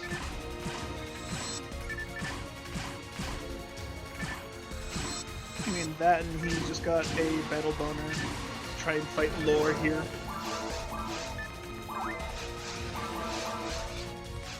Alright, so I said Ash survives, but that's only true if we do the Kirik subquest. Because if we don't do the Kirik subquest, he goes to the ruins and we don't know if he ever comes back. Then again, he does show up in episode 2, so what's the canonical version of that? Well, the canonical version is you don't fight Creek in the first place, so... Yeah, but he still goes back to the ruins after you finish, so he survives. After finding nothing, I guess? Yeah, he doesn't find anything. Hey, another slicer. Also bad, but it's a slicer. I don't think there's actually any reason to use this now. Probably not. Oh wait, just dropping to there is gonna be really awkward. And it's fine. You could possibly tech it. It could be... What? Where am I? Who are you? I guess I walk forward. What? You came to save me? Where am I? I can't remember. We all fell down and... Yes, heard the voice. What? Oh yes. Please take me back home. That's interesting. That's not usually what happens. When we arrived here, there were no traces of the research team. One of us started acting strange, and we heard a voice beneath us. Are you listening to me? Come closer. Come. I evolve. But I hear nothing anymore. Hey, are you really listening to me? Myself. What? Did you say something? Ooh. Stop! Stop it! Don't come near me! No!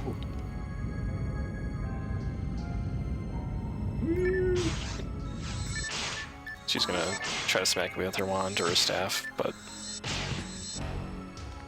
She actually hit you for 0 damage!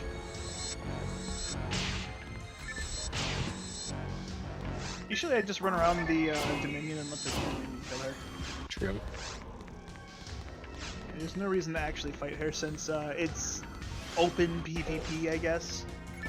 Although PvPvE. he could probably target you with her infinite range staff. I mean, yeah, but if you're between her and the Dominion, she most likely targets the Dominion first. True. I'm just used to I'm just used to disposing of her with a single Robarda, so I don't have to worry about it. True.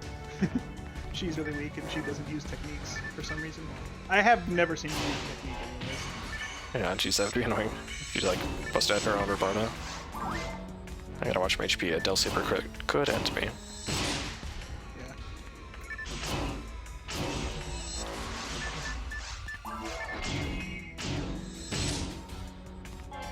But yeah, that dialogue, when you're walking forward, you can actually mash through that before you begin moving, and you can just run up to her faster than watching that cutscene where you walk up. Yep. It's really weird.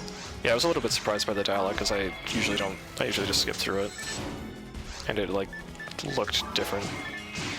I bet. Because I was, like, already up near her. Like, I think you're supposed to walk to her during the cutscene, and if you skip through it, it has your character start walking, but then if you attack, you can break out of the forced movement. Yeah. Apparently I made the critical error of underestimating the box killer. What, are you talking about Slicer? You can actually just hide in the Chaos Bringer's shield, but I like to freeze trap it anyway. I guess I could have used a Slicer here. There's exactly 4 claws, that's exactly how many things a Slicer can target.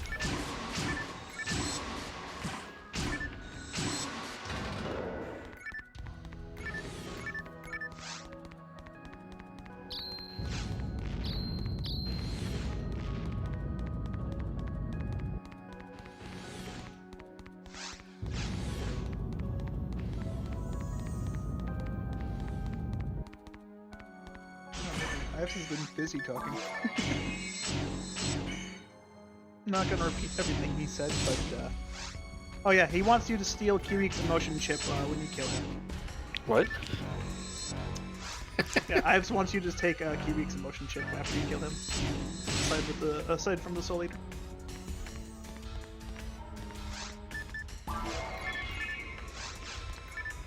I don't know why you'd want to take his emotion chip. It's kind of corrupted and needs to be reformatted. Oh, I'm not. Ooh, a better buster. Oh, it's just a machine. Never mind. Almost better. Not a better buster. I haven't seen Starv's Ash tribute. You take it? I probably haven't. I don't watch a lot of Starv stuff, unfortunately. Probably. Yeah, Why don't you just make a Twitch account so I don't gotta talk to you in Discord? It's kind of awkward during this marathon. but he enjoyed. Since Starv. But you enable him, so why would he ever change? True. I gotta stop it. He's privileged. He's learned this. I let him get away with too much.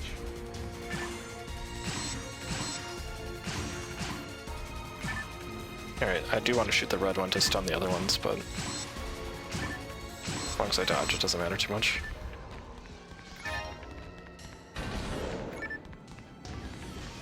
It's a pretty solid shield you got there. Can use the next level even.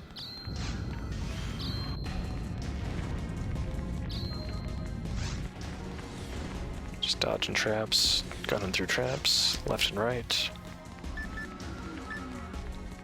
So yeah, just hide under the shield, and the bringer does not hurt you. He just took all your TP. Oh no!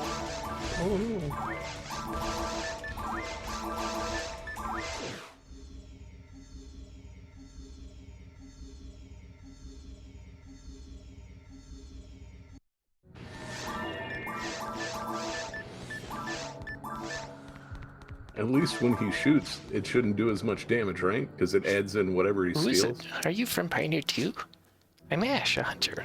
I'm here because the army was asking for help.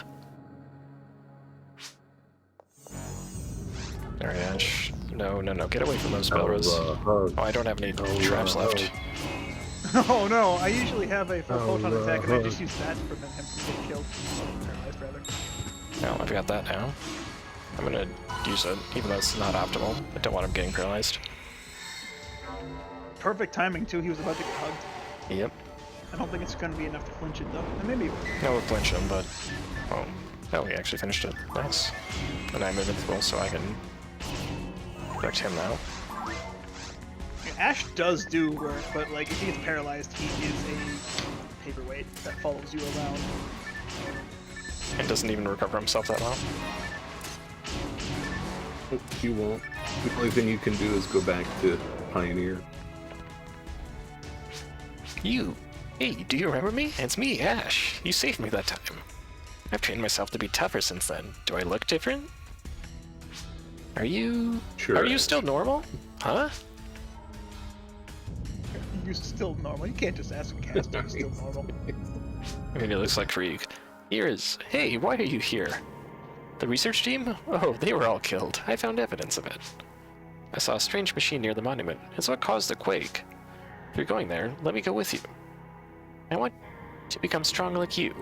You're my role model now. I want to prove to you that I'm better now. Let's go. Ash being the arbiter of what is normal. I'm pretty sure everyone was super jealous of his stag cutlery. Like, you don't expect to see a double saber on Ash. After not seeing him for so long, why would you expect him to have a super awesome weapon that does a lot of damage that you can't use because it doesn't drop till super late in the game? I'm not jealous, you're jealous!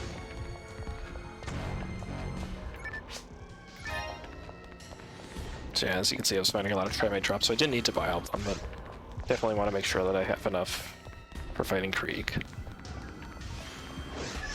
Ash is a smooth brain.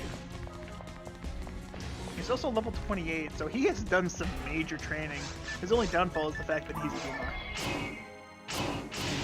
I haven't used a stat cutlery in a long time because the game is sexist. Yes, the male-only weapon. I haven't used a stag cutlery in a while either, just because Plushy took the 65 hit one we found. It's called a stag cutlery, not a dough cutlery. True. Never thought about it that way. Good point. Explain the Zamba then. It's called a Samba, not a Samba could be used by women. I don't know. Yeah, some of the class restrictions, especially the ones along gender lines, are kind of awkward, but it is what it is.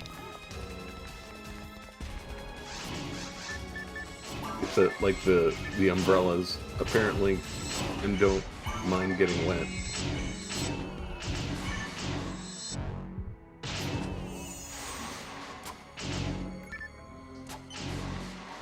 Yeah, so Ash kind of out DPS's me, actually. I mean, he Look at has him go! a 6 Look at him! weapon.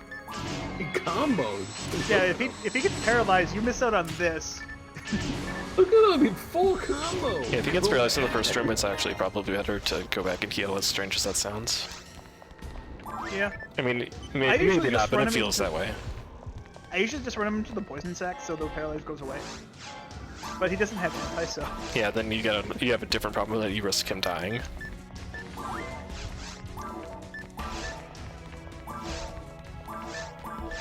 You think Ash hacks? You can't hack.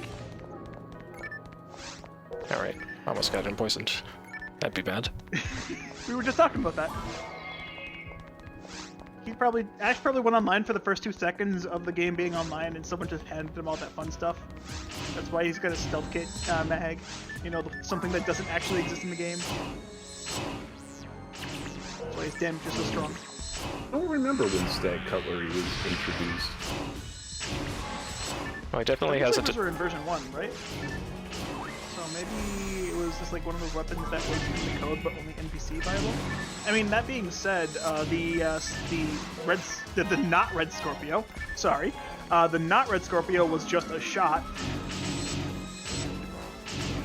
used by Eleanor in Doc's Secret Plan. Interstag cutlery is pink in V2.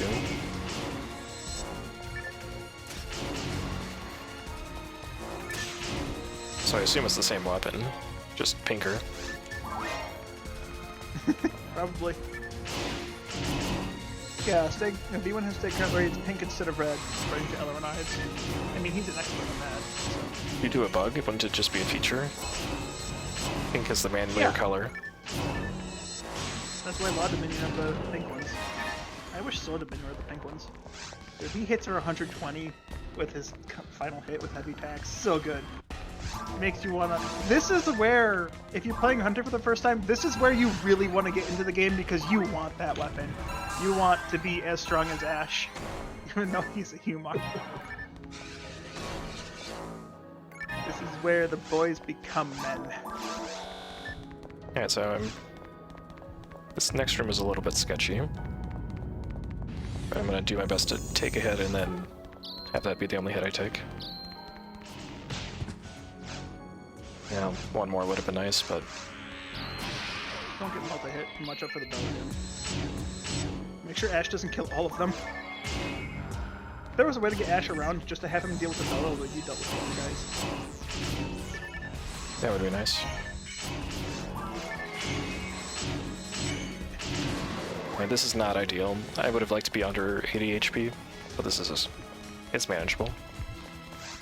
Plus, you never wanted to become Ash, you always wanted to become Donatello. You always wanted to become a retired hero of the Great War that's never mentioned once before and die after stealing credit for 10,000 kills. If the Great War is never mentioned, how do you know about it? Because it's hinted. They hint that there's a war, but they never explain what the war was about. Oh, And yeah, they don't true. understand. I just like there's 3 heroes, and you know two of them. You learn that Donoff is one of the great heroes if you actually go through it and read all the dialogues and stuff. And you know Flowen's a hero for the same reason. In fact, you actually even go fight him, kind of. But is there enough traps to kill you? Yeah, there's one more. Okay. I was surprised I spawned both of them there.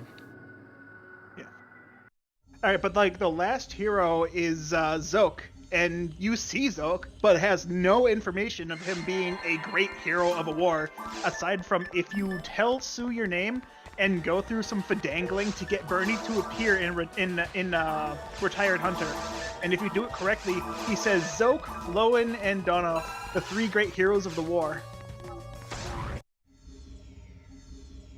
And it's just like, why is Zoke a great hero? He dies in ruins with Bernie trying to protect him, and he loses all his katanas. It's just like, what? Zoke's a great hero, but he can't defend himself? What a joke.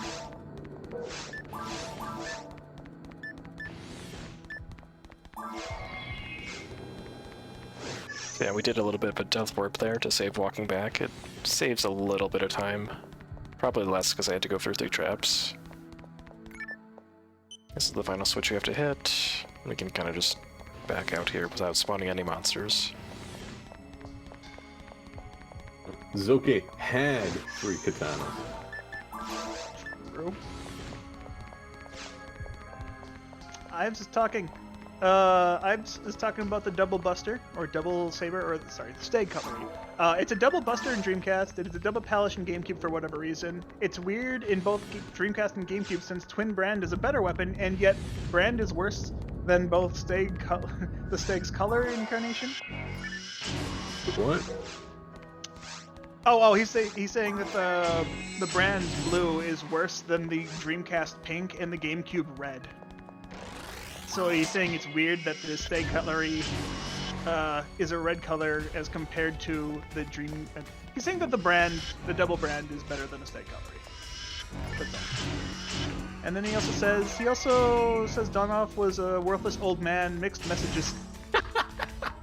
I mean, yeah, if you get a different dialogue option, that Bernie does indeed say that, but that's only because he's a salty little fire ranger.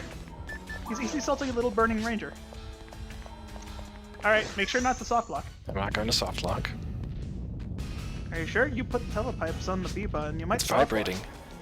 Is it reacting to this monument? I think these monsters are strange. The more that are killed, the stronger the next monsters become. It seems like something is controlling them. They come at us as if they were soldiers ordered to do so. Yes, these unending monsters are fighting to protect something. Did this machine find something significant? I think he's thinking too much into this. Not working. Yeah, Ash the Mind. Was it examining this monument?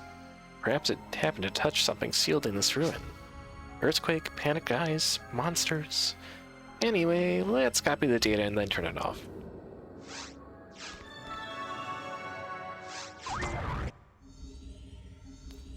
I had So my if finger you off the telepipe telepipe. before that- Yeah, I had my finger off the button to not soft lock the game until after the machine stopped. So you can telepipe before the machine turns off, but if you do, you soft lock the mission, and you have to either save quit or soft reset the game. Which at this point, if we soft reset, we lose all the progress we've made, but we can still save and quit and start the mission from scratch. So when the game doesn't progress the monument thing, it's in a state where it's trying to turn off the monument, but you're in Pioneer 2, so it can't do it, and you're just stuck there without any access to any inputs. I think it's because it like freezes you in place, and then the trigger to unfreeze you doesn't fire for whatever reason. Yeah. Alright, so here's a fun thing. There's 2 ways to get Ash to stop following you. After that monument, if you take that warp back and then keep walking, he'll go, I'm gonna go look for more survivors. But if you come to Pioneer 2 and go to turn the quest in, same thing. We're not gonna And turn the quest Shiner, in. that's the... We're gonna go back to yeah, Ruins because 2. now we got to go look for more survivors too, because we're worried about baby Ash.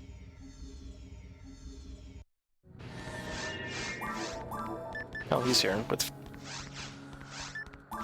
someone else, I guess. Alright, so are you going to save Ash, or are you just going to leave him here? What's faster? I mean, if you don't talk to him, you just leave him here on the floor. He'll be fine. So after you kill Kirik, you can actually choose to talk to Ash, and if you talk to him, you pick him back up, and he's like very, very mad that he can't hit Kirik yet. He's impressed on the fact that you beat him. Yeah, but he's just like, darn, Alright. you beat him? I have not 30 items in my inventory, so we're good there. Have to use Yes, set. if you have 30 items in your inventory when you kill Kirik, the Soul Eater drops, but it drops directly into your inventory, so it won't hit the ground. So Right, you Tyler. lose the Soul Eater. Soul Eater would Here get eaten. it comes. Let's watch the animation of the scythe when he swings to see if it's a soul banish. Oh dear. The healing items around Ash's head. Oh, I'll kill you.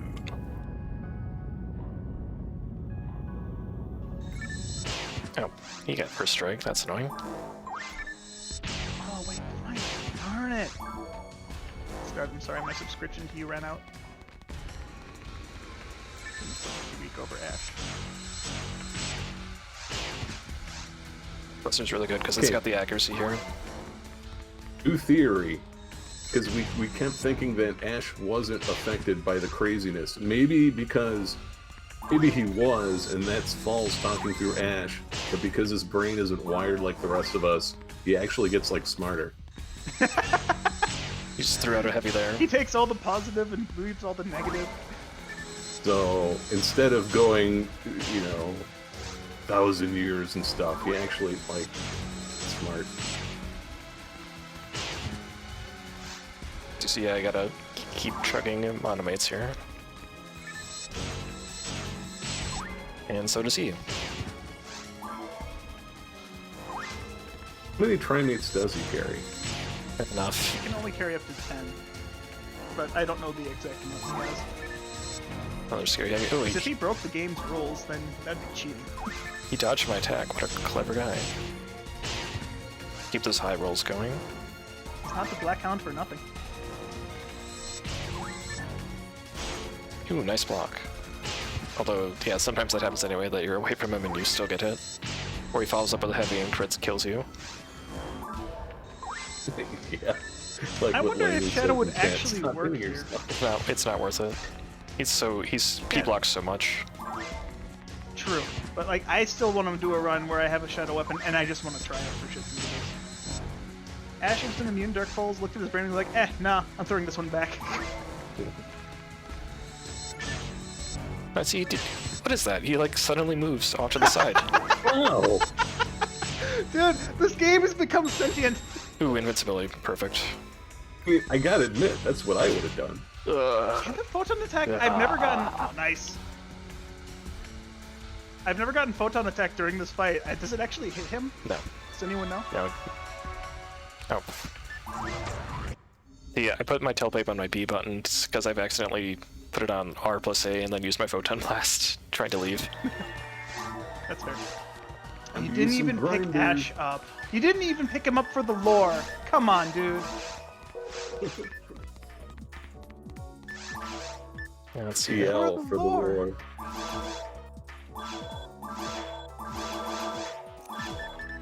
Sold your Buster? Oh no! Why would you do that? Don't even know I'm checking that. Well, no, it served us well. Oh wait, were we paying attention to his swings? I wasn't paying attention to see Nope. if he had. Yeah, there was no particle. It was a solo. But like what was proposed, I mean, maybe can't remember the last time I actually did this quest outside of normal. I have, but it was so long ago I wouldn't remember. Maybe he does equip a Soul Banish. Dude, you got Higher, perfect Soul difficulty. Eater. Nice. Were they all dead? Oh. I'm so sorry. I'll send Sad this music data thing. to the lab for analysis. You're done. Thank you. Visit the guild for your reward. Da-da-da-da-da. Alright, we did fall behind the PB finally. That was too much dialogue even for this run to handle. That's okay. This has been extremely fun. Now we're gonna go finish it up. This is the home stretch and we're gonna go through regular old ruins. And go fight Dark Falls. Hype says probably hard plus for the Soul Banish, because Ash gets Twin Brand at that difficulty or something like that, I guess. Anyway, this weapon's pretty good. And now we have become... Oh, Pretty okay, good. that was a bad... That was like the worst example of the soldier. There we go. I hate claws, but that's beside the point. So yeah, I sold the Buster, but like, compared to the lock-on, yeah, it's just like, this is better than everything. It's better than... It's a partisan, it hits multiple things. Oh, it's technically a Scythe, but with partisan. It's the same thing internally. except There's everyone- multiple categories of partisans, and I know what you're talking about, but Yeah, I know. I'm just trying to throw a bone into the whole confusing everyone thing. I'm confused myself, don't worry. You're not doing a wrong. damn fine job of it, Carl. Thank you.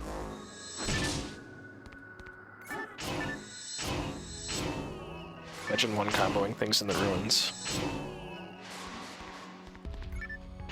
I remember this one time, I forget the streamer, but someone was playing PSO, and they'd just gotten to hard mode, and they were looking for their first red box weapon. And I told them if they go to normal mode, they could potentially get a Soul Eater. So I stayed with them for 5 hours explaining how to get the Soul Eater, and they did it, got it, and they were super disappointed because it wasn't stronger than a Buster. What? Or it was slightly stronger than a Buster. Or a partisan, a Palish? Sorry, I forget which weapon. I think it was the Palish that they were using. But did they realize the multi-hit was there? I had to explain it to them that it's a partisan with the same damage as a Palish. And he's like, oh, I guess you're right. Also, On Berserk. top of that, it has... Yeah, Zerk is just really strong. I'm pretty sure you can use it way earlier than a Palish too, can't you? Or no? Yes, because it has a lower ATP requirement.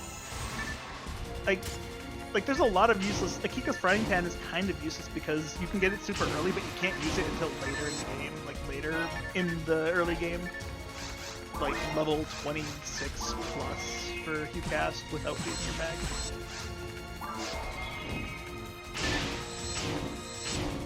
Which is like a ridiculous amount of damage early on. Just the Regal Ring and Kiko's Frying Pan, and then Soul Eater. At least one of the 3 things you can get are good.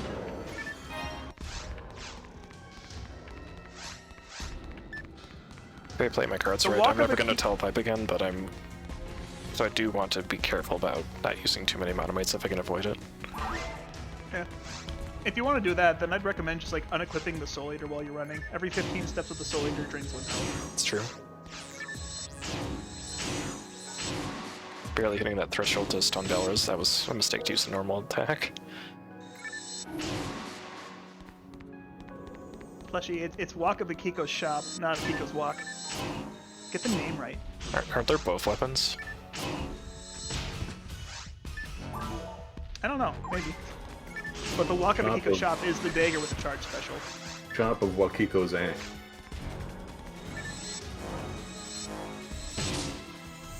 You thought the Soul Eater health drain was a dot? I thought so too.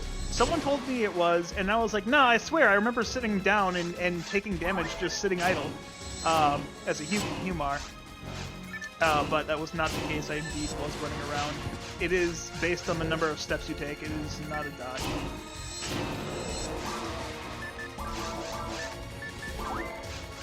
Unless it's specific only to Blue Burst where it's walking around, but I'm pretty sure it applies to GameCube the same way. Doubt they would change that. Alright, pro strats on equipping. Yeah, don't lose your health. And that trap that's not centered on that button that explodes when you get close, unlike every other button trap that only explodes when you hit the button. Akiko's Walk is the saber with the Elemental Fire special.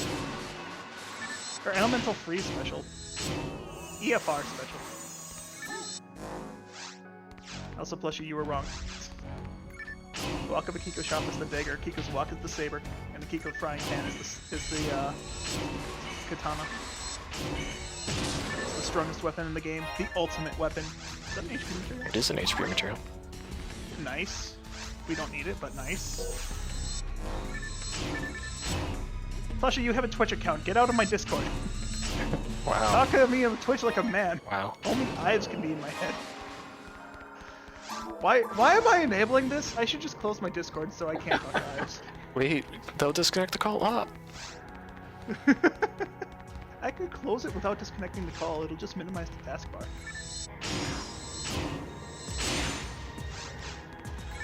Plus, you talk to Ives in your own Discord, damn it.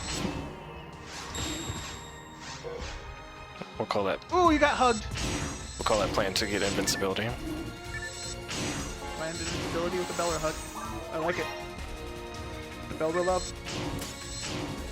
The invincibility with the claws.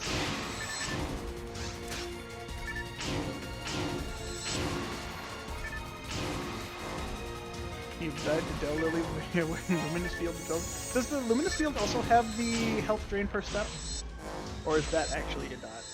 I'm willing to say it's the step thing again. Anything that drains health feels like it'd be a step thing. I know Gale Geel does the same thing in Blueberry. Yeah, where is this dot thing? Where are there any dots in this game? Other than poison. Poison? Poison? But that's like it.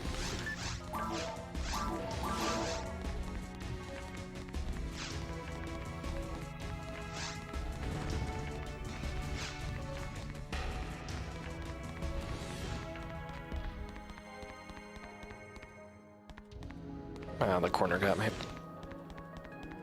Watch your corners. Aurafield drains CP, but that's not damage over time. That's technically not damage because you're not taking damage. You're losing TP. What do we call that then? Used to still call it a dot. It was just a different kind of damage instead of health damage. Mental damage over time. Mod.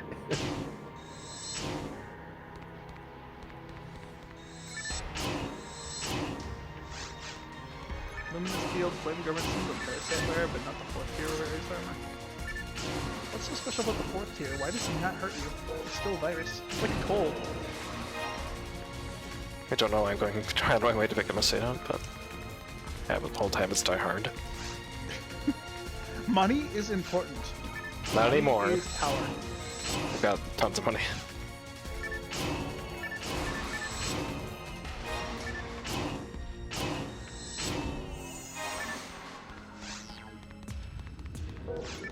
Fleshy, I mean, the Flame Garment's on fire. I assume it has to lose HP. You can't just walk around on fire and be fine. Unless you have resist burning. Shiner, I think the Parasite gear has the highest defense in the game, but Best gear? No. Highest defense? Possible.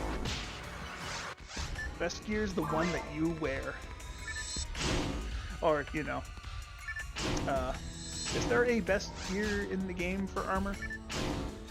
I mean, people usually the aura field, but The aura field isn't on fire, it has an aura around you. Back off, Pokemon. PSO has a lot of doable equipment though, so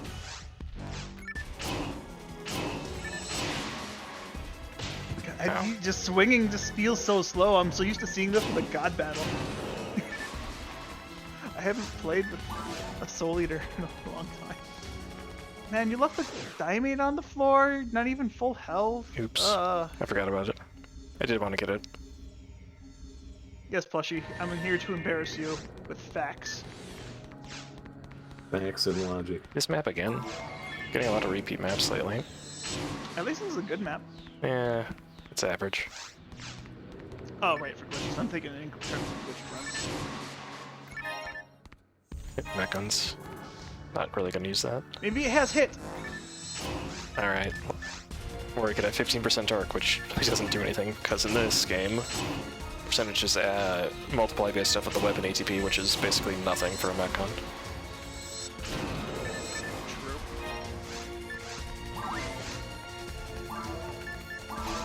I'm still waiting for the day I find another. I did find, during my speedrun days, I did find mech guns that had 45 dark, 55 hit. Nice. They were ridiculous. Or no, it was 55 dark, 45 hit. And then I also found a shot that had roughly similar numbers. I think it was like 50 dark, 55 hit. Or 50-50. I forget the values exactly, but like they were ridiculously high. And in normal mode, finding anything with that much hit is just absurd. The annoying part was, in a glitched run, you don't even need hit because you have over 1,000 attack accuracy anyways, thanks to stacking weapons. Claws. The good old treadmill streams. I can still do them, I just don't have a foot cam anymore. I have to get another camera, and I'm too broke to do it. People have to... I don't know. I don't want to get people to donate for another webcam, but at the same time I don't feel like dishing out money for another webcam by myself. It's okay, you got your fancy new job now. True, but I'm not using that money for a webcam. I'm saving that so I can buy myself a house. So I can get out of my... Okay, this is not the place to talk about my personal situation. It's not? I mean, it could be, but this stream is about the lore about the game, not the lore of Carl. I already have a book for myself. I mean, Where's to me, George that's Glass? one and the same, but I'll Just wondered, where is George Glass? He's missing all the lore. I wonder if the book's still going. Hey, shot! Yeah, we already saw a few shots. I threw away a shot early on. Doesn't sell for a ton. I wasn't... Carl's was like, squirrel! At some point, I did leave to go get myself something to eat. So that might have been when you found them. How dare you. Alright, we only need to... Sorry, I got hungry. We only need to kill the bringer here. Oh, one of the Dominions is gonna come back, that's fine.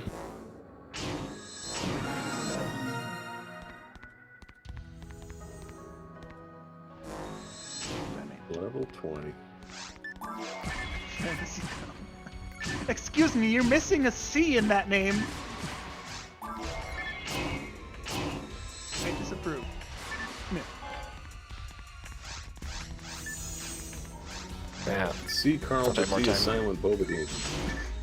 I'm not that upset about it. I don't know. I don't know why. I like Carl, but I couldn't decide if I wanted to C or a K, so I just went with both. The C is silent. Scarl. Scarl!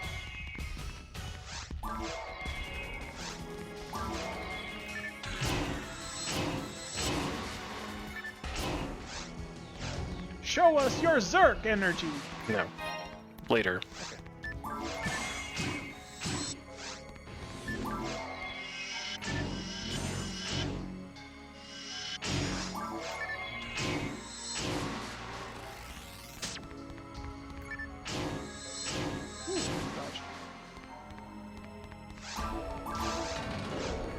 I remember one run I was trying to... It was like 3 or 4... I forget which room it was. Oh, it was the mission... It was, Oh. Why can't I think of the name? I was talking about it earlier. The one with late. Zoke. Seek my master. That's the one, thank you. Oh man, I can't. I'm embarrassed. know all these names. I don't remember. I don't know how I forgot it. But yeah, I was doing Seek My Master, and there's a room with 4 gunners, and I decided I'm gonna zerk these guys, and I zerked the red one, and I missed, and then I got shot by a laser because I hit the 2 green ones around it, and I was at 0 health. I got so mad. I'm still mad about that. It wasn't my fault. The only reason I actually died is because I did the quick select menu glitch. So if you do the quick select menu inputs, but you hit R and Y at the same time, the menu actually progresses one menu, and I had it on the healing menu, but it progressed to my trap menu, so I tried to use a healing item and went to a trap instead. I was not happy. Oh, I didn't know that was a thing. That explains the mismenuing that I've found, like, inexplicable. Dude, There I are, was there are a trying for the longest... few a few newer speedrunners like myself around the block that have always wondered what the heck is going on when that happens. When I first began speedrunning, I did that so much, and I could not figure out why. And then eventually, one day, I just managed to repeat it repeatedly over and over and over, and it's just like, huh. So just doing the inputs 2-frame perfectly causes that bug. And it doesn't make any sense as to why it would progress the menu in extra time. Maybe Ives knows. He's typing in chat right now, so I will give you guys an answer if he answers me correctly. For the sake of knowledge and science and everyone who adores it. Alright, we got our Maruto. Maruta! Better late than never. We might get a chance to use it if we get certain maps. That Maruta Magenta does not fit your costume. It totally clashes. No, The wrong color. no, it's awesome. What are you talking about? Oh, I don't know, man. It's too pink, and you're a purple. It's an accent color. It doesn't accent you very well. It's trim. 2021 and people still learn about weird bugs in PSO, the game that keeps on giving. Alright, no, Ives didn't answer me, so he doesn't actually know. We found something Ives doesn't know! Congratulations, guys. We did it. I'll just assume he knows the answer. He's just reluctant to tell us why. Alright, keep your secrets.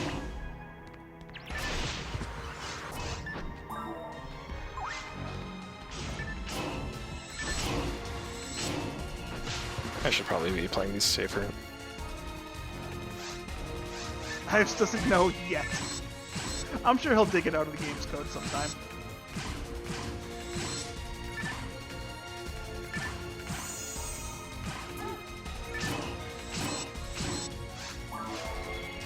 Right now, it's the domains I need to go for. The gunners are optional. They'll get in my way.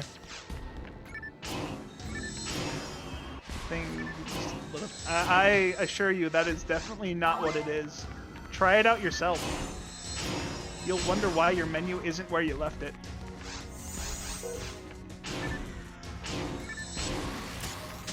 If you do it too quickly, it will progress an extra menu for no reason. So very nice gunners there. Can hit me, hit the claws. Perfect gunner RNG. Gunner manipulation strats.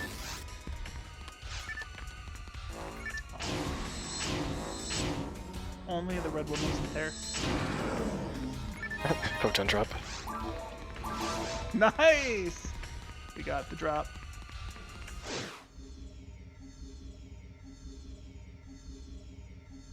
Shiner, it's funny you say that. Like, my first month of trying to speedrun this game, I found the principal skip. You know that, the digital keyboard? If you open that up when the game begins, right before you talk to the principal on a new character, you can skip talking to him. It saves about 4 seconds. And the only reason I did it was because I was mashing the keyboard button when I was loading up a new character. Yeah, we're gonna take a hit here. Yeah. Oh well. That's fine. It's just Rapoli.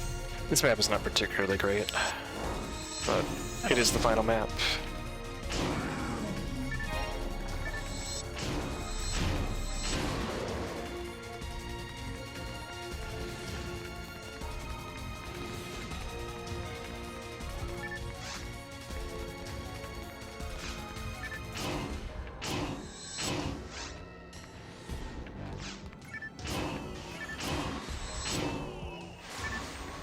Oh, hey, Buster. We can see exactly how much...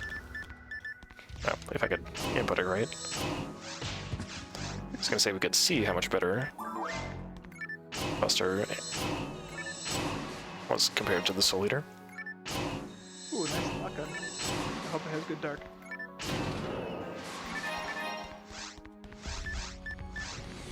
It has some dark. 5. It has 5. Better than your base one. It has +3 grind on it too. But yeah, the Soul Eater does like, yeah, ton more damage. 40 attack power is like +8 damage, and then it's multi-target, and then it's more accurate, and it's a partisan, so it's very safe to attack with. Ooh, a halberd. Not gonna pick that up. Can you even use a halberd yet? I don't think you have the ATP for it. I'm very close. It's like 215, I think. Yeah, halberd requires a lot of ATP for no reason. And Soul Eater is just better than it. Well, partisan, it's partisans in general, but I think that's because it's something that rangers can also equip, so they want to make sure that rangers can't use it too early. Because swords require less, but only hunters can use it.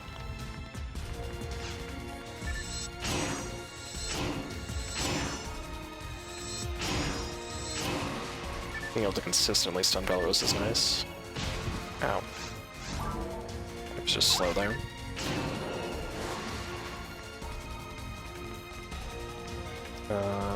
Yeah, it's north.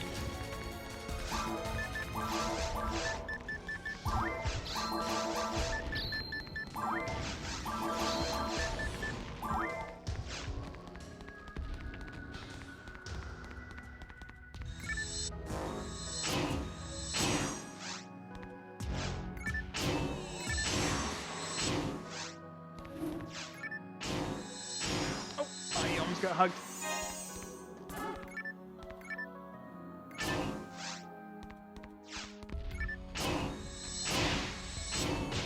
Oh, awkward angle. I should have taken that more carefully.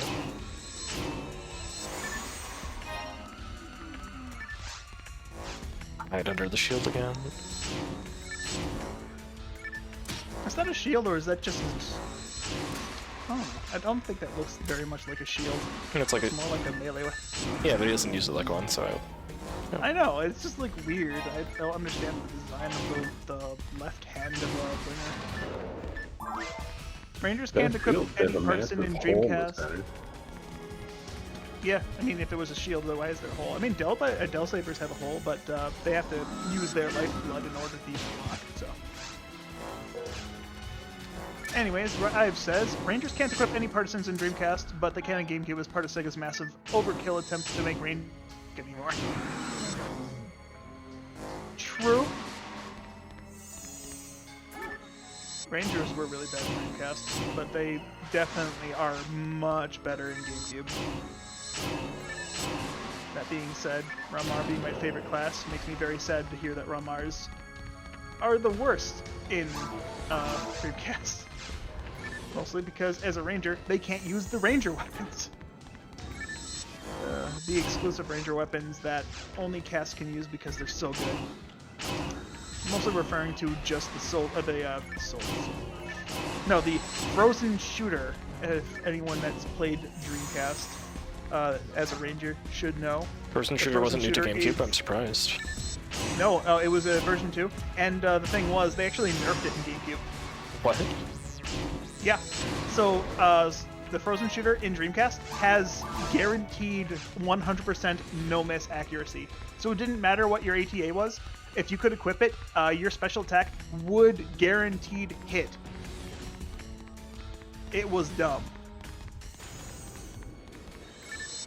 And it was always guaranteed to freeze, just like kind of it is in GameCube.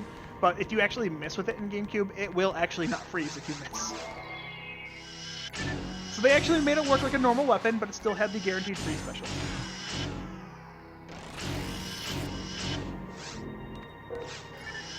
That being said, needles still rule the day.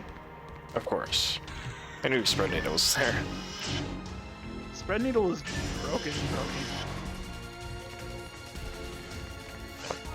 These guys are all clustered up. Oh, I just thought I could hit all three. Let's try that again. Rumbar stack growth is also terrible on Dreamcast. When you reach Alt, you can't even equip a Disca yet. Oh yeah, that's right. The Frozen Shooter also turns into a Snow Queen on GameCube. That's new. But the Snow Queen, the only thing different on the Snow Queen is they remove the combo potential and give you piercing attack. But I think that's fine. Piercing guaranteed freeze attack. Online with lag. You can shoot down the center of a room and freeze everything because of latency.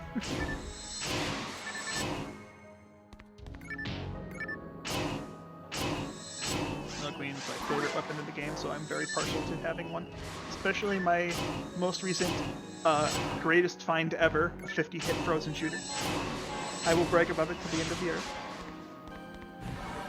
And for anyone who plays on shit and don't think that's impressive, screw you, I found mine legit. I didn't use the cheatsy doodle little event thing.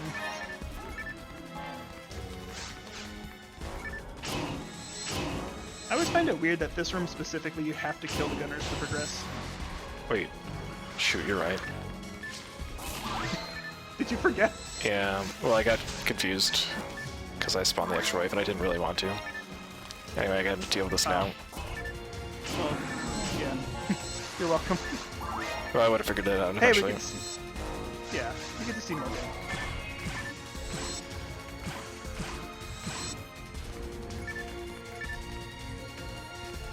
Hit this gunner for me. Well, I'm not saying Snow Queen's better. Each weapon has its situation. Frozen Shooter is definitely better in most situations, just because you get the 3-hit combo. But I like Snow Queen because it's just a cool weapon.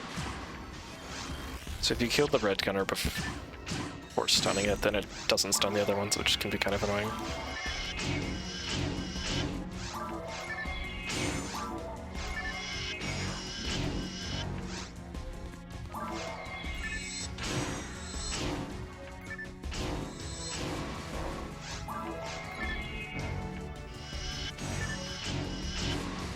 Alright, there we go.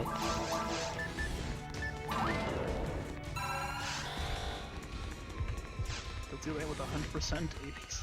Good, nice. 100% anything is gonna do a lot of damage. I spawned the extras again. I always forget at the last second. Mental fatigue is sitting in just a little bit. Yeah, it's hard to sit for a long period of time and do everything perfectly. I understand finding a free play SGS is more praiseworthy find. Also, by the which, I did find a free play SGS. Humble brag. Is it even humble now? No, I'm just showing off. Honestly, I don't use my SJ all that much. I don't play 100 that often. This is a good time to use the Photon Blast. I'd get around the Valor more, but he's coming to you. I think I'm gonna hit him. If I don't, I'll be sad, but it's fine. Healer! I like the description of this. It hits only aerial enemies. Apparently those were all in the air. Wow, it actually killed the Valor on one hit. Oh yeah, it does like 700 plus. True. It almost looked like it didn't even hit the bringer. Yeah, and it's resistant. Do I really have 10 Trimites? Okay. I guess I just, Yeah, you've been using your Dimates the whole time. I guess so. Going the wrong way? There you Yeah. Disoriented. We're okay. We got this. Alright, there's extras again. Not falling for it again.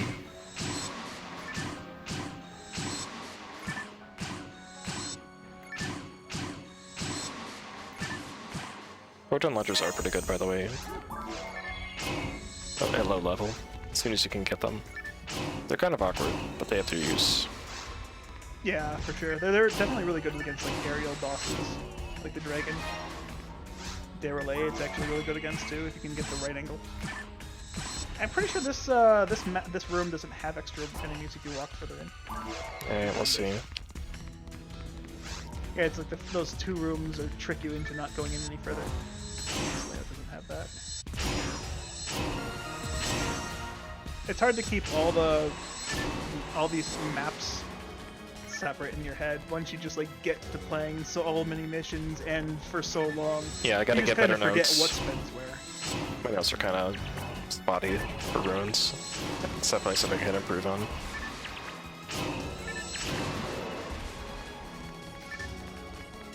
Alright.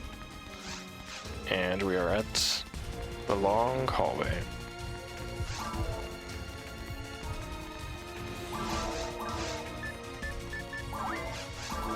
And I'm not paying attention to where I'm walking. There we go. Rangers can equip an SGS and Dreamcast? Why? Ives, why are you telling me this now?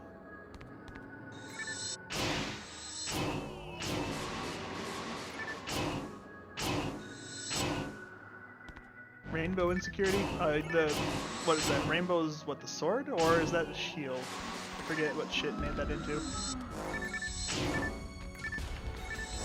That's the sword.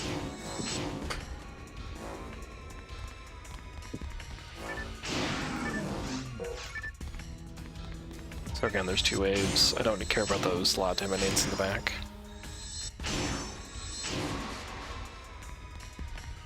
But I do care about those soda minions.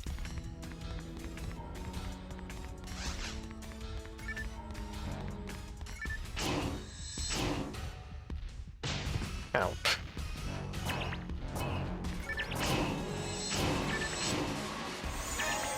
Rainbow Ring is the shit shield. Right, that's the one that has 100% resistance to every element. Does that also pay to win? Okay.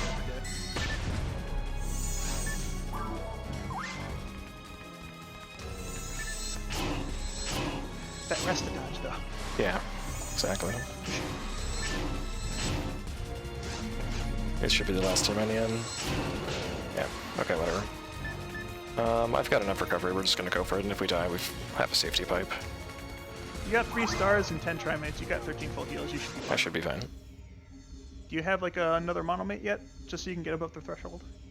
I'm gonna wait until after Darvins anyway. Makes sense. We're here.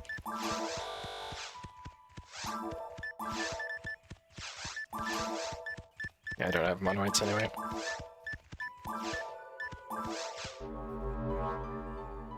The only way we can really lose is if, like, Falz just spams attacks and doesn't stop, which can happen.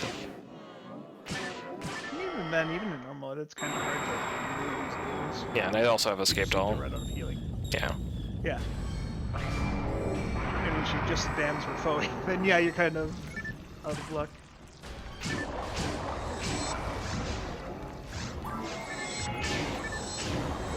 The goal is to Maruta. finish Falz with the Soul Eater for this first form. Definitely more gun favored. I mean, if you stand in the right spot, if you have max height, if you have max height, you should be able to hit the heads above you. You say shift to strats? Shift the strats! Alex, what was that about Maruta dropping the ball in the SD? I think Maruta did just a perfectly fine job. In fact, I'd be willing to say it's a much better spot to do it now rather than the beginning of the fight.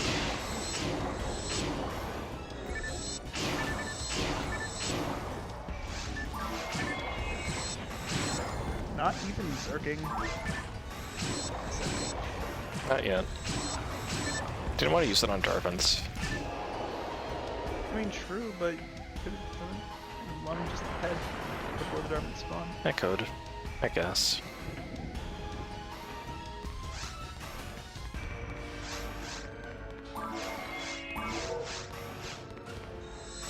Alright, time to hit her tummy. It's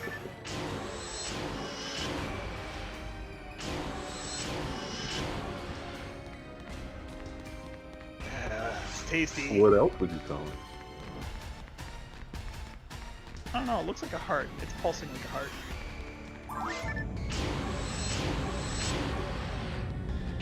Actually could have gotten some Zerks in if I was clever, but I was not. You could have gotten one Zerk in there. But what I could do is wait to recover until the end. Like, here, I can just Zerk like this.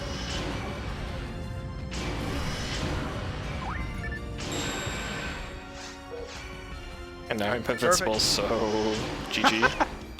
G! A G! The end of that.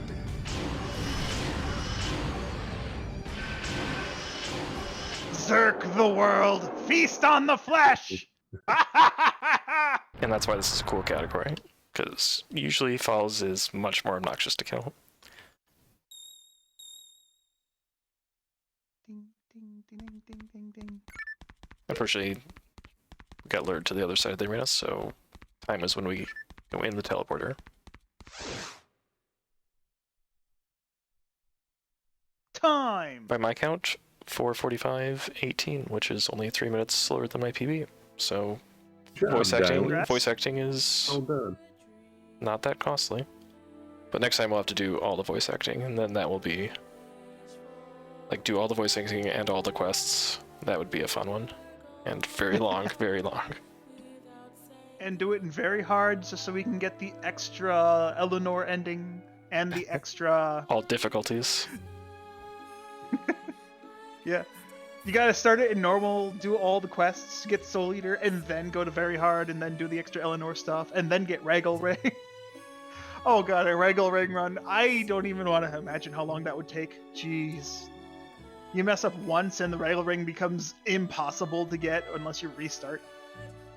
Even if you don't mess everything up, you have to unlock everything in episode 2. You pretty much have to get to Seabed before you can even start it. True. Yeah, I underestimate mean, with if all you're the playing narration. on PSO Plus. Sorry. No, don't worry about it. You can go. I was gonna say, yeah, underestimate with all the narration. Yeah, I tried to account for like it being a little laid back, failing a quest, and like even with all the narration, I was like, I'm not losing time. So I think one thing I improved upon from last time is not going out of my way to shop more than I absolutely had to. Shopping really eats into your time a lot. So we traded shopping for narration and got a good result.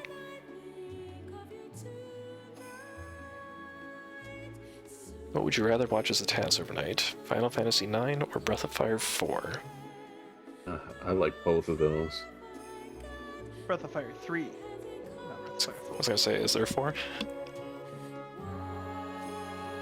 Good question.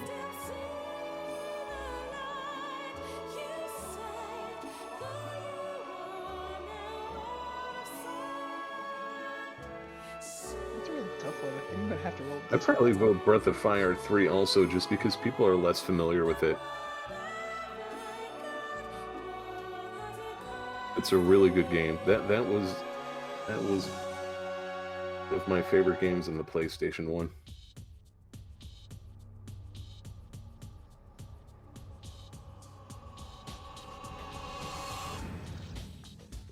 Man, I missed out on so many good games back in the days just because of not having time to play a lot of games and not having the systems to play some of these games. Kind of makes me want to go back and play them, but I guess watching them's the next best thing.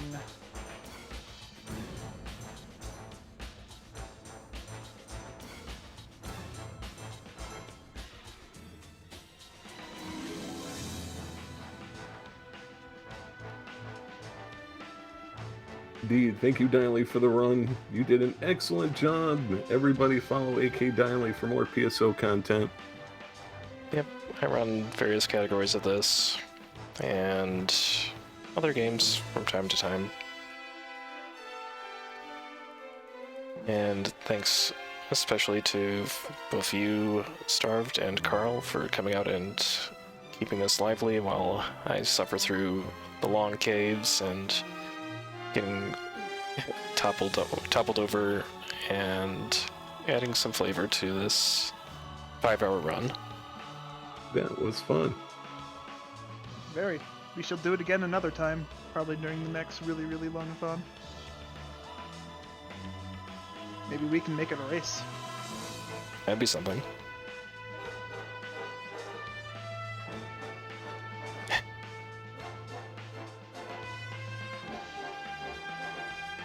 Here's a request about New Genesis.